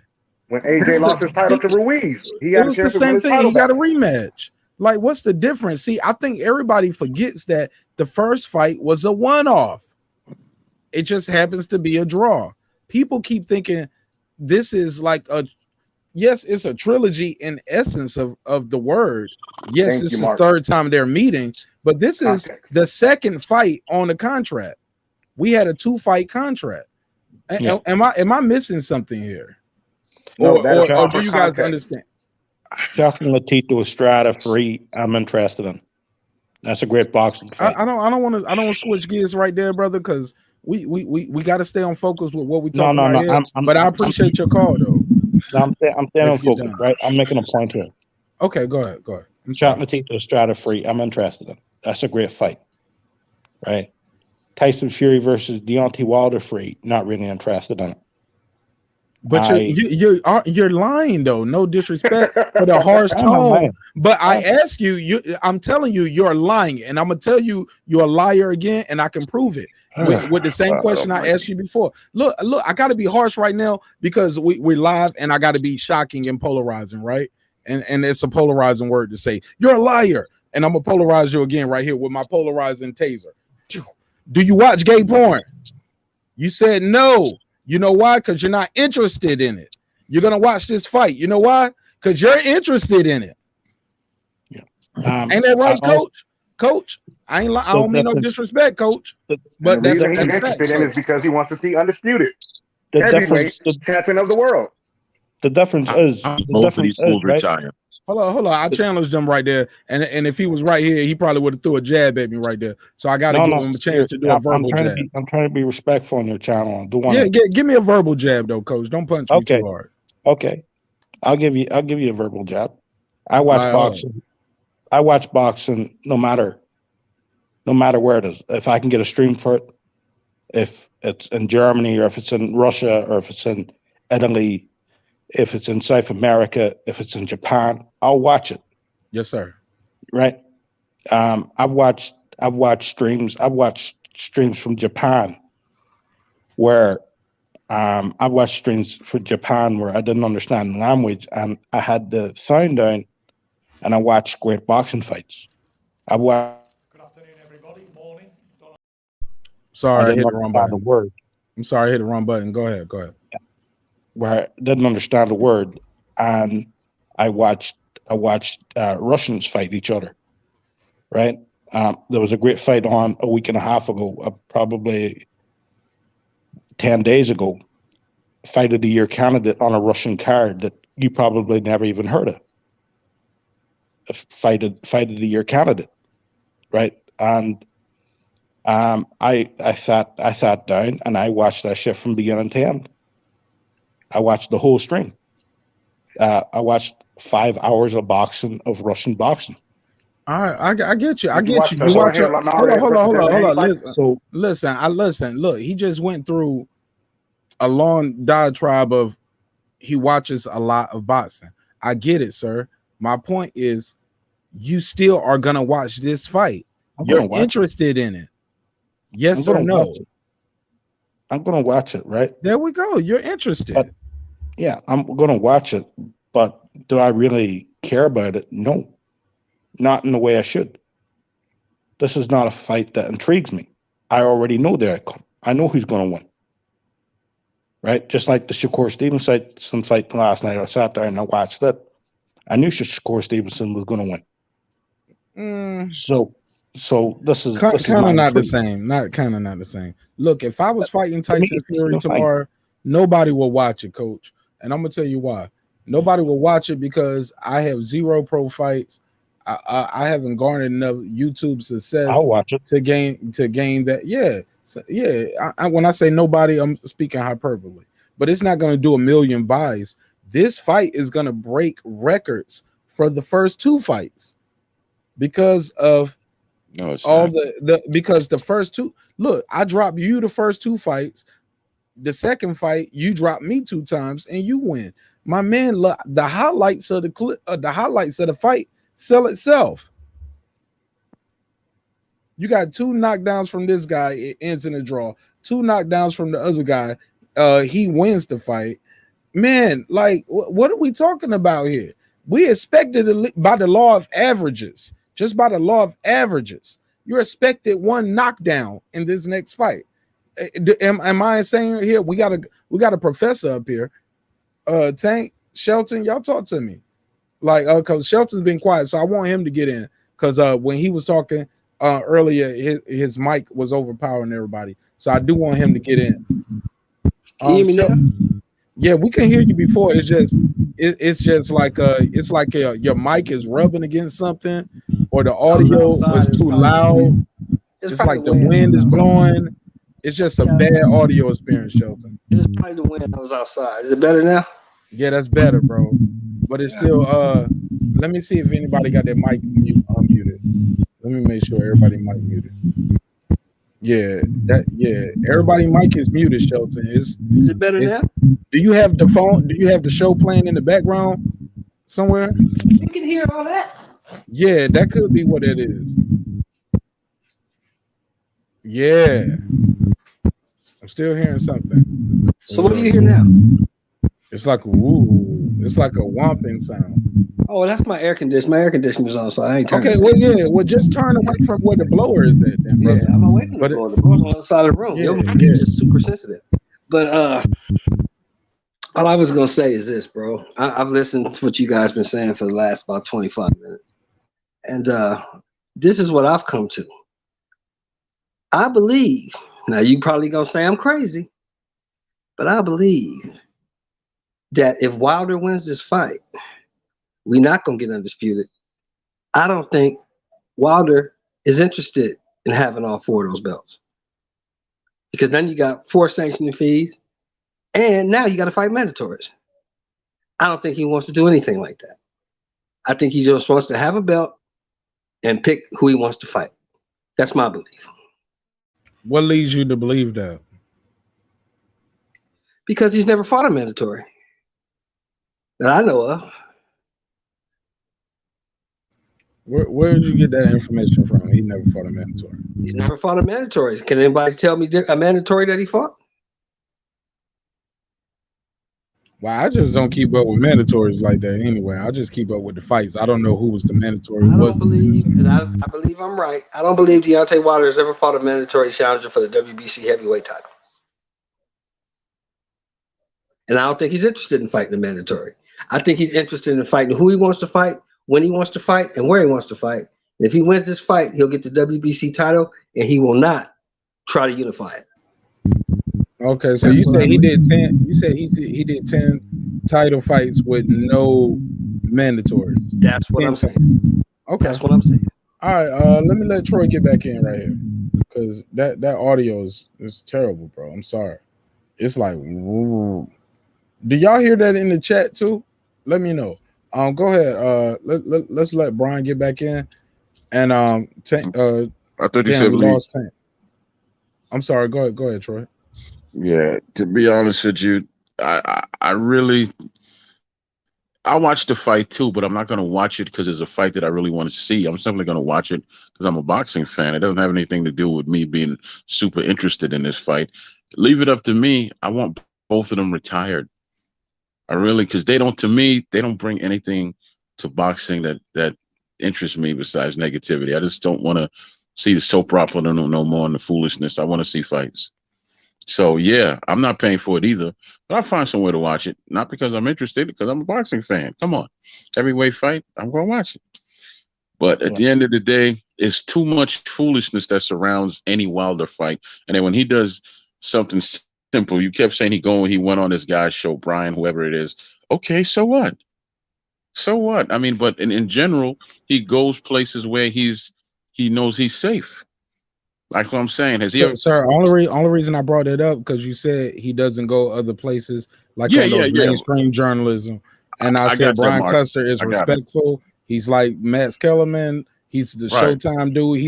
He's actually just got a job on Sports Center. He's a respected okay. Well, you said that. I just want to say the reason why I brought him up. Yeah, but you said Brian Custer is a very respected journalist. I just don't see that as being special, man. Because if you're in the limelight and a sports figure, then you deal with the media. Period. That's just what you have to do. You deal with media. Period. That's just how it works. He's not the first guy. No, he's not the first guy that said, "Hey, I'm not going to do that right now." I got that. Marshawn Lynch, but I'm saying, what's the young lady in tennis? She I got all that. The journalist. Let me finish. Yeah, Naomi Osaka. Yeah. So, but let me finish, man. Troy, look, you will say something, I dispute it, and then you be like, yeah, whatever. I'm like, no, I'm not saying whatever. I'm just trying to finish because every time I'm talking, you jump right in, bro. So let me finish. I just want to correct you on something, or sometimes you'll be incorrect. I don't need to be corrected on this. Okay, go ahead, sir. I mean, I just think that he's cuddled. He's coddled. I mean, to be honest with you, that's every simple little thing. Oh, he threw I had a conversation with a dude because he threw an uppercut. What the hell? So what? He threw body shots. So what? He beat Ortiz. So what? I don't know another champion in history that gets that much respect for beating one top contender. One in 15 years. It's not that I'm hard on the dude. It's just that the standards that are set already in boxing are a whole lot higher than his achievements. And people just constantly shovel praise on him. If you say that I should go right because it has something to do with Wilder, and you say that, okay, the gloves were this way and it's a fact, I saw the knuckles, there's something wrong with my eyes and nothing wrong with your eyes. I watched the fight 3 times. I didn't see anything with no gloves. Nothing. Absolutely nothing. And if I did, I would be honest enough to say it. I've never backed away from anything. So why start now? Sure. But, I got to go to bed. I got to get up soon. I would just love to get both these jackasses out of the sport of boxing. Set them on. Yeah. Who? Fury and Wilder. Why do you want them out of boxing? They're about to do probably 1 million pay-per-view buys in a significant fight. It's significant to the heavyweight division, Troy. Troy. You got to get Troy. I'm gonna let you know something, my brother. and I'm telling you this on air as a boxing fan. Go ahead. Take your head out your ass.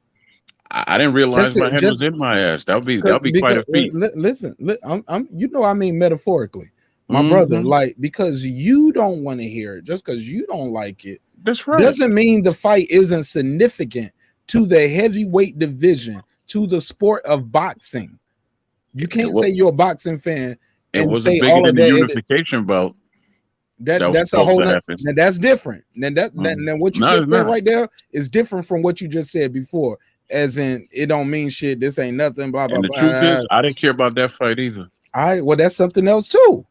See, you're convoluting different things right here. No, this no, fight, I'm just this telling fight you, there's is a lot I don't care important, about. Troy. Can you? Do Not you understand? to me. Not there to we me. go. And that's why I said you got to do what? Well, I got to stay the man I ass. am and stand on my opinion. I don't have to do what. Listen, bro, Mark. Bro, Let we're me tell talking you about something. the fight. I got fight you. itself is important. I Troy got you. don't It like might the be fight. Troy don't matter. Exactly. But you know what, Troy, you gonna watch the fight? I just said I was gonna watch the fight, just not pay for it. I'll find some way to watch it. I just told you I'm a boxing fan, so I'll watch it. Will I watch it with a whole bunch of glee and excitement because this is what I wanted to see?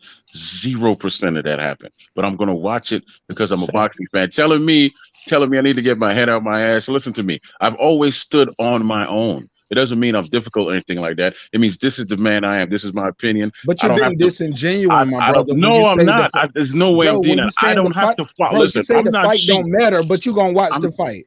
The fight is exactly because, and I explained it very simple. I'm a boxing fan. This is a heavyweight WBC lineal champ. It's a trilogy fight. They're gonna make a 30 for 30 about this fight one day. You get what I'm saying? And I'm gonna keep saying, so what? I mean, certain things interest certain people. This really doesn't grip my soul to where I'm really super excited. I wanted to see the other fight, the Teofimo fight. I saw a lot of energy in that. I thought that would be entertaining. Teofimo and Kambosos. You was more excited about Teofimo. I saw a lot of energy in that, and I wanted to see that fight based on the energy that I saw, and that interests me based on all that energy. Let me get. But yeah, I am. No. Was be a follower and follow what you say and everybody else is. When have I ever done that? I can't. No, listen. I can't walk in another man's footprint and follow his path. I have to follow my own. Period. If I say but some people are just contrarians too, though. I don't care what some people are. I believe, Troy. I'm starting to believe you're a contrarian, my brother. Malcolm X was contrarian. Marcus Garvey was a contrarian. That's cool too. Yeah.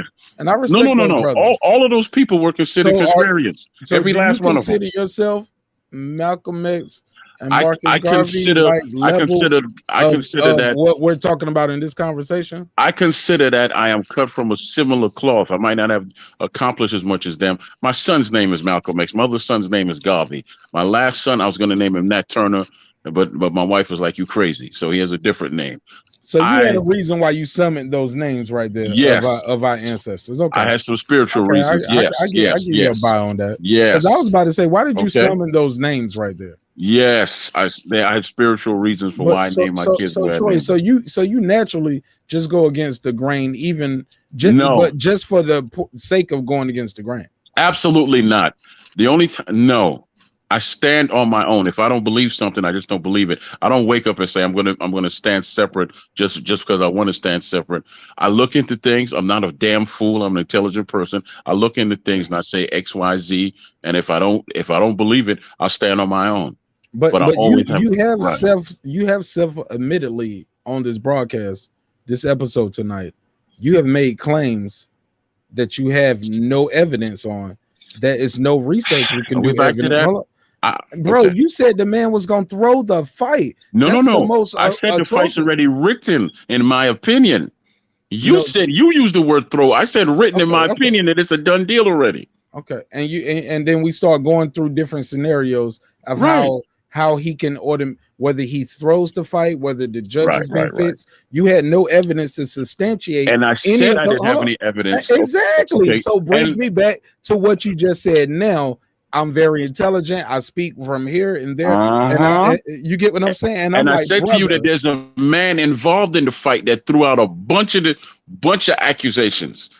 This man poisoned me. This man poisoned my water. I'm not This talking man's about glove is. Deontay Wilder. Oh, no, I'm no, no, talking no. about But Troy I'm saying, no. But I'm saying, you I know selling what Troy Marcus Graham said. Garvey and I Malcolm said, X. in my opinion, X, Y, Z, and I'm never run from that. I don't know why you think I'm gonna run from any damn thing I say. I go to the grave how I live. I ain't trying to put you in the grave, my brother. No, I'm just telling you that I'm never going to run from what I said. I said it is written that Deontay Wilder won the fight without throwing one damn punch. I said that. That's my opinion. I said I wasn't interested in I said that this is not the fight that I want to see, but I would watch it. Period, because I'm a boxing fan. There, I said all these things. I also know for a fact that I don't wake up in the morning and say, well, I'm just going to be difficult for the sake of being difficult. I investigate everything. And if I don't agree with it, guess what? I walk the hell away from it. How did you investigate he's gonna this fight is within already myself. written? Within myself and what I see. Let me say that. Okay. So you within just look in the mirror for 3 hours a day. Say that again. So you can just look in the mirror for about 13 hours a day or 3 hours a day. That's impossible say, because I'm just saying, like, how do you convince yourself? Like, what is your evidence? What are you building this on? When you say those statements, my brother, listen, let me just say this. And look, I interview a lot of fighters. Go ahead. I'll say this and I'll let you have your final remarks. Cause I know you got to go and I ain't trying to hold you no more longer. And I want to let everybody else speak and we're going to land this plane tonight. When you say it is written and you're challenged with how, and you're saying it's already going to be a fourth fight. And I say how. I'm just doing it in slow motion here. Go ahead, man. Yeah. I know for the Troy, for the people. Troy, look. But I'm trying to get a clean edit right here. Cause I want to cut this little clip right here. Let me just say this clean. Let's get a clean cut right here. Let's circumcise the show. Let me say this, man. If you say it's already written, it is over. It's gonna be a fourth fight. I ask you how. The how is, I just feel it. I know, like, it's like, don't you think that is an egregious thing to say about a boxing event? Don't you think that's bad for the sport, for the novice, for the people who are just tuning in, to say these kind of egregious accusations with no substantiating facts? Like, does that say Wilder is just gonna do it? Is it the WBC? Is it Top Rank? Al Haymon, PBC? Is Tyson Fury gonna throw the match? Like, how can we love and support our sport? And before we go in it, we say these kind of things with zero evidence and just say, well, that's just how I feel. And be respected. And be respected at what we do. Like, give me something. Make this make sense for me. Okay, I'll make 100% sense. You're being disingenuous because you keep saying I said it is written, but you're leaving out the other key word that I said. What's the other key word, Mark? In my opinion. How many times do I have to say that? But what forms that opinion, Troy? Opinion. But what shaped that opinion? Did you say that part and I missed it? I don't need to explain an opinion. It's my opinion. Okay, well, that's different. Nobody else on this panel was asked to explain their opinion. Why am I made to explain my opinion? Because that was the most egregious thing I've ever heard on the panel tonight. And I thought that was such a polarizing statement. Really? Yes, that was like that. Like, I never heard nobody else say something where it's like it's written, it's set in stone. And keep in mind, you're compounding it now. It's like saying does and not. You can say that throughout the whole conversation. But when you says does not together, that makes the whole sentence sound different. It's doesn't or does not.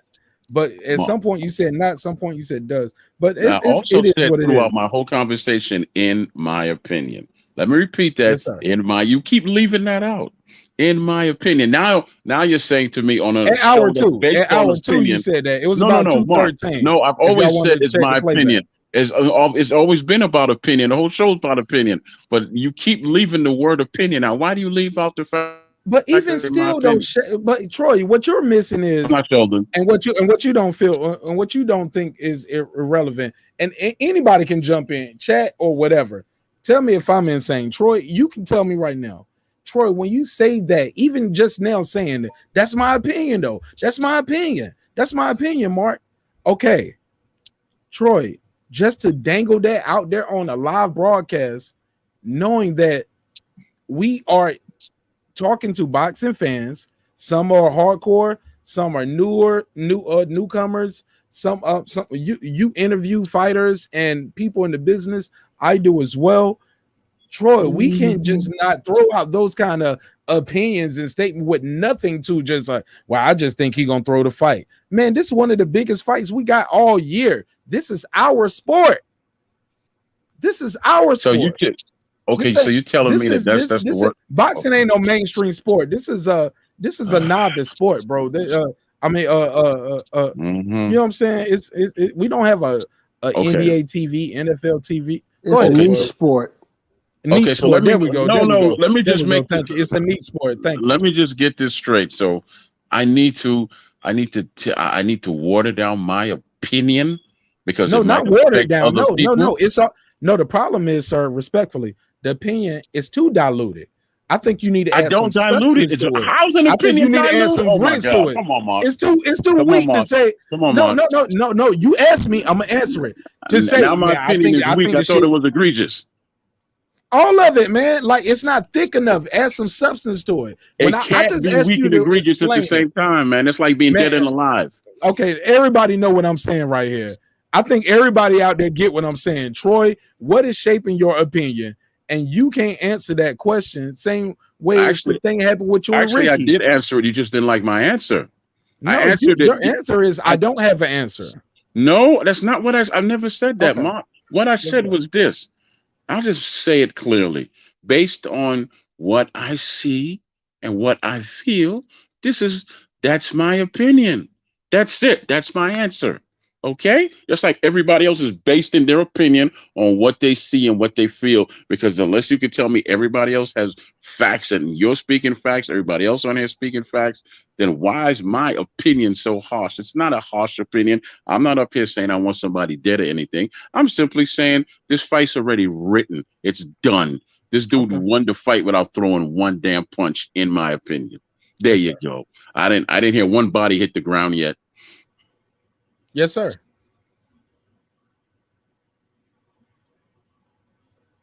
All right, man. Well, shout out to my brother. Can I ask you something before you go, Troy? Go ahead. Hey, so is there anything that can happen in this fight that and Deontay Wilder wins the fight that would lead you to believe that he won it legitimately without any coercion for Tyson Fury not to go out there and win this fight? Is there anything you see that can happen in this fight that could lead you to be like, you know what? Wilder did win, and it looks like there will be a fourth fight because of the way he won. But I was wrong. I thought Fury was going to not come in there to win or whatever the case may be. Is there anything that in your opinion? No, man, the fight's already written up like that. It's done. In my opinion, it's done. The dude is going to win the fight already, in my opinion. So if Deontay Wilder wins, you give him no credit. I'll say he won, and that's it. Period. What other more credit does he need? Like credit.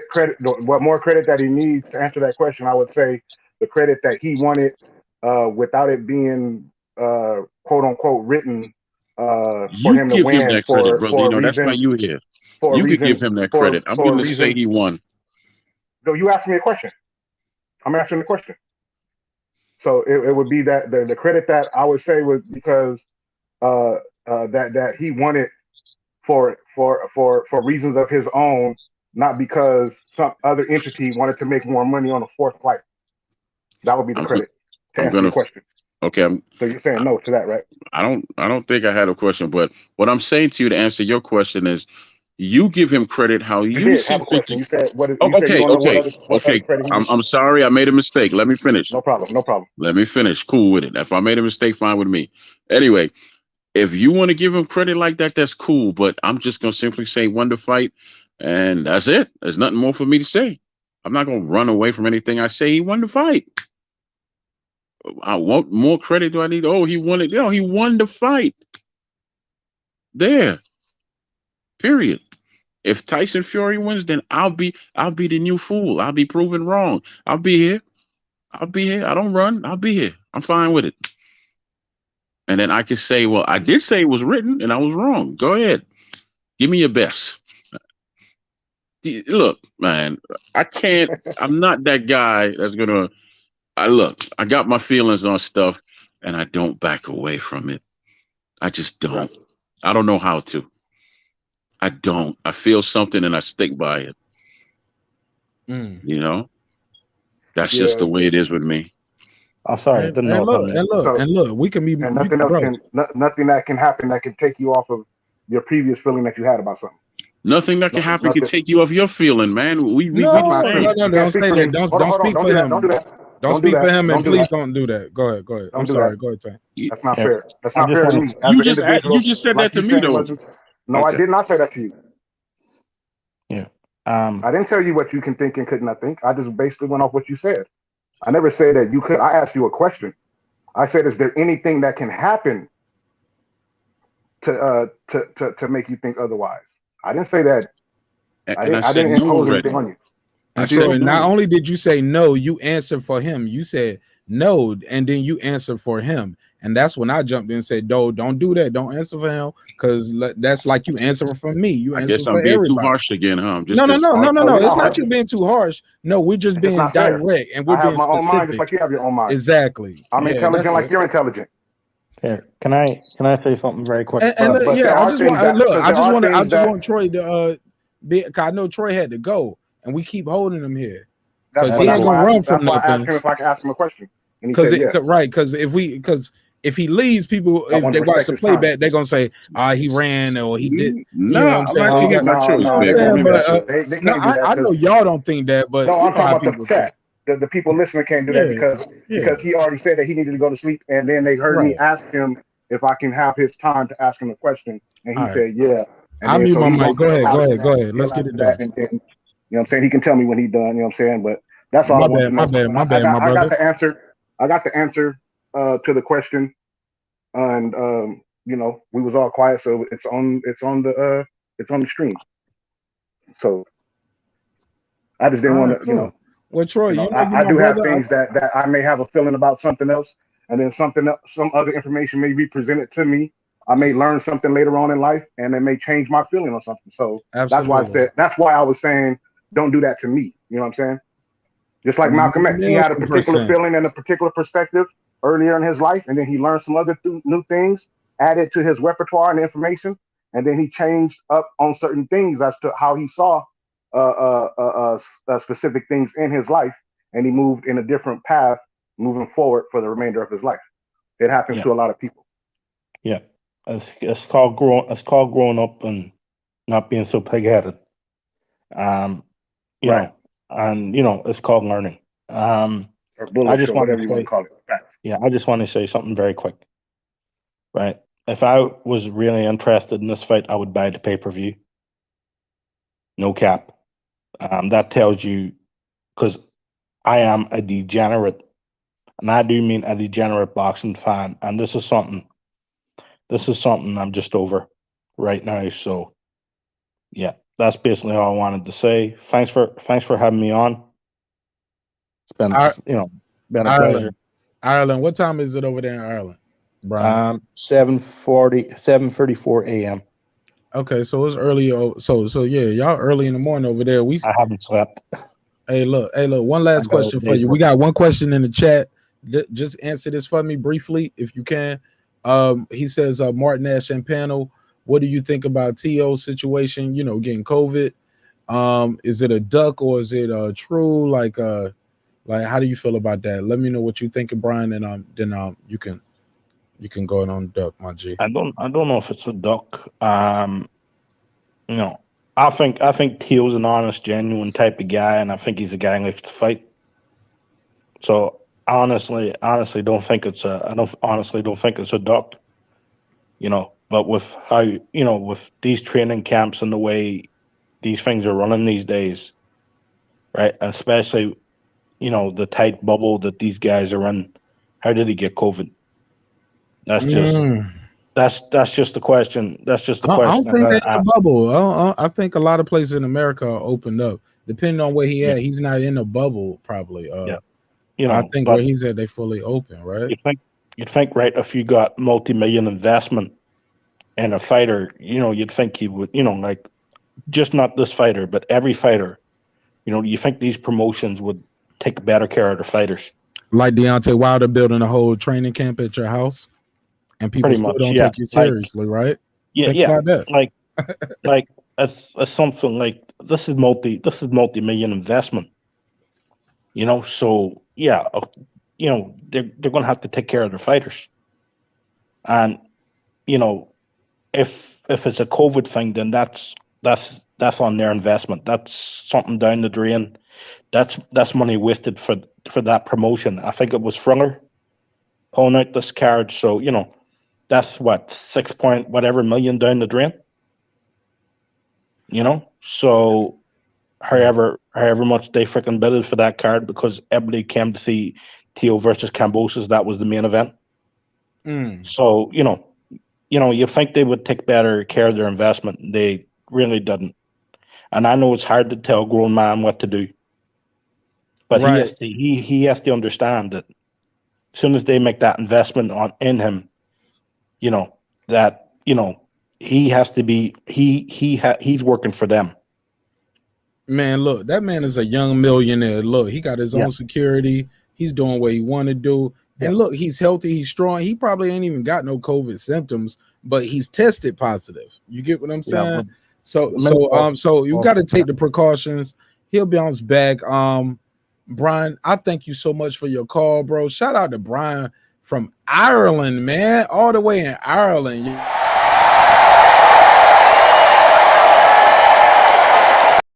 Hey, Brian, where can people follow you at, and how can they? Yo, Brian, what part of Ireland are you calling from? I'm from County Donegal. It's up the northwest of Ireland. So yeah. Hold on. The accent threw me off. Let me take this off the screen so I can put your name up. Say it again. You from what part of Ireland? County Donegal.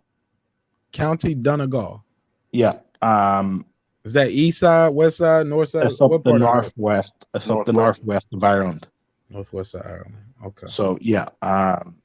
Yeah, that's pretty much it. I come from a small town, but yeah, boxing runs in the family. Hey, look, who's the best boxer out of Ireland? Who's the best boxer that ever come out of Ireland, in your opinion? Right now, go. Who's the best boxer? Yeah, come on, don't you heard me? I ain't no parrot. Go ahead. Well, geez, off top of the head, go. Don't hesitate. You grew up in Ireland. They talk to y'all about y'all greats. Who's the best fighter? Period. Boxing. Like who's the Bruce Leroy, the Michael Jackson of combat sports? Who's the best ever? Well, I'm gonna go with the first guy I went to see live. And man, not you, man. Who's critically acclaimed? And then you can probably Brian McGuigan. Brian McGuigan. Okay. And who's the guy for you? I went to see his fight against Chris Eubank in a small thing in Cork, and that's the Collins. Okay. I was in that arena. That was fucking. I was 13 years old. And how old are you now?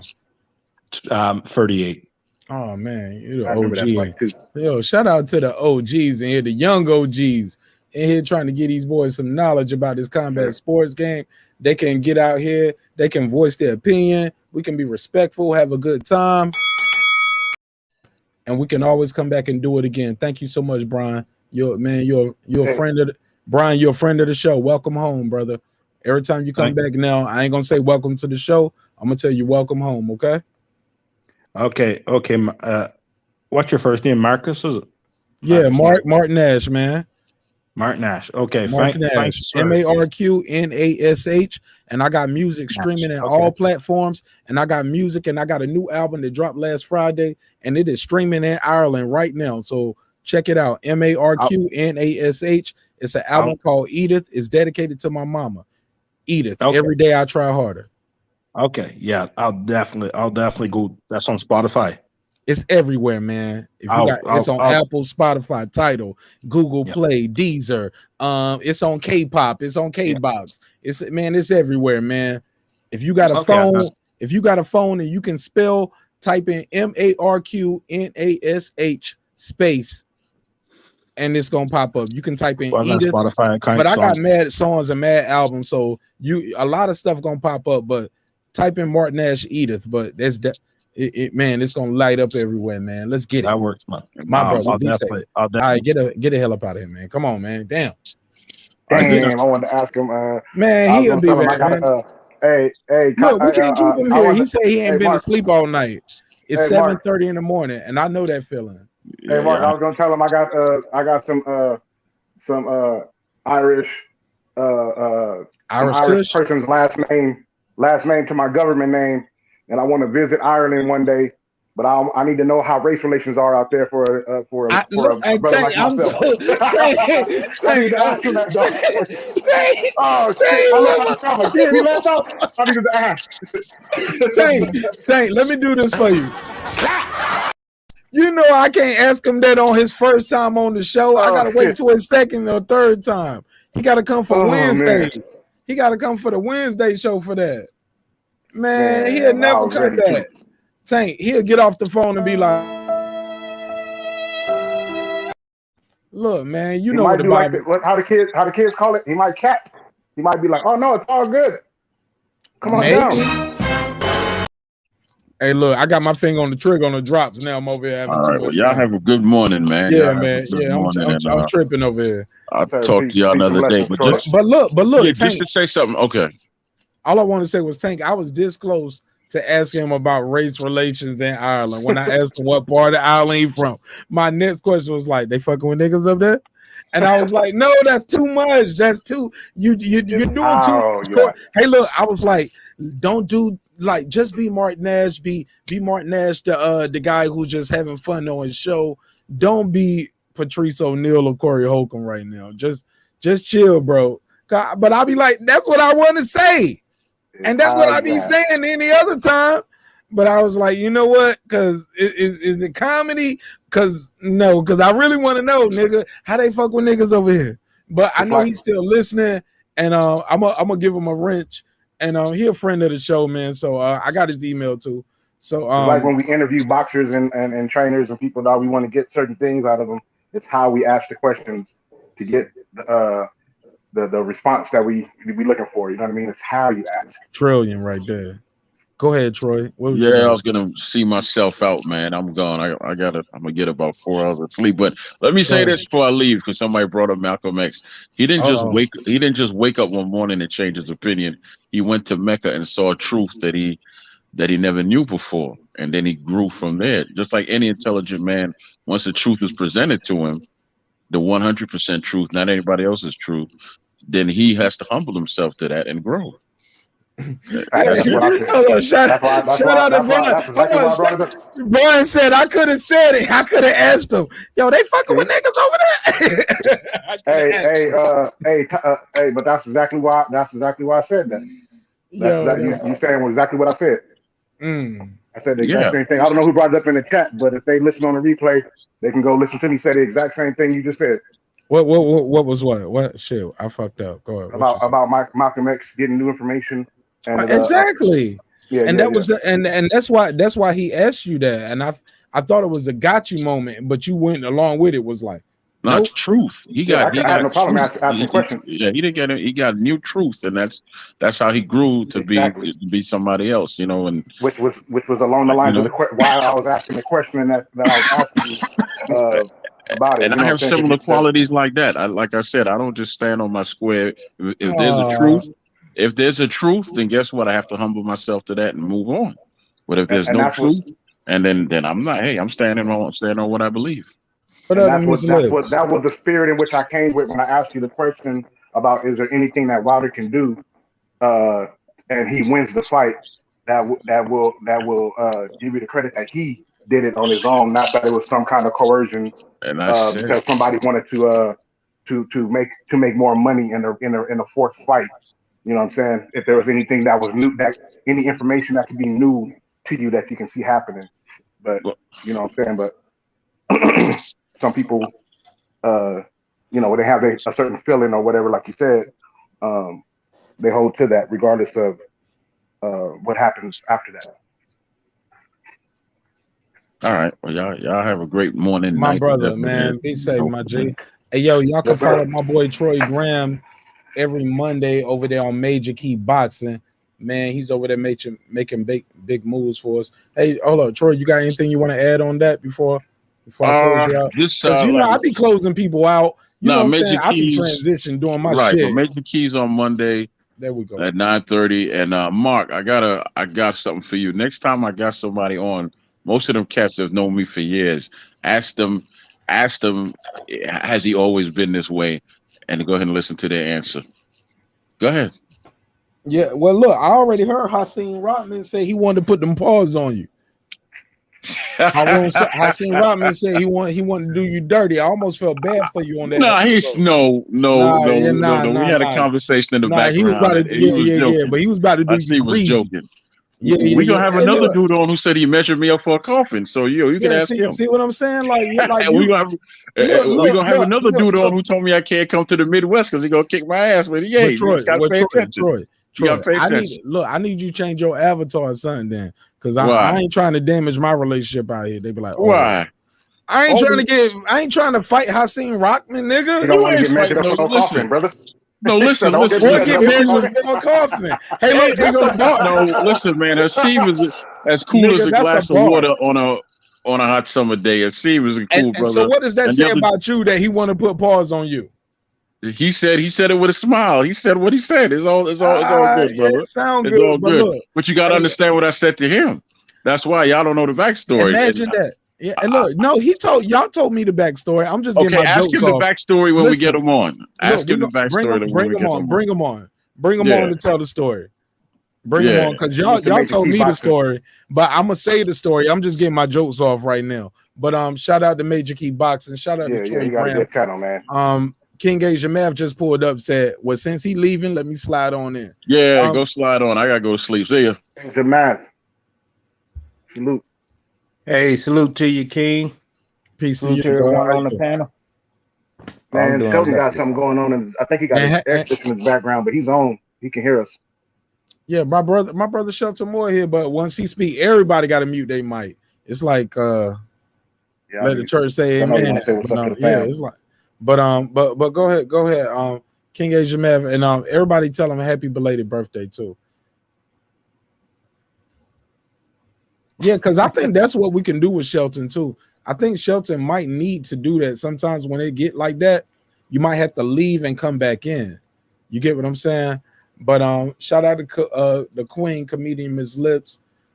Still doing numbers on my channel with that episode. People are still disrespecting me, Miss Lips, giving me all kind of thumbs down and hate videos just based off of me doing that interview with you.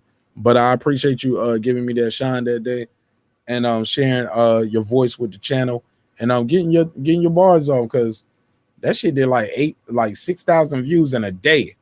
And since then, it's almost at like 10,000 views now. You know what I'm saying? But it did 6,000 in a day. And just her telling her story. But it was a long video. I just took a 10-minute clip of my own shit, like you taught me, Tank. And boom, that shit blew up overnight. I got a lot of love, got a lot of hate too, but shit, the love always outmeasure the hate. As long as you keep a pistol on you and a vest and a good security system and stay at home and stay in the basement. But nigga, I just be ducking all kind of coverage. I don't want it, nigga. I don't want it. I'm shell shot, nigga. I don't want it. I'm gonna react different from everybody else, bro. I'm scared now. I tell you now, I'm scared, nigga. I don't want it. Want no drama with you. I'm just here to share love.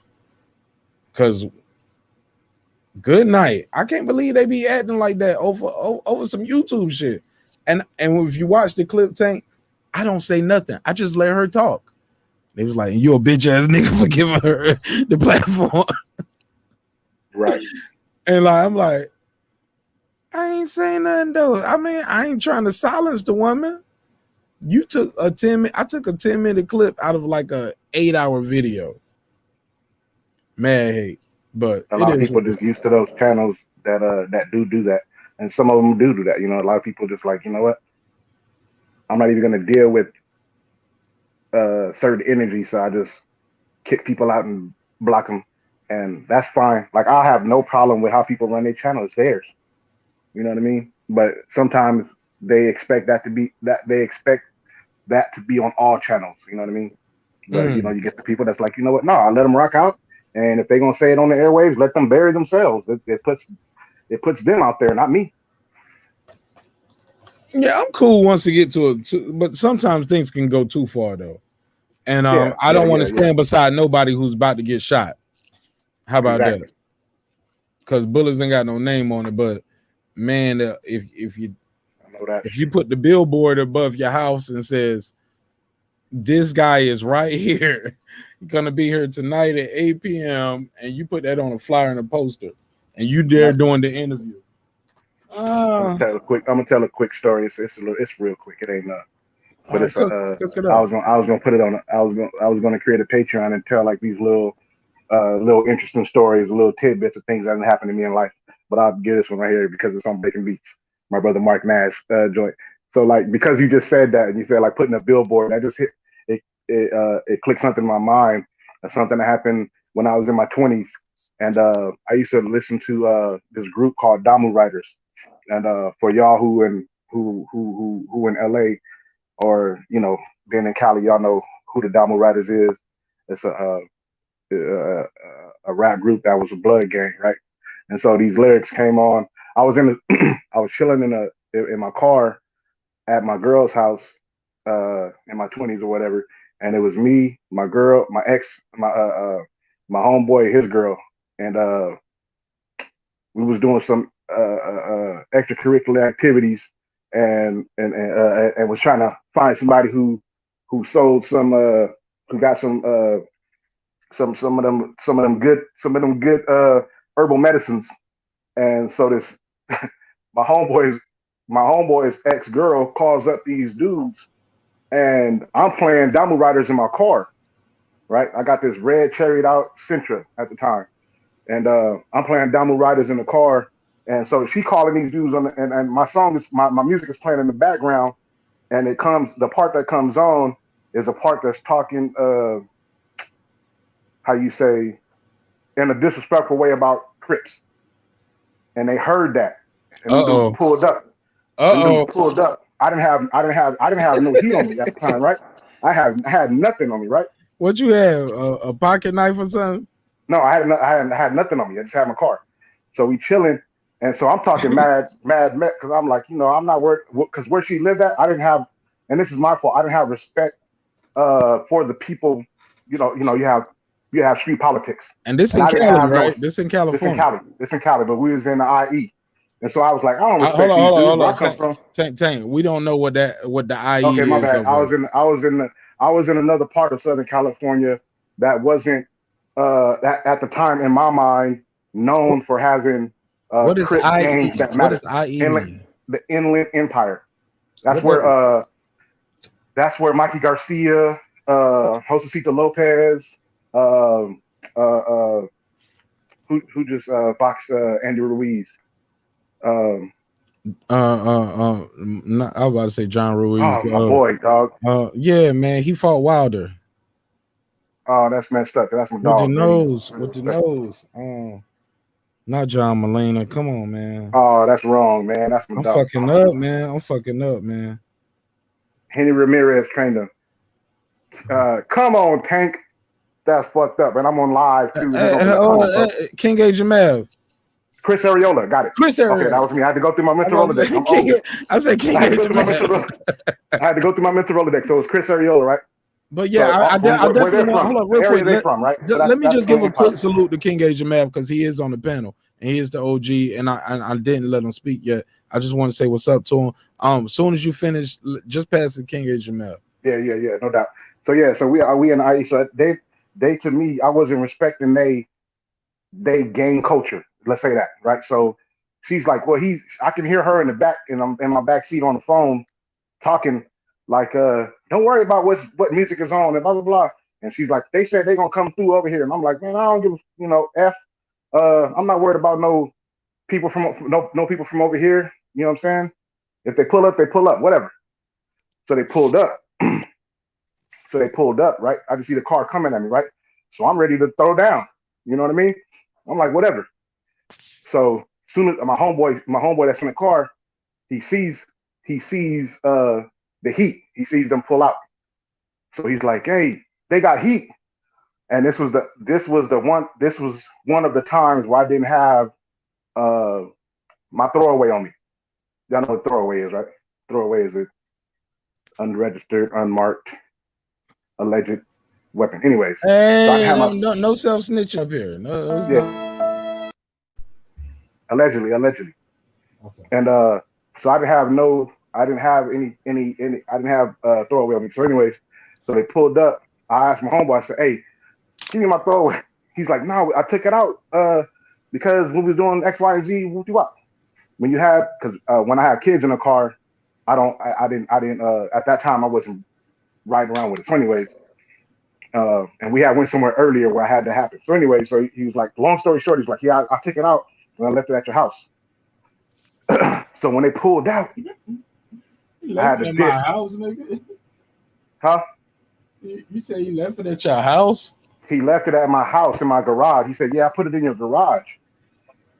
I was like, bro, because I don't keep it in the car. I put it in the trunk if there's kids, you know what I'm saying? At the time, it's just California laws and things like that.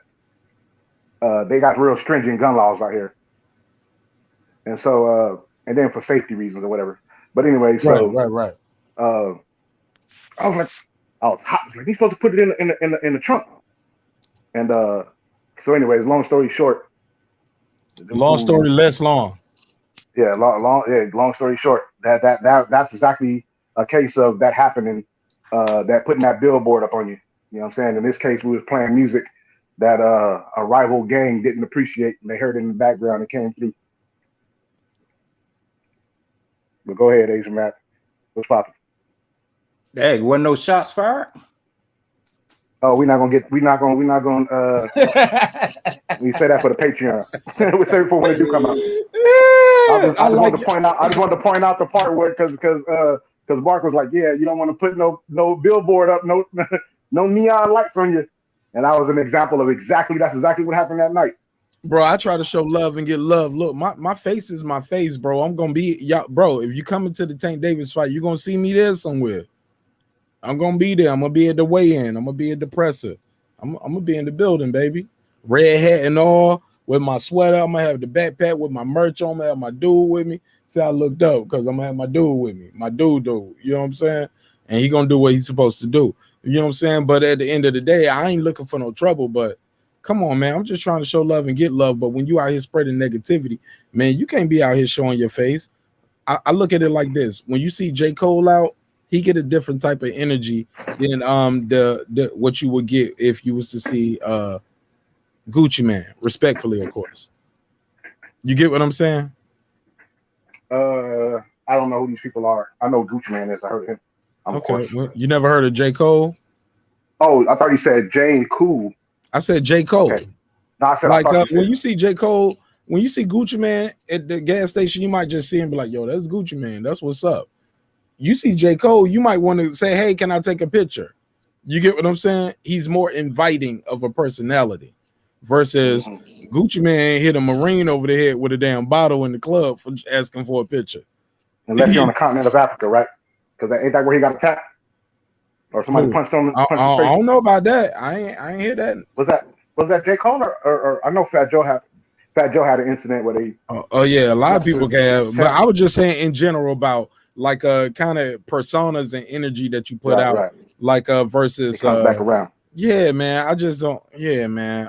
And that's no disrespect to Gucci Man. You know what I'm saying? I met him in the club here, and shit, he was cool as fuck. But I didn't ask for no picture. I won't bother him. I ain't even gonna say I met him. I saw him. That's a better word. I saw him at the club, and I was like, "Oh, that's Gucci Man." Walk past him, Gucci Man. What's up, nigga? That's me meeting him right there. What's up? It That's me beating him. Hey, look, his song What's up? playing in He club. give He you the throwing head some nod back. music. Hey, look, He give you the head nod back at least. Like, oh, he could have been bobbing to the music of his own song. You know what I'm saying? This is a no, long this time was ago. dog. Nigga, this was when acknowledgement. Average jackets was still in style.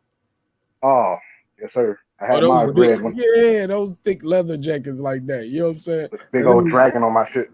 Bro, I had the one with the little scorpion and shit on the back. You know what I'm saying? Them over walk by, and he just bobbing, and he standing at the stage by himself. Like it won't no packed club though. That's the crazy part. The shit won't pack. It was empty as fuck. And it wasn't like he wasn't there to perform. We were just here. My boy told I just got to Atlanta. He was like, yo, taking me to the strip club, go to Club Blaze. We're at Club Blaze, walking to the stage. Hey, look, I'm doing one of those podcasts, story time. Story time. All right, true story. So look, just moved to Atlanta. Been here about, at that point, I've probably been here about less than. So it's my boy's birthday. I know him from the Army. He's the reason why I was down here in Atlanta. He was like, yo, I'm gonna put you on down here. You know, fuck with me. Just trust me. Give me less than 90 days. You're gonna be straight. You know what I'm saying? Fuck with me. And I just like, yeah, all right. And I've been here ever since. How about that? You get what I'm saying? I was like, shit, if it don't work, I'll just leave in 90 days. Less than 90 days, I had my own little crib and I was moving and shaking and I was hustling, nigga. And I was like, yeah, I'm here, nigga.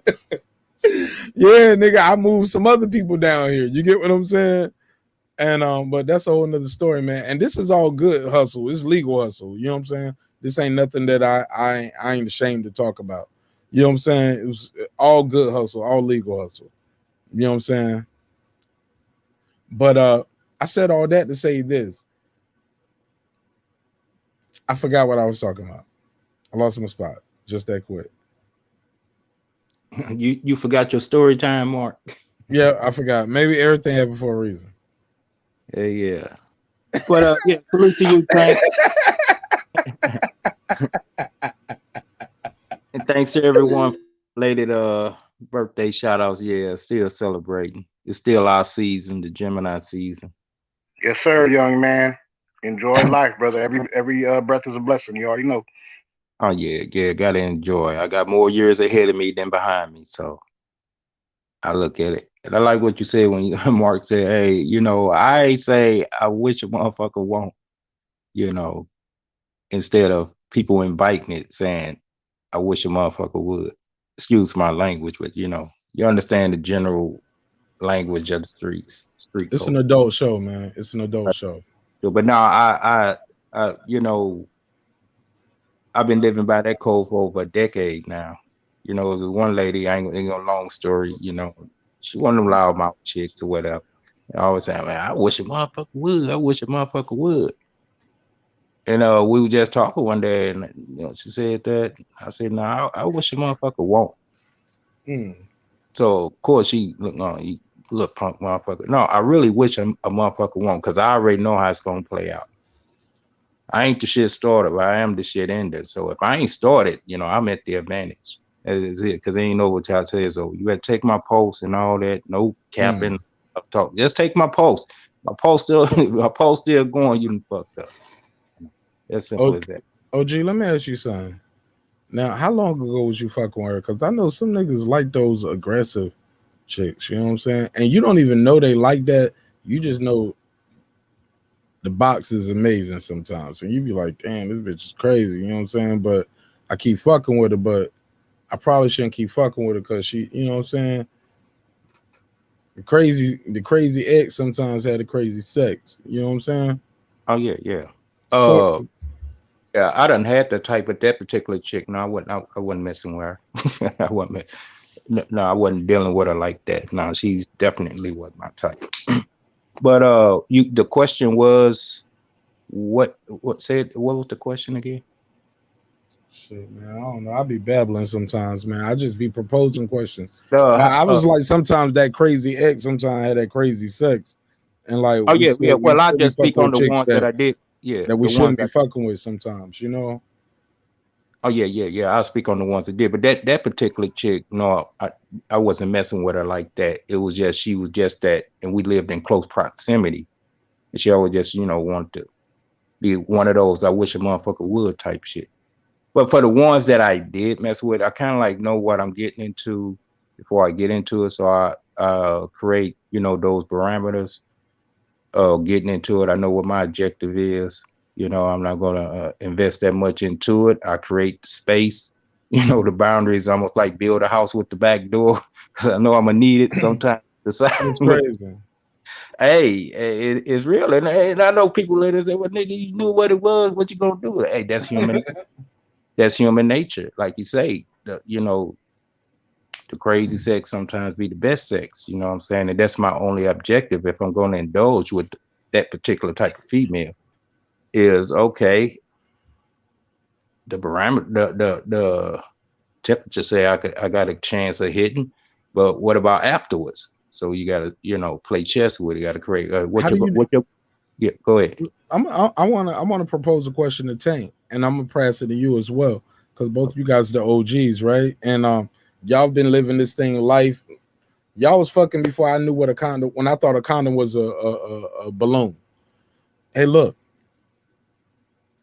how do you guys deal with that? Where you've been in a relationship where, hey, I care about this woman, I love this woman, the sex is cool, it's good, but your ex might have better sex and you have access and availability to it. You don't want to mess up your relationship, but they have their own thing too, and they telling you, nah, it's cool, look, you keep your thing, I keep my thing, we could just meet up for that. Have y'all ever been in that situation? And also, like, how did that go? Do you go for it?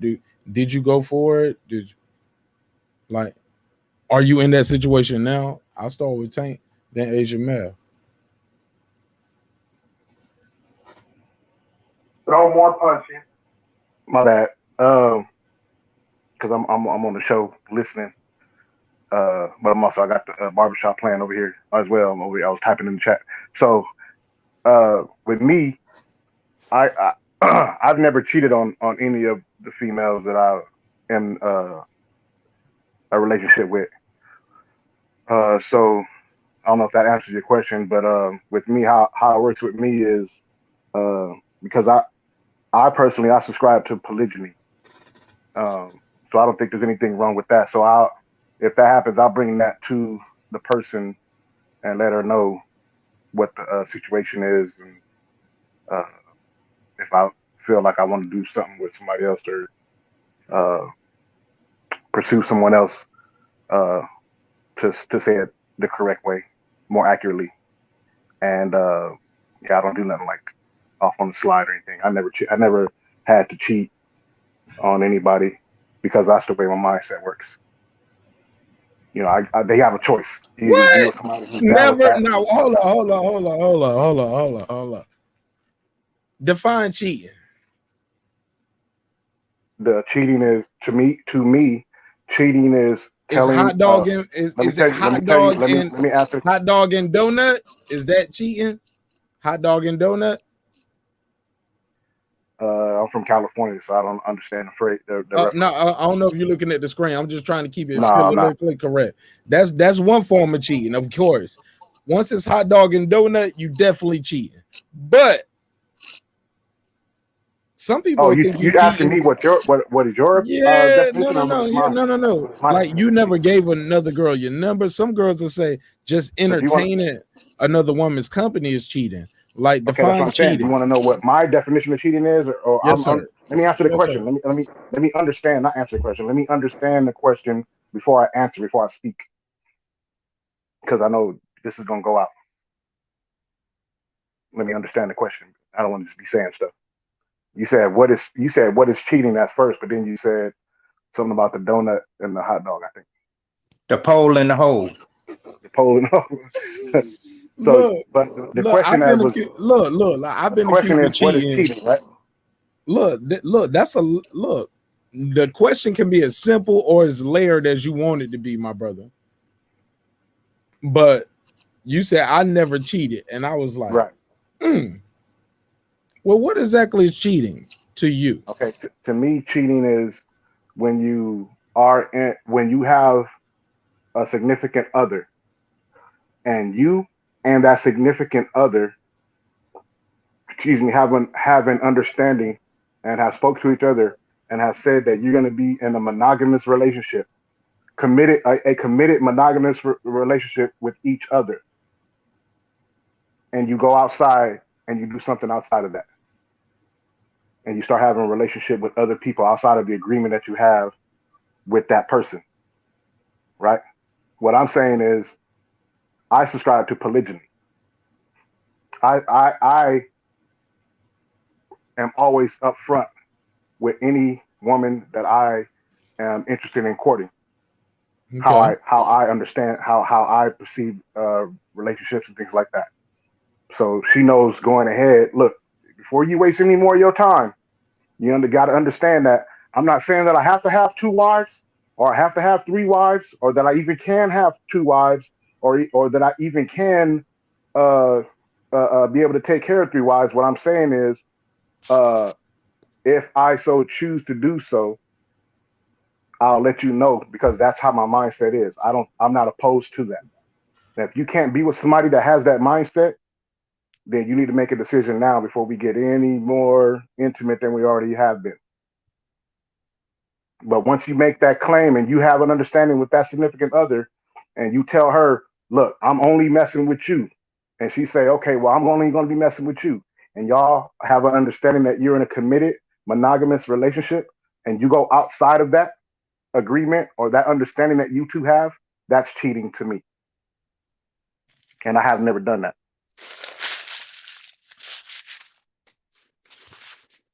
Well, with me, you say what the question, one of the variables in it was an X. It got to be an X. marqnash. What is cheating? He changed it up on you, bro. You want to know your definition? Yeah, I mean that's a whole other question, man. Yeah, you want to? Yeah. Okay. What? Mark ain't right. He cold. Nah, man. Sometimes conversations evolve in the midst of conversations, and we ain't gotta we can just let it evolve as it goes. I like this. Go with the flow. Go ahead, man. Okay, look, go with the flow. What is cheating? Look, you ain't got to be a dead fish to go with the flow. I hate that misconception. You know what I'm saying? Go ahead. Let's talk about it. What is cheating? Okay, yeah. I guess it has multiple definitions, as it should, with multiple people. They got their own mindset. Cheating to me, man, I think it's just the ultimate violation of the trust that the two people, in my case, male, female, we sat down and as Tank said, we verbally discussed. We had a for real contrite understanding of how we're going to move forward, in the relationship. And we place those strict boundaries. And then, once one individual crossed those boundaries, and that could be deemed as cheating. So that would be cheating me. You got to be an understanding before any action.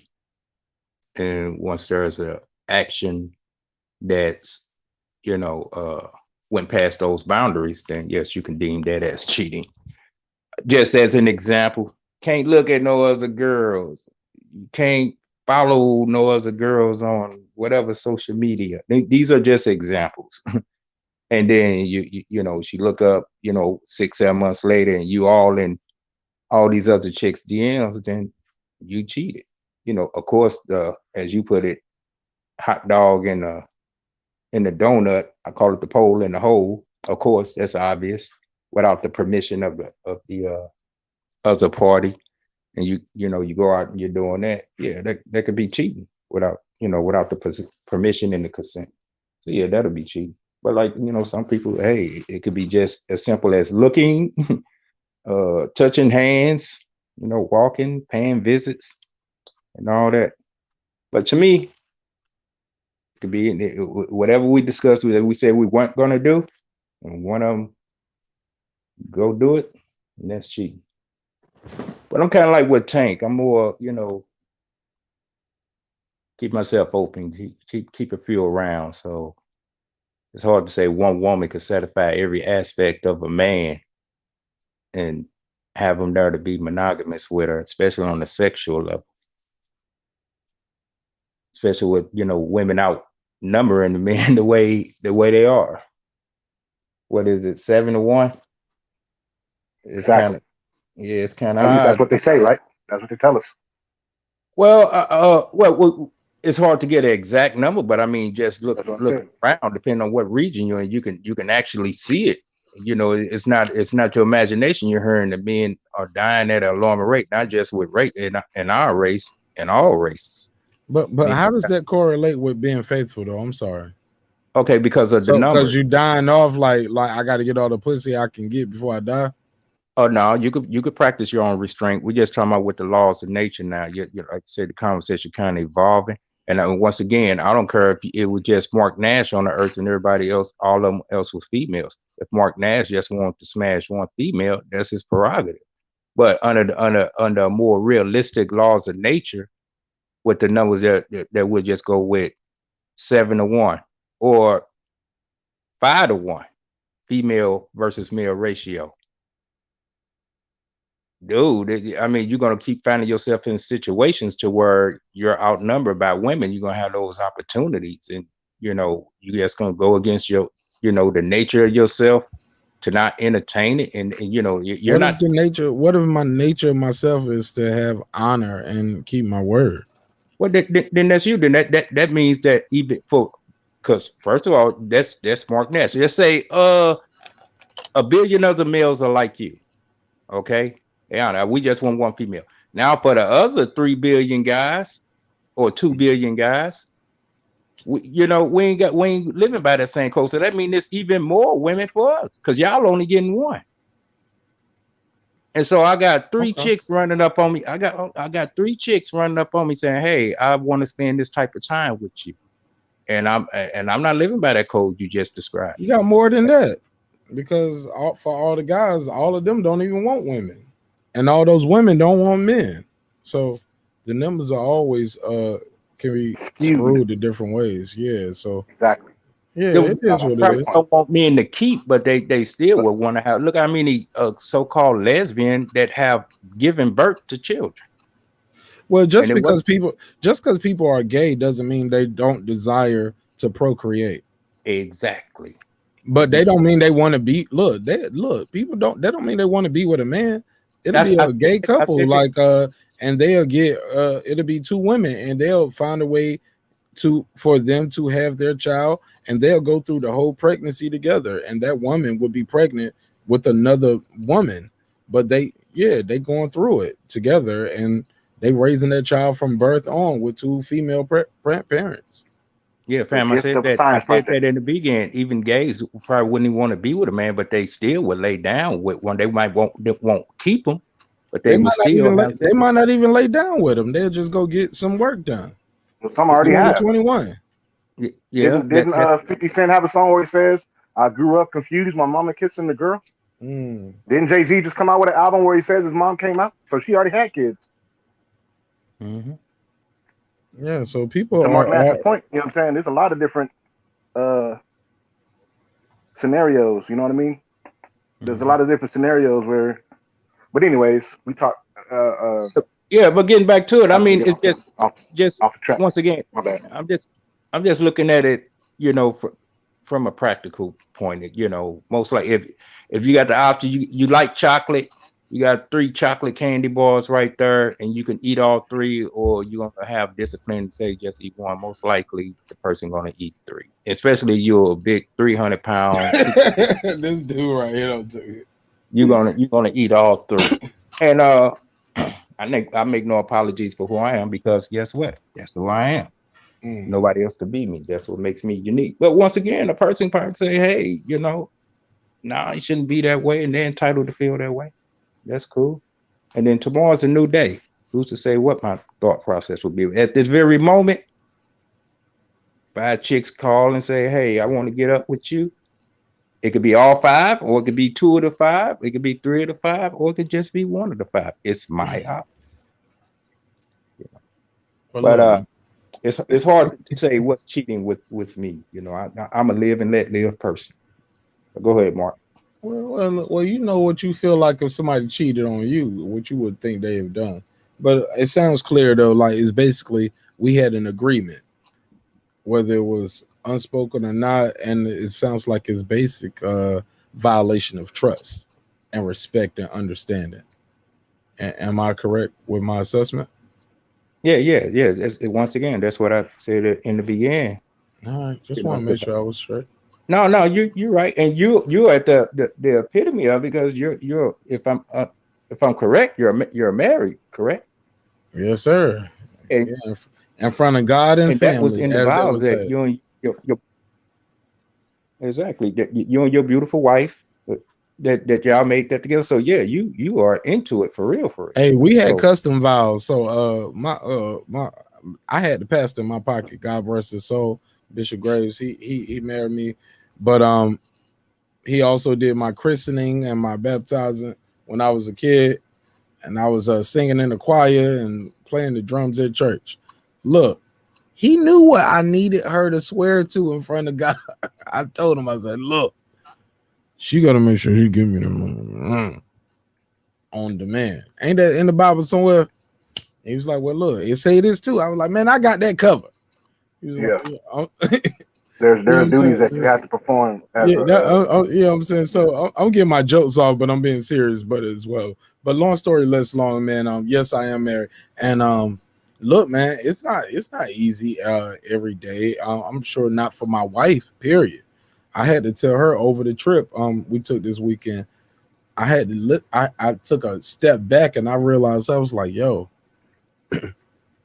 a lot of things haven't been going as planned on this trip.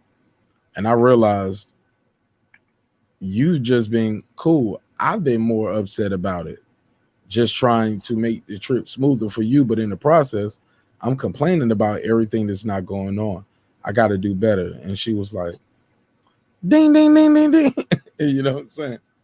So, yeah, man, she's cool, yo. And shout out to Mrs. Nash, yo. She's super dope. And with that said, man, I'm about to go in and get something to eat now. King Asia Matt was talking about food so much, so I'm gonna go in there and get something to eat, and I'm gonna tune into the boxing section, see what my boy Cal got going on over there. Oh yeah, the barbershop probably closing up. I stepped out of there. What Kyle cooking up over there? No, it's not closed yet. They're still up in the barbershop right now. What they doing in the shop? Right now. They sweeping up. Yeah, DB in there getting his dissertation. He already said we're gonna call for he already did the last call. What I miss over there? I've been over here. What they do tonight? They was talking about what? Was talking about the same thing we talking about. How about that TO? Did anybody talk about that? What are people saying it's a duck move? Or people thinking it's genuine?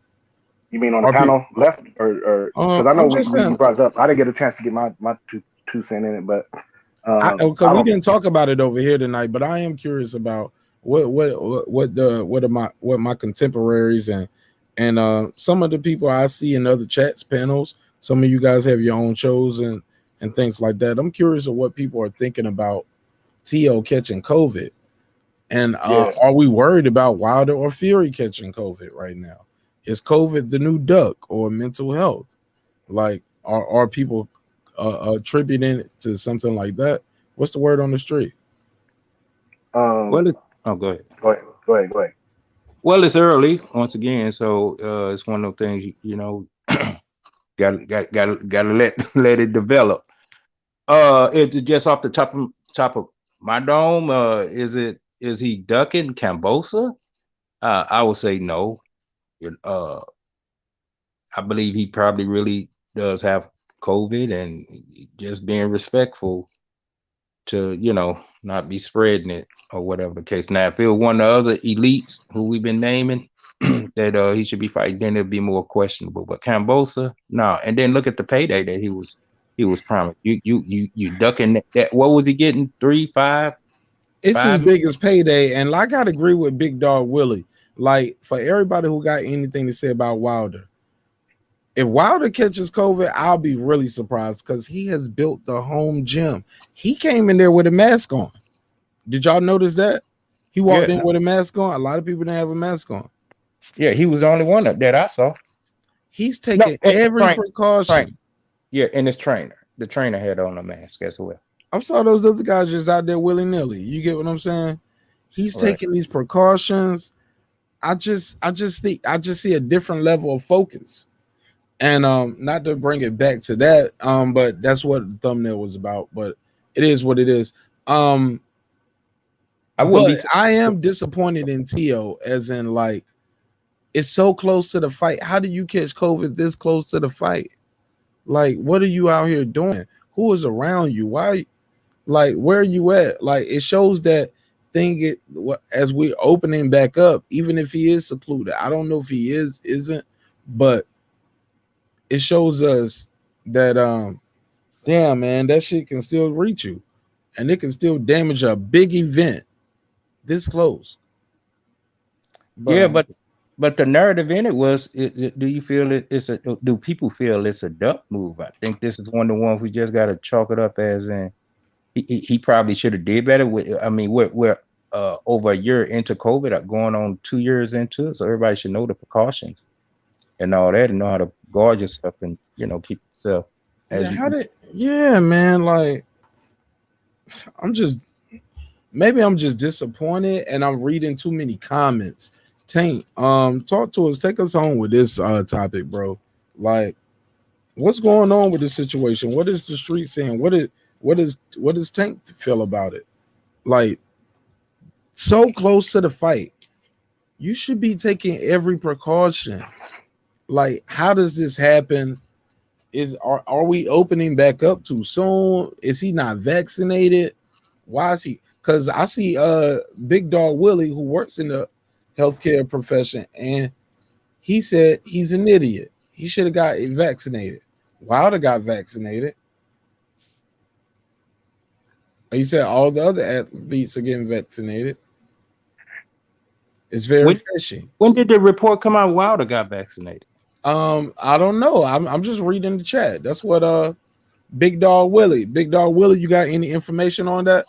When did Wilder get vaccinated? I'll put the link out there if you want to beam in, or you can call in. I know the call in might be a little quicker for you, or you can beam in. But yeah, I put the link out there and the numbers on the screen. Did Wilder get vaccinated? Do you know that, Tank? No, I don't know about Wilder don't seem like the type would do a press release neither. Like, got all the cameras here. I'm getting vaccinated. My bad. Yeah, but I'm sorry. Go ahead, brother. All right. So the question is about Teofimo Lopez, correct? And the fight being called off because he got the Rona. Yes, sir. Correct. Yeah. So my thoughts on that is I wish him a speedy recovery. I think that all athletes and people should be very aware of that there's still stuff out here, even if it wasn't the Rona. So, you know what I'm saying, take the necessary precautions that you need to take. If you choose not to get the shot, or shots plural. And yeah, I hope he get better sooner than later. And they say August is the date has been moved to August. So hopefully he's healed up and got his strength back, and gets a good camp in and is ready to defend his title, because the fight that people want to see after that fight, if he can defend his title successfully, is a Devin Haney fight. So yeah, that's my thoughts on it. Just, take the precautions that you need to take. If you're not gonna, if you decide that that's the shot is not for you, yes, sir. Just be very, very cognizant. Anybody who has gyms that these boxers go to, be very, very particular on how you sanitize your gym, and just be very mindful of what's going on, because I know Rona is the popular thing, but a lot of people don't understand that there's been stuff for a long time, and SARS has been around for a while now. And even when Michael Jackson, the late great Michael Jackson, was alive, he was wearing surgical masks and gloves and wearing protective stuff over his children as he toured all these other countries. So we know that these things have always been around. But the thing right now they're talking about is the Rona. But just be mindful that even when this quote unquote goes away, that doesn't mean, because to your point about opening up too soon and these kind of things, I'm trying to encompass all of that without just focusing on this, because it's been so politicized and polarized that there's always going to be something out there, because there's always viruses and germs out there that can harm you, the people around you, and in this case, cost you big time money, possibly. Right now, I'm guessing that this is not going to cost them, hopefully, unless it's kind of like a charge for having to change the venue time or reservement time. But yeah, outside of that, that's all I can really say, because everybody's personal medical health is their personal business and how they deal with it. So like I said, just get ready, get healthy. Wish you health sooner than later, and that you can get back in the ring and do your thing. Hey, look, we said it's your personal stuff. I'm gonna pass the big dog. Let me let Big Dog Willie speak. Hey, Big Dog Willie, he said something interesting at the end. I don't know if you heard his soliloquy there. I thought it was very detailed and very respectful in every way he put it. But he said something interesting there, and I want your take on it. He said, yeah, your personal health care is your business. Never before have we seen people, quote unquote, possibly violate so many HIPAA rights. As you know, I worked in the medical field. My wife's a nurse. We have people checking your temperature who are not medical professionals. They don't have no records. People are asking you when you're going to work. You sick today? You don't ask the guy who has AIDS, is he sick today? Or it's a different. You know what I'm saying? You don't ask the guy with the herpes, hey, are you on an outbreak before you use the employee bathroom? You get what I'm saying? Yeah, hold on, Big Dog Willie. Okay, I'm setting the table. I'm doing some hyperbole here, but I'm just trying to set the table. So but we have seen that since the COVID outbreak, where people feel like their HIPAA rights are being violated, their patient rights are being violated. I shouldn't have to tell you what my temperature is today. You get what I'm saying? I heard you saying. I shouldn't have to. It's not a law to say I have to wear a mask here. I shouldn't have to wear a mask here. It's you get what I'm saying? Now, if you don't have a sign up if you have a sign up in your building saying masks are recommended, that's one thing. But but mask recommended is not the same thing as mandated, and then you have people getting harassed out here, security getting beat up, some people getting killed, people have lost their life, just trying to enforce different kind of things. You wrote in the comments, Big Dog Willie, a couple things. You wrote, first of all, T.O. is an idiot, he should have got vaccinated. And you also wrote Wilder, and you also Fury, yeah. And you also wrote that Wilder and Fury got vaccinated. Yeah. So we brought you on to you are a man on the ground, and I was just trying to set the table for you. Eat. Do your thing. Okay. I can't stay too long because I am at work, but I just wanted to let you know. So in terms of T.O., you at work with the scrubs on and everything? Yeah. Man, give me the camera on, man. Give me the full camera view. Give me that Reggie Owens view. There you go. There you go. Our man on the ground, man. We got boots on the ground. So like they say, there we go. I can't talk too long, but in terms of T.O., I know most elite athletes has taken that vaccine. It costs too much money for professional sports teams and an event like this to lose money for something that can be prevented through a vaccine. And I don't understand why he didn't get a vaccine shot. I understand why he wasn't careful. And I really don't understand why he would be in the ring around that many people out there without the vaccine shot. That's really weird and fishy to me. I don't know. That just don't seem right. And Is it confirmed that he didn't get the you can't. shot? Well, you can't. Well, hold on. Well, you can't. So, do you know how? So, there've been a lot of studies over the last couple of months. If you can catch the vaccine, if you can get the coronavirus with the vaccine, look up, and you still can test positive, and blah blah blah blah. But most likely, he did not get the vaccine because he has to be showing symptoms, and there's a weird reason why he'll get tested out of the random nowhere. Hold on. Why you say he has to be having symptoms? Where you get that from? Because why would he get tested?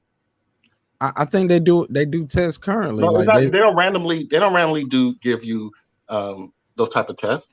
They're not testing where they're going to be fighting at. He's fighting this weekend. He was supposed to be fighting this weekend, right? Yeah, they don't do. I thought next weekend. No, it's this weekend. Yeah, it was supposed to be this weekend. So fight week. So they was checking. They're all moving towards the venues and getting ready to get in their little bubbles. I just think this is really weird that he did not get vaccinated. But that's why I'm asking. Do we know that he didn't get vaccinated, or is this a breakthrough case? Because in the medical field, that there's a such thing as breakthrough infections, right? Yeah, could this be a case if he did get vaccinated that he's part of the minority of people who have been vaccinated and got the breakthrough? I thought I don't know, man. I don't know. That's why I didn't speak on that. I didn't speak on whether he got vaccinated or not because I don't know the information. That's why I was asking you. Is it confirmed? But people has passed a failed. I mean, failed pass, failed pass, failed pass. Well, I mean, failed positive or positive, positive, negative, positive. So they've been wrong in the past. The test been wrong in the past. But I just find it really weird for somebody who has that much money going in, that much everything, that he won't protect himself from COVID. I just find that really weird. Man, if I was his manager or the people at venue, I'd be hot if y'all found out that he didn't take the vaccine. Does he legally have to produce? You don't have. Well, the thing about it is, can you back your big face back up just a little bit? Oh, my fault. There you go. There you go. Can you hear us now? Yeah. Cause we was talking to an eyeball for about 5 minutes. There we go. Okay, let me turn this. I always talk. Go ahead, but I know it was Big Dog. I know it's Big Dog. No, Big Dog Willie. There you go. Show your face, though, man. Like you give some authenticity to your commentary when they see you in your setting. And but you don't need it. I know you authentic, but you know what I'm saying. Show your mama's son, though. You know what I'm saying. But you was good though. Yeah, over there, dog. They know it's the real deal. Mark said it. There you go. Yeah, we go. We got a real correspondent right here. Got boots on the ground. Correspondent, yes, sir. Man, he is, bro. We got boots on the ground. Right. Hold on, so like, y'all joking, but this man I've been hearing him talking about this for over a year. I've been following you on different shows, and I was there when you got your first shot. Well, I wasn't there, but I was on the show, on Reggie's show, when you got your first shot and your second, and you was talking about it. So I always give you the floor, even whether I agree or disagree, because I got a different idea on this vaccine. And so all the information I get is from the CDC and through my county and through the medical profession. So I'm not just spewing shit out, just so as you guys know. Yes, so in terms of Fury and Wilder, but you did spew out one thing though, like you said he didn't get the vaccine, and you don't know. I said that. I said that because it sounds very, very. It just doesn't make any sense to me. Okay, yeah, and I could be wrong, but we don't have any. I don't have any proof. Have any proof. Okay. I just want to turn to Wilder and Fury. I think them being maskless, and I think they have an honor system down there in Las Vegas that you, if you've been vaccinated, you can go out with a mask. I'm very sure they wouldn't risk that to be maskless in front of each other like that. So I'm just, so Wilder did walk out with a mask though. You noticed that though? Yeah, but he was face to face with Fury, and they weren't 6 feet apart. So, true. Yeah. So I'm assuming they got their vaccines too. I know I live in Seattle, so a lot of Seahawks. I did vaccine. I gave vaccines one day at the stadium downtown, and a lot of Seahawks players came through. The professional sports teams I know of, they require the players to get vaccinated. But boxing is the wild west. I understand. I understand. It's completely different. It's an old man thing. I'm just saying, for me, I don't understand why he would risk that. And I just think it's kind of fishy. I'm not saying trying to duck the fight. But it's just very, very fishy how he would just come up with this. Hopefully he just was a knucklehead and didn't get the vaccine. But there has to be more to this. I want to know why he didn't get the vaccine. But we don't know if he did get the vaccine and he still got COVID. Right? We don't know that, right? Well, studies has came out that if you, I don't know. This is part of the thing. I don't know what the laws are, and state. I don't know what their whatchamacallits are. Their how they during the fight and what sign on the contract. But honestly, COVID is a health risk. In terms of you saying about the HIPAA violations, so COVID, just like a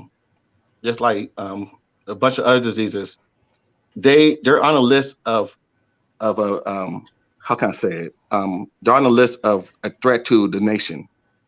So if somebody has it, they have to go and let people know that they have it. Well, yeah, it's through the CDC and through the WHO too. Right, like how they track herpes. They be tracking strands of herpes. Herpes not killing people. Right. But they track certain strands of herpes and syphilis, like through. Yeah, CDC. but you won't. But it won't be. But if you have Ebola virus. Okay. Yeah. That's okay. So you. They're like, what city are you in? What did you eat at today? Yeah. So there's certain diseases are a health risk to people. That's why we were secluded for so long. And if it can spread through airborne or coughing or through however it spreads, that's why it's dangerous and it kills quickly. It's not like HIV or herpes or whatever. You get tuberculosis. That they had to track you with tuberculosis. If you get one of those, if you get a disease like this, they track you and your business is out there. It's just too bad because you got it and they need to keep track of what you're doing. Because you're a risk to the community, society, I should say. Okay. So that's how that works. What do you feel about people who feel? I'm sorry. Did anybody? I got one more question now, and I know you got to go back to work. How do you feel about people who have conspiracy theories that when they say things like, "Hey, the government." Cancer kills a lot of people. AIDS kill a lot of people. We never focused so much on saving people before. This feels like Tuskegee experiments.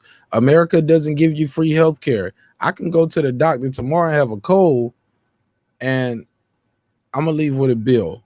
I'm like, I can go to the doctor with COVID. I'm gonna leave with a bill and a casket. What do you? So I'm just gonna answer this real quick. Okay. If rich white people are getting the vaccine, do you know it's real? How do you feel about people saying we don't know if we getting the same vaccine? I'm telling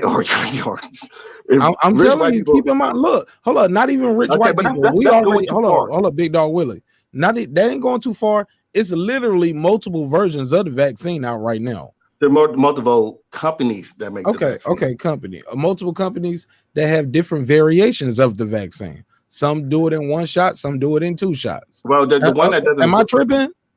Or the one that doesn't, and the Johnson & Johnson that doesn't one shot, it's mostly for younger people. So that's why the Johnson & Johnson doesn't one shots for younger people. People who are over the age of 35 up to in the 60s and 70s, they get the double shot because it's more potent. And who makes that one? The Pfizer and Moderna. Pfizer and Moderna. But Johnson, didn't they want that the people who just got sued for the baby powder? Huh? And they was like, we found out that Johnson baby powder all these years has been giving women ovarian cancer. Yeah, I mean, it's yeah. And we found that out like all these years later. Like, but there's a lot of things. There's a lot of things that we find out years and years later that we're not supposed to be taking. But this is not baby powder. This is a national or a world pandemic. This is different. Baby powder is used worldwide. That Johnson was worldwide. Everybody have you seen baby powder kill somebody lately? Look, they don't look. I don't see planes crash on the news every day, but I know they crash somewhere in the world. I don't see a car accident on the TV every day, but everywhere in the world, every day, a car is crashing and somebody dies. Yeah, but somebody's getting murdered every day, and I don't see it on the news. So I'm kind of curious where you're going with this, because you're saying that baby powders can do the same thing as a car accident.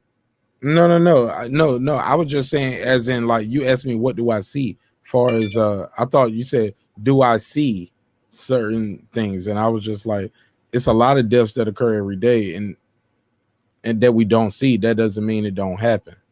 Since we've been broadcasting today, it's been car accidents all over. I know. What I'm saying is you have a higher risk of dying from a car accident than from using baby powder. And those people who use baby powder, very true, and that's probably very true. But my whole point is, they wasn't telling you, hey, you need to get baby powder, you need to get baby powder, you need to get a car. They telling you need to get this vaccine, and technically it's not a vaccination, it's a shot, like the flu shot. Like, you're not cured, right? No. You talking about the vaccine? Yeah, you're not technically cured, right? No, the vaccine prevents you from getting it. It's not a so cure. It's an immunity shot. Yeah, it's not a cure. There's no cure for the common cold either. There's no cure for the flu. So it's not immunity then. Like, you can still get it. Cure. There's a difference between a cure and a vaccine. But you said immunity though. Yeah, a vaccine immunes you from getting it, but it doesn't cure it. It doesn't cure it. But you can still get it, right? So the vaccine is 95. Okay, so there's the Johnson & Johnson, there's the Moderna, and there's the Pfizer. The Pfizer and the Moderna are 95% effective. The Johnson & Johnson is like 70% effective, and that's more for younger people, because it's easier for younger people to not get it, and if they do get it, they have a better chance of surviving.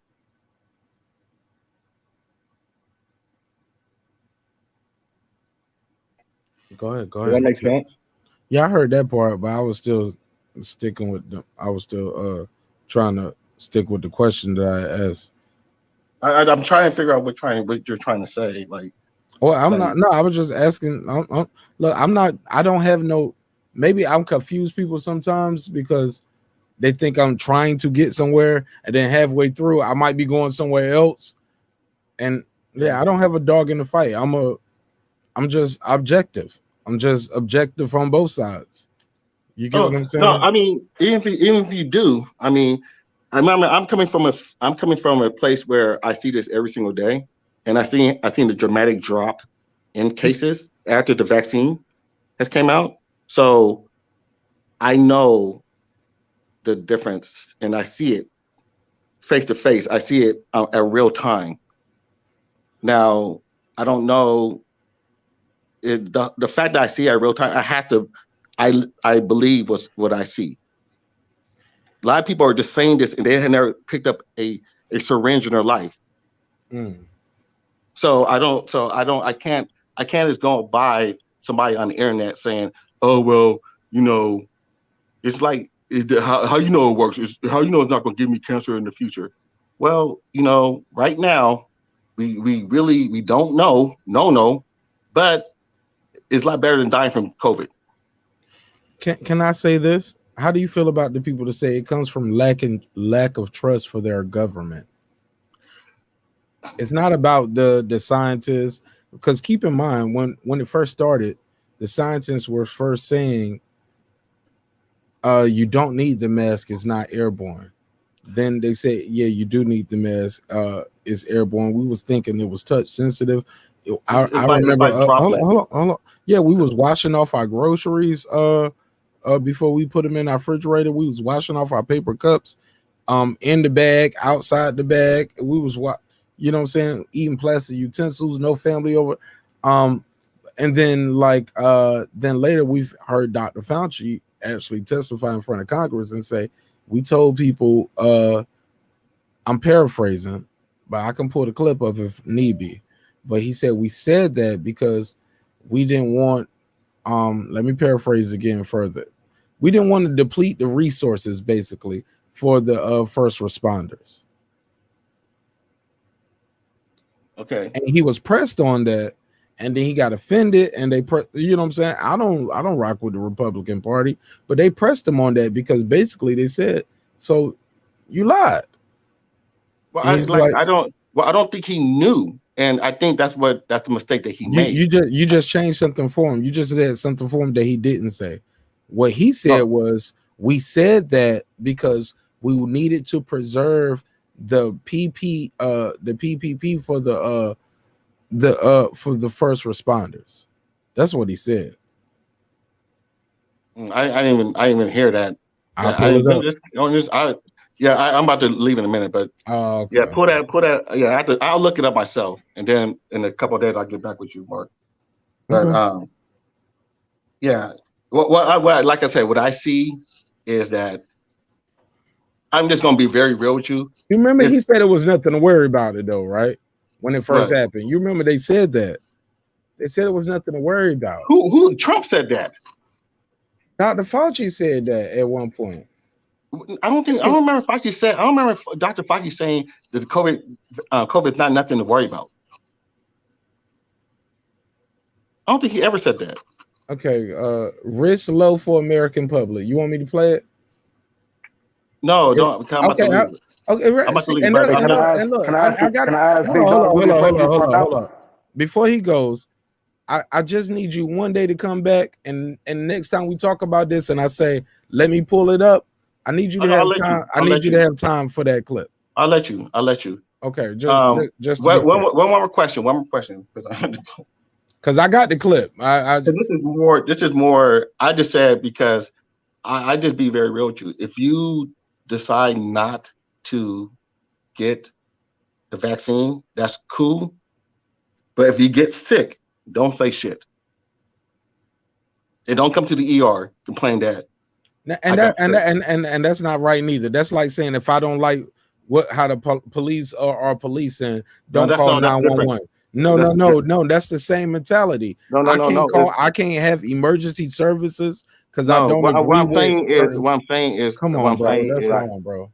No, what I'm saying is this is what I'm saying.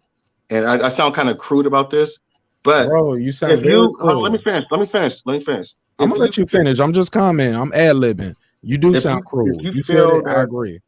If you know there's something out there to protect you from something that can potentially kill you, and you refuse to get it, ideology or what somebody has said that is not a professional.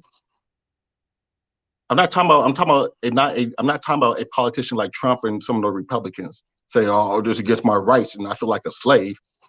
I'm talking about a scientist says that you should probably get this vaccine, and you refuse it. You refuse to listen to that scientist that is a specialist.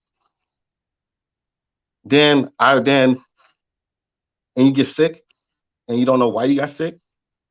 You at the local bar trying to hit on girls, and you get the disease, whatever. I mean, I'm not saying that you deserve to die, you deserve not to go, but it's one of those things like I told you so, and this is your own fault.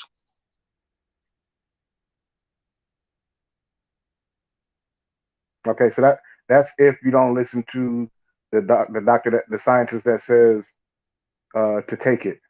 And my question to you before you go, before I go, because I'm about to bounce too. But my question to you, Big Dog Willie, what about the people who listen to the scientists that have alternative perspectives on the shot? Well, I mean, what kind of alternative perspective? Alternative than the mainstream, What's the mainstream? So scientists, there's not just so when it comes to science, it's so because my girlfriend's a scientist, so I'm all hooked up into this. So they have a consensus, and the majority of the scientists do their studies, and they do all their little experiments, and it had to come to a consensus like 85-90% of the scientists in the world, which is in the disease right here, has to agree on this thing. Science is not something that you guess. There's a lot of work that goes into it. They do a bunch of experiments. They do research. They do all of that. They just don't guess. And all these scientists do the same thing, and they all do different things to try to see if there's a different outcome. So if I trust my girlfriend saying something like this is not right because I did all these studies and come back this way, and I'm like, well, to me it just doesn't seem right. I'd be a fool to go with my gut, or go with that feeling, whatever you want to say it, and not listen to her. And then if I get sick or something happens to me, what I'm going to do? Well, I thought, well, it just didn't seem right to me. Okay, cool. But can you answer my question before you leave, though? What is it? Or before I leave? Okay, go ahead. That was my question. You didn't answer yet. You said what you said about the 85% and what science is, but you said what alternative? What and if, I told you. what if they listen I to it? Yeah, that has an alternative perspective on the shot, the vaccine, the science behind it. What can they say? I mean, what's the alternative to the shot? Okay, alternative means an alternative perspective. You mean so a different? Maybe they have a different.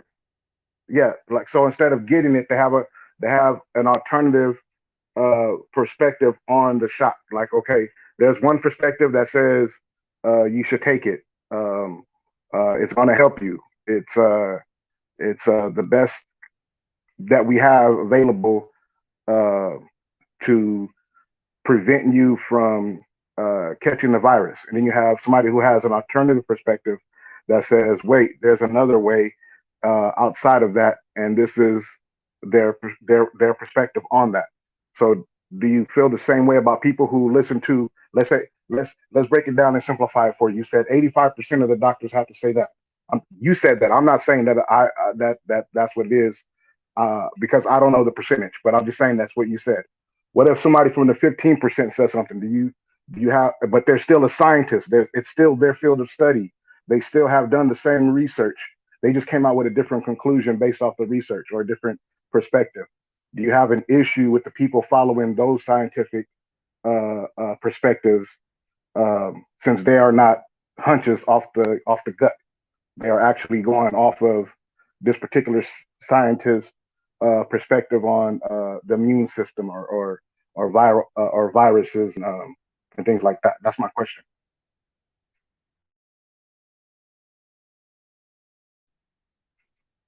Okay, never mind. All right, I'm about to jump over to the boxing section. I guess I lagged out, or he lagged out, or somebody lagged out. It be like that sometimes, man. But hey, look, man. Did you understand my question? Was it convoluted? I thought it was like sometimes you can ask your question, but your question, you might write your question like an essay sometimes. I do think you could shorten your question sometimes. Did you understand my question? Was it convoluted? Ask it to me again because it wasn't directed to me. So I was over here trying to pull up that doctor. I was here, but I was pulling up that Dr. Fauci thing, and I thought you had asked. I was waiting for him to answer, but it was long. I did hear you speaking for a long time for it to be a question. What was the question? The question was, what does he think about the people who listen? Because he said he stated his opinion on people who go off their gut instinct or look at something on the internet. But there are people who are scientists and they do this for a living, and they're telling you to accept the science behind the Rona shot. And I asked him, what does he feel about the people who take the advice of scientists that have alternative perspectives than the mainstream scientists have? I thought he answered that. No, he didn't. He said, what is the mainstream? Then he said, my girlfriend's a doctor and a scientist, and I'm going to listen to her. I'm going to listen to her perspective. If all he said that the way these scientific situations work is that he threw out a number. He said 85% of the world's doctors have to agree before they deem that they're going to go with it and suggest it to the public. He said all that, but he didn't answer my question. That's why I went long after that, because I was like, yeah, you said all of that, but that wasn't my question. Even if you because even if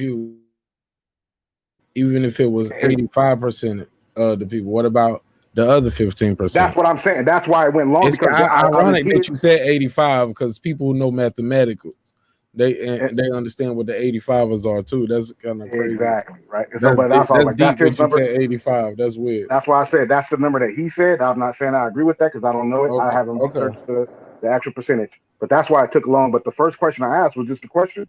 Was that simple? I didn't even hear him say that.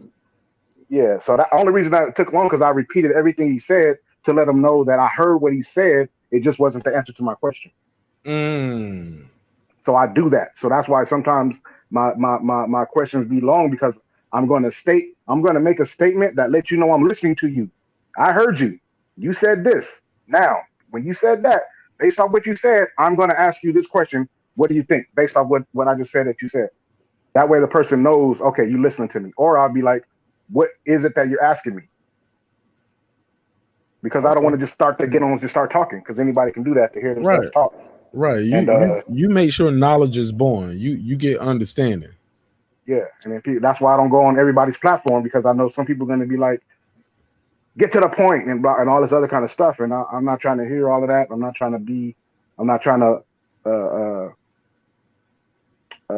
you know what I mean? I'm not trying to disrespect anybody's platform. If they have a particular time constraint on how they move and vibe, you know. So I just kind of like stay off of people's stuff unless I know that I'm going to be able to have a complete thought. Hey, look, I respect that. Hey, look, I got a button over here I press when people go too long. I hit to wrap it up. I hit that button right there. I was like, hey, my G, hey, right. I know I'll be dying, dog. I'll be listening. Right. Rolling in the chat. But that's why whenever you see me in the chat and they be like, why don't you just jump on? Because I be typing long. Even my stuff that's in the chat are complete thoughts. That's why it's not sometimes one or two sentences or one or two lines. It's a complete thought because that's how I think. That's how I get my point across. Yeah, it's good to put a voice to the words, though. It's good to do that. Yeah, but we live in a society where people are used to and are trained to understand incomplete sentences and partial thoughts. And then once a person makes a assumption off of what was said, that's not what I was saying. It's like, well, damn, you only said this. You didn't. It was so vague. You know what I'm saying? It was written in an ambiguous way. So how could I possibly get a specific thing out of it? But that's why I put specific thoughts. But yeah. But look, I just want to play this one clip. This not even. I don't even know if that's the right one. Because because we've heard different things about mask and no mask, right? And this is what I was trying to say to Big Dog Willie. And like I said, I got my own theory. This is my theory. I think more people are that. Yo, yeah. Fuck it. Yeah, we live. Oh, you want me to end it? No, this dictates how I keep my opinions on certain things. All right, well, look, man, I'm gonna keep it raw, uncut, and we can go on end this shit because it's too long anyway. You know what I'm saying? This shit long anyway. Pause. Eldar said, keep doing your thing. Been listening to your show lately. Eldar, man, hey, look, man, we don't agree on everything, but I respect you. I respect you. Period. Can't say more than that, my brother. I respect you, and I appreciate you. And I appreciate you. We don't agree on everything. And I tell people all the time, I don't agree with my mama on everything. I don't agree with my wife. I don't agree with my daughter on everything. She want to eat cheese puffs all day. No, I don't agree. You can't eat cheese puffs all day. You get what I'm saying? So it is what it is. But I believe more people, this is my theory, Tank. I think more people got the vaccination than are letting on. I think it's people out here who got vaccinated, but they want to stand on their square and say, man, fuck that. You know what I'm saying? Y'all niggas out there getting that I think you got the shot, bro. You just don't want to tell nobody. You know what I'm saying? Like if we had a black light, we could just run across the YouTube screen. Oh yeah, man. You'll see a bunch of people lit up talking about, nah, man, y'all a bunch of sheep. But in the meantime, they like this. Getting the damn shot. You know what I'm saying? So to each his own. I'm a live and let live type person. Shout out to my brother Asian Math who said it best. To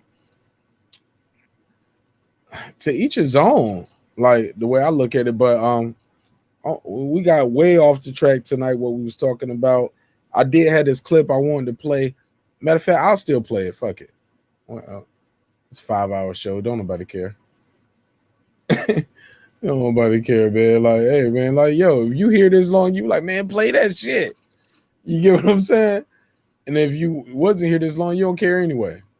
But this was a clip that I thought was interesting. Yo, we got way off the subject tonight, right here at the end. We was talking about cheating in relationships, cheating in boxing.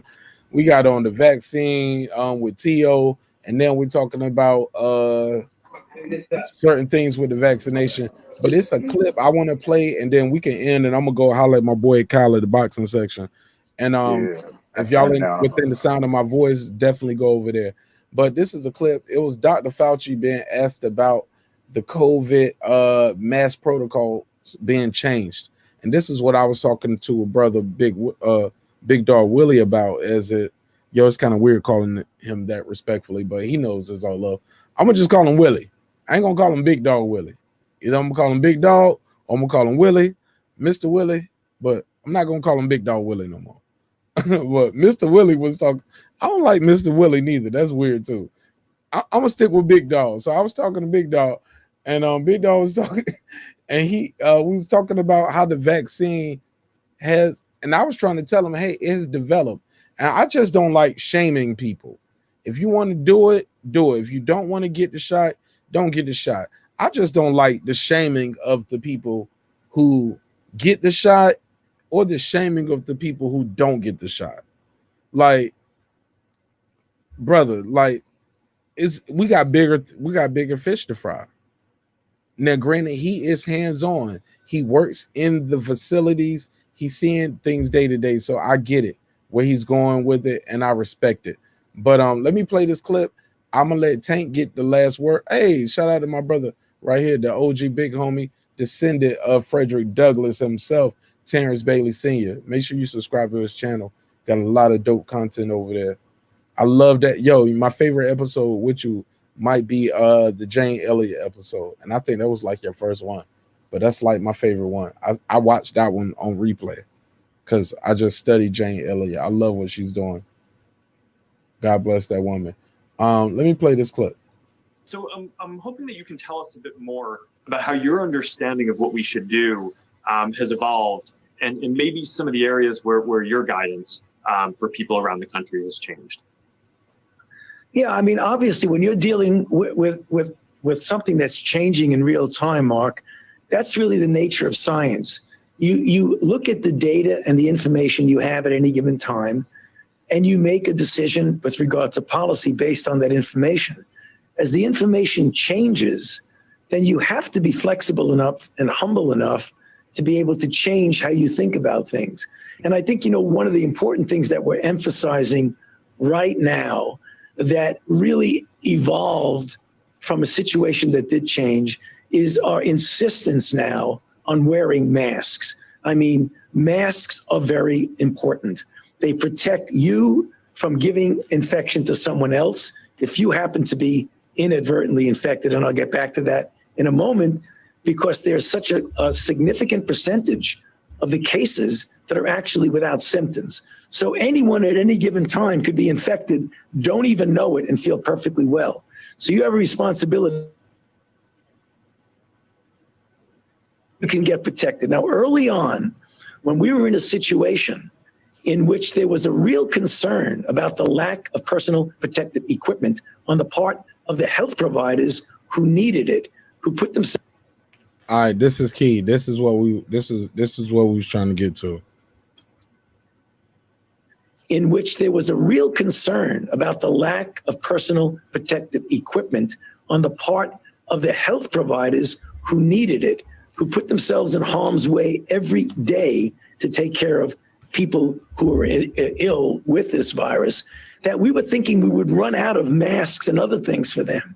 So the recommendation was not to wear a mask because of the shortage of it. Two things happened. One, it became clear that we had enough of the equipment.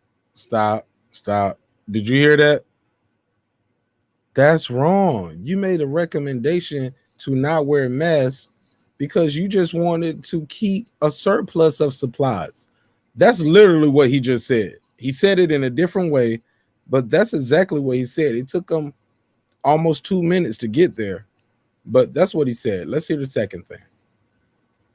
So there was no shortage. It became clear that cloth coverings that you didn't have to buy in a store, that you could make yourself, were adequate.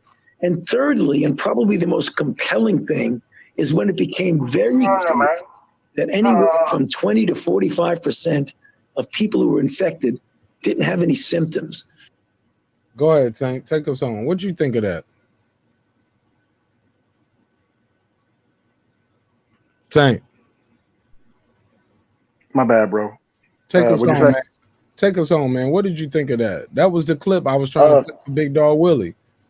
Yeah, I've seen he never heard that, but he said that there. He said it on Congress. He said it several times. We initially said no mask because we was trying to preserve our supplies. Yeah, I got nothing. I've seen it already before. I'm already aware of the clip. I knew exactly what you was talking about already. I've seen the different takes. I've seen the people talk about it from one time period and how they talk about it differently from another time period, and it's not a new precedent. So it's something that has happened before, and it'll continue to happen. But yeah, like I said, I don't get too much into sharing my thoughts on that. Fuck it. Tell people where they can follow you at then. Let's keep it moving. Let's go on to the boxing. Yeah, I keep that on, you know what I'm saying, on one-on-ones because it's a very polarizing situation. And like I said, it's a medical situation. So it's, what'd you say, live and let live and eat. And look, I'm all for it. I'm all for it. But a lot of people never heard that clip. Don't know. Yeah, I've seen it though. But yeah, it's you guys can go out there and please do your research on who's all been the focal points of on the front lines of the scientific community. I always advise everybody to look at the science from both perspectives, and then you see where you land on it yourself. You know what I mean? I'm not going to tell anybody to listen to one scientist over the other. You know your situation, and you know what's best for you and your family, and hopefully you know how to critically think and do research, because this is not what they told you to do anyway, right? They said do your own research. That's what they kept saying, if I'm not mistaken, right, Mark? They kept telling you, oh, don't listen to the people on the internet, do your own research. So with research comes with censorship. You get censored. YouTube will start clipping your views and taking people off. And you already got it, dog. So exactly. Look, with that said, let me you still alive? Yeah, so y'all can follow me on the Sweet Science Examine. You said what? Bro, they kicked everybody out of here. That shit, I looked up, that shit said 0 when I played that Dr. Fauci shit. I was like, everybody left at one time? Bro. No, everybody didn't leave at one time. Playing with this. Yo, they ain't playing. I'm like, you still alive talking about this?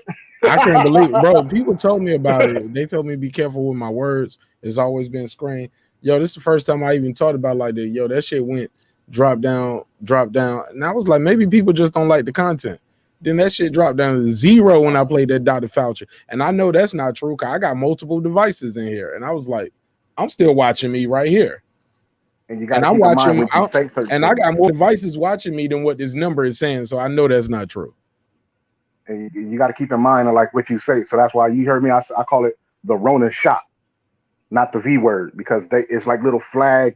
They have little things that take in the algorithm on what words they hear and what words get typed into the titles of videos and the descriptions and things like that. And they They're pick going up, crazy with it. So yeah, and they got a voice algorithm. So tell people where they can they follow got you. voice Let's run algorithm. this outro. Yeah, so it's the Sweet clean up Science this episode. Examiner. Yeah, y'all can follow me at the Sweet Science Examiner on Instagram, on YouTube, Facebook, Twitter. You can find me at Tank Obadiah on you can find me at Tank Obadiah TV on YouTube and on Twitter as well. I'm not that active on Twitter, that's why I paused, because I don't really know how to work it. I don't really deal with Twitter that much, but those are the two main places that y'all can find me. We do a lot of more thought-provoking, socio-political, historical topics on my Tank Obadiah TV channel. The Sweet Science Examiner channel, we deal primarily with boxing content. And I'm starting a new channel because I have an interest also in filmmaking. That one is called IETV and Movie Talk. And so, the plan is to be bringing you something with that sooner than later as well. And as always respect yeah, my brother marqnash, man. I support and appreciate this brother, man. God bless. His grind, his artistic expression, his perspectives on how he goes about presenting his platform. All of these things are something that I really, really am appreciative of. And, I really want to see him win. I know people say that all the time, and people say that they want to see people win. Yes, sir. But, They do. I don't think they're as genuine as they say, because when they start to see people win, they start to ask, why not me? But with this brother, marqnash is one of those voices that need to be out there. He's one of those content creators that genuinely take the time, effort, and preparation to do exactly what he does, and that's present the best content that he can right here on Breaking Beats. So I salute this brother, man. Oh, and I salute you back, General.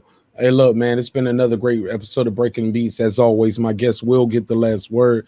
Man, if you like the content, make sure you click the like button, click the subscribe button, click that little bell right there beside it so you'll be the first one to get the content. As always, remember, man, dreams require sleep, goals require effort. And you can get that hoodie at marqnash.com. Man, Edith is streaming on all platforms. That's EDITH, Edith. It's an album dedicated to my mother. It's an acronym as well. Stands for Every Day I Try Harder. Man, we shot some footage at her birthday/retirement party this weekend. It was an all-white affair. I can't wait for y'all to see what we're doing with that for this next video. And, man, if y'all enjoy the album, man, let me know what y'all think. Thank you again, Tank. I will see y'all at the boxing section, TBS, Kyle, the boxing section. Hopefully, somebody's still there and they can let me in the room. But I love y'all, and I'll see y'all on the next episode, which will be tomorrow.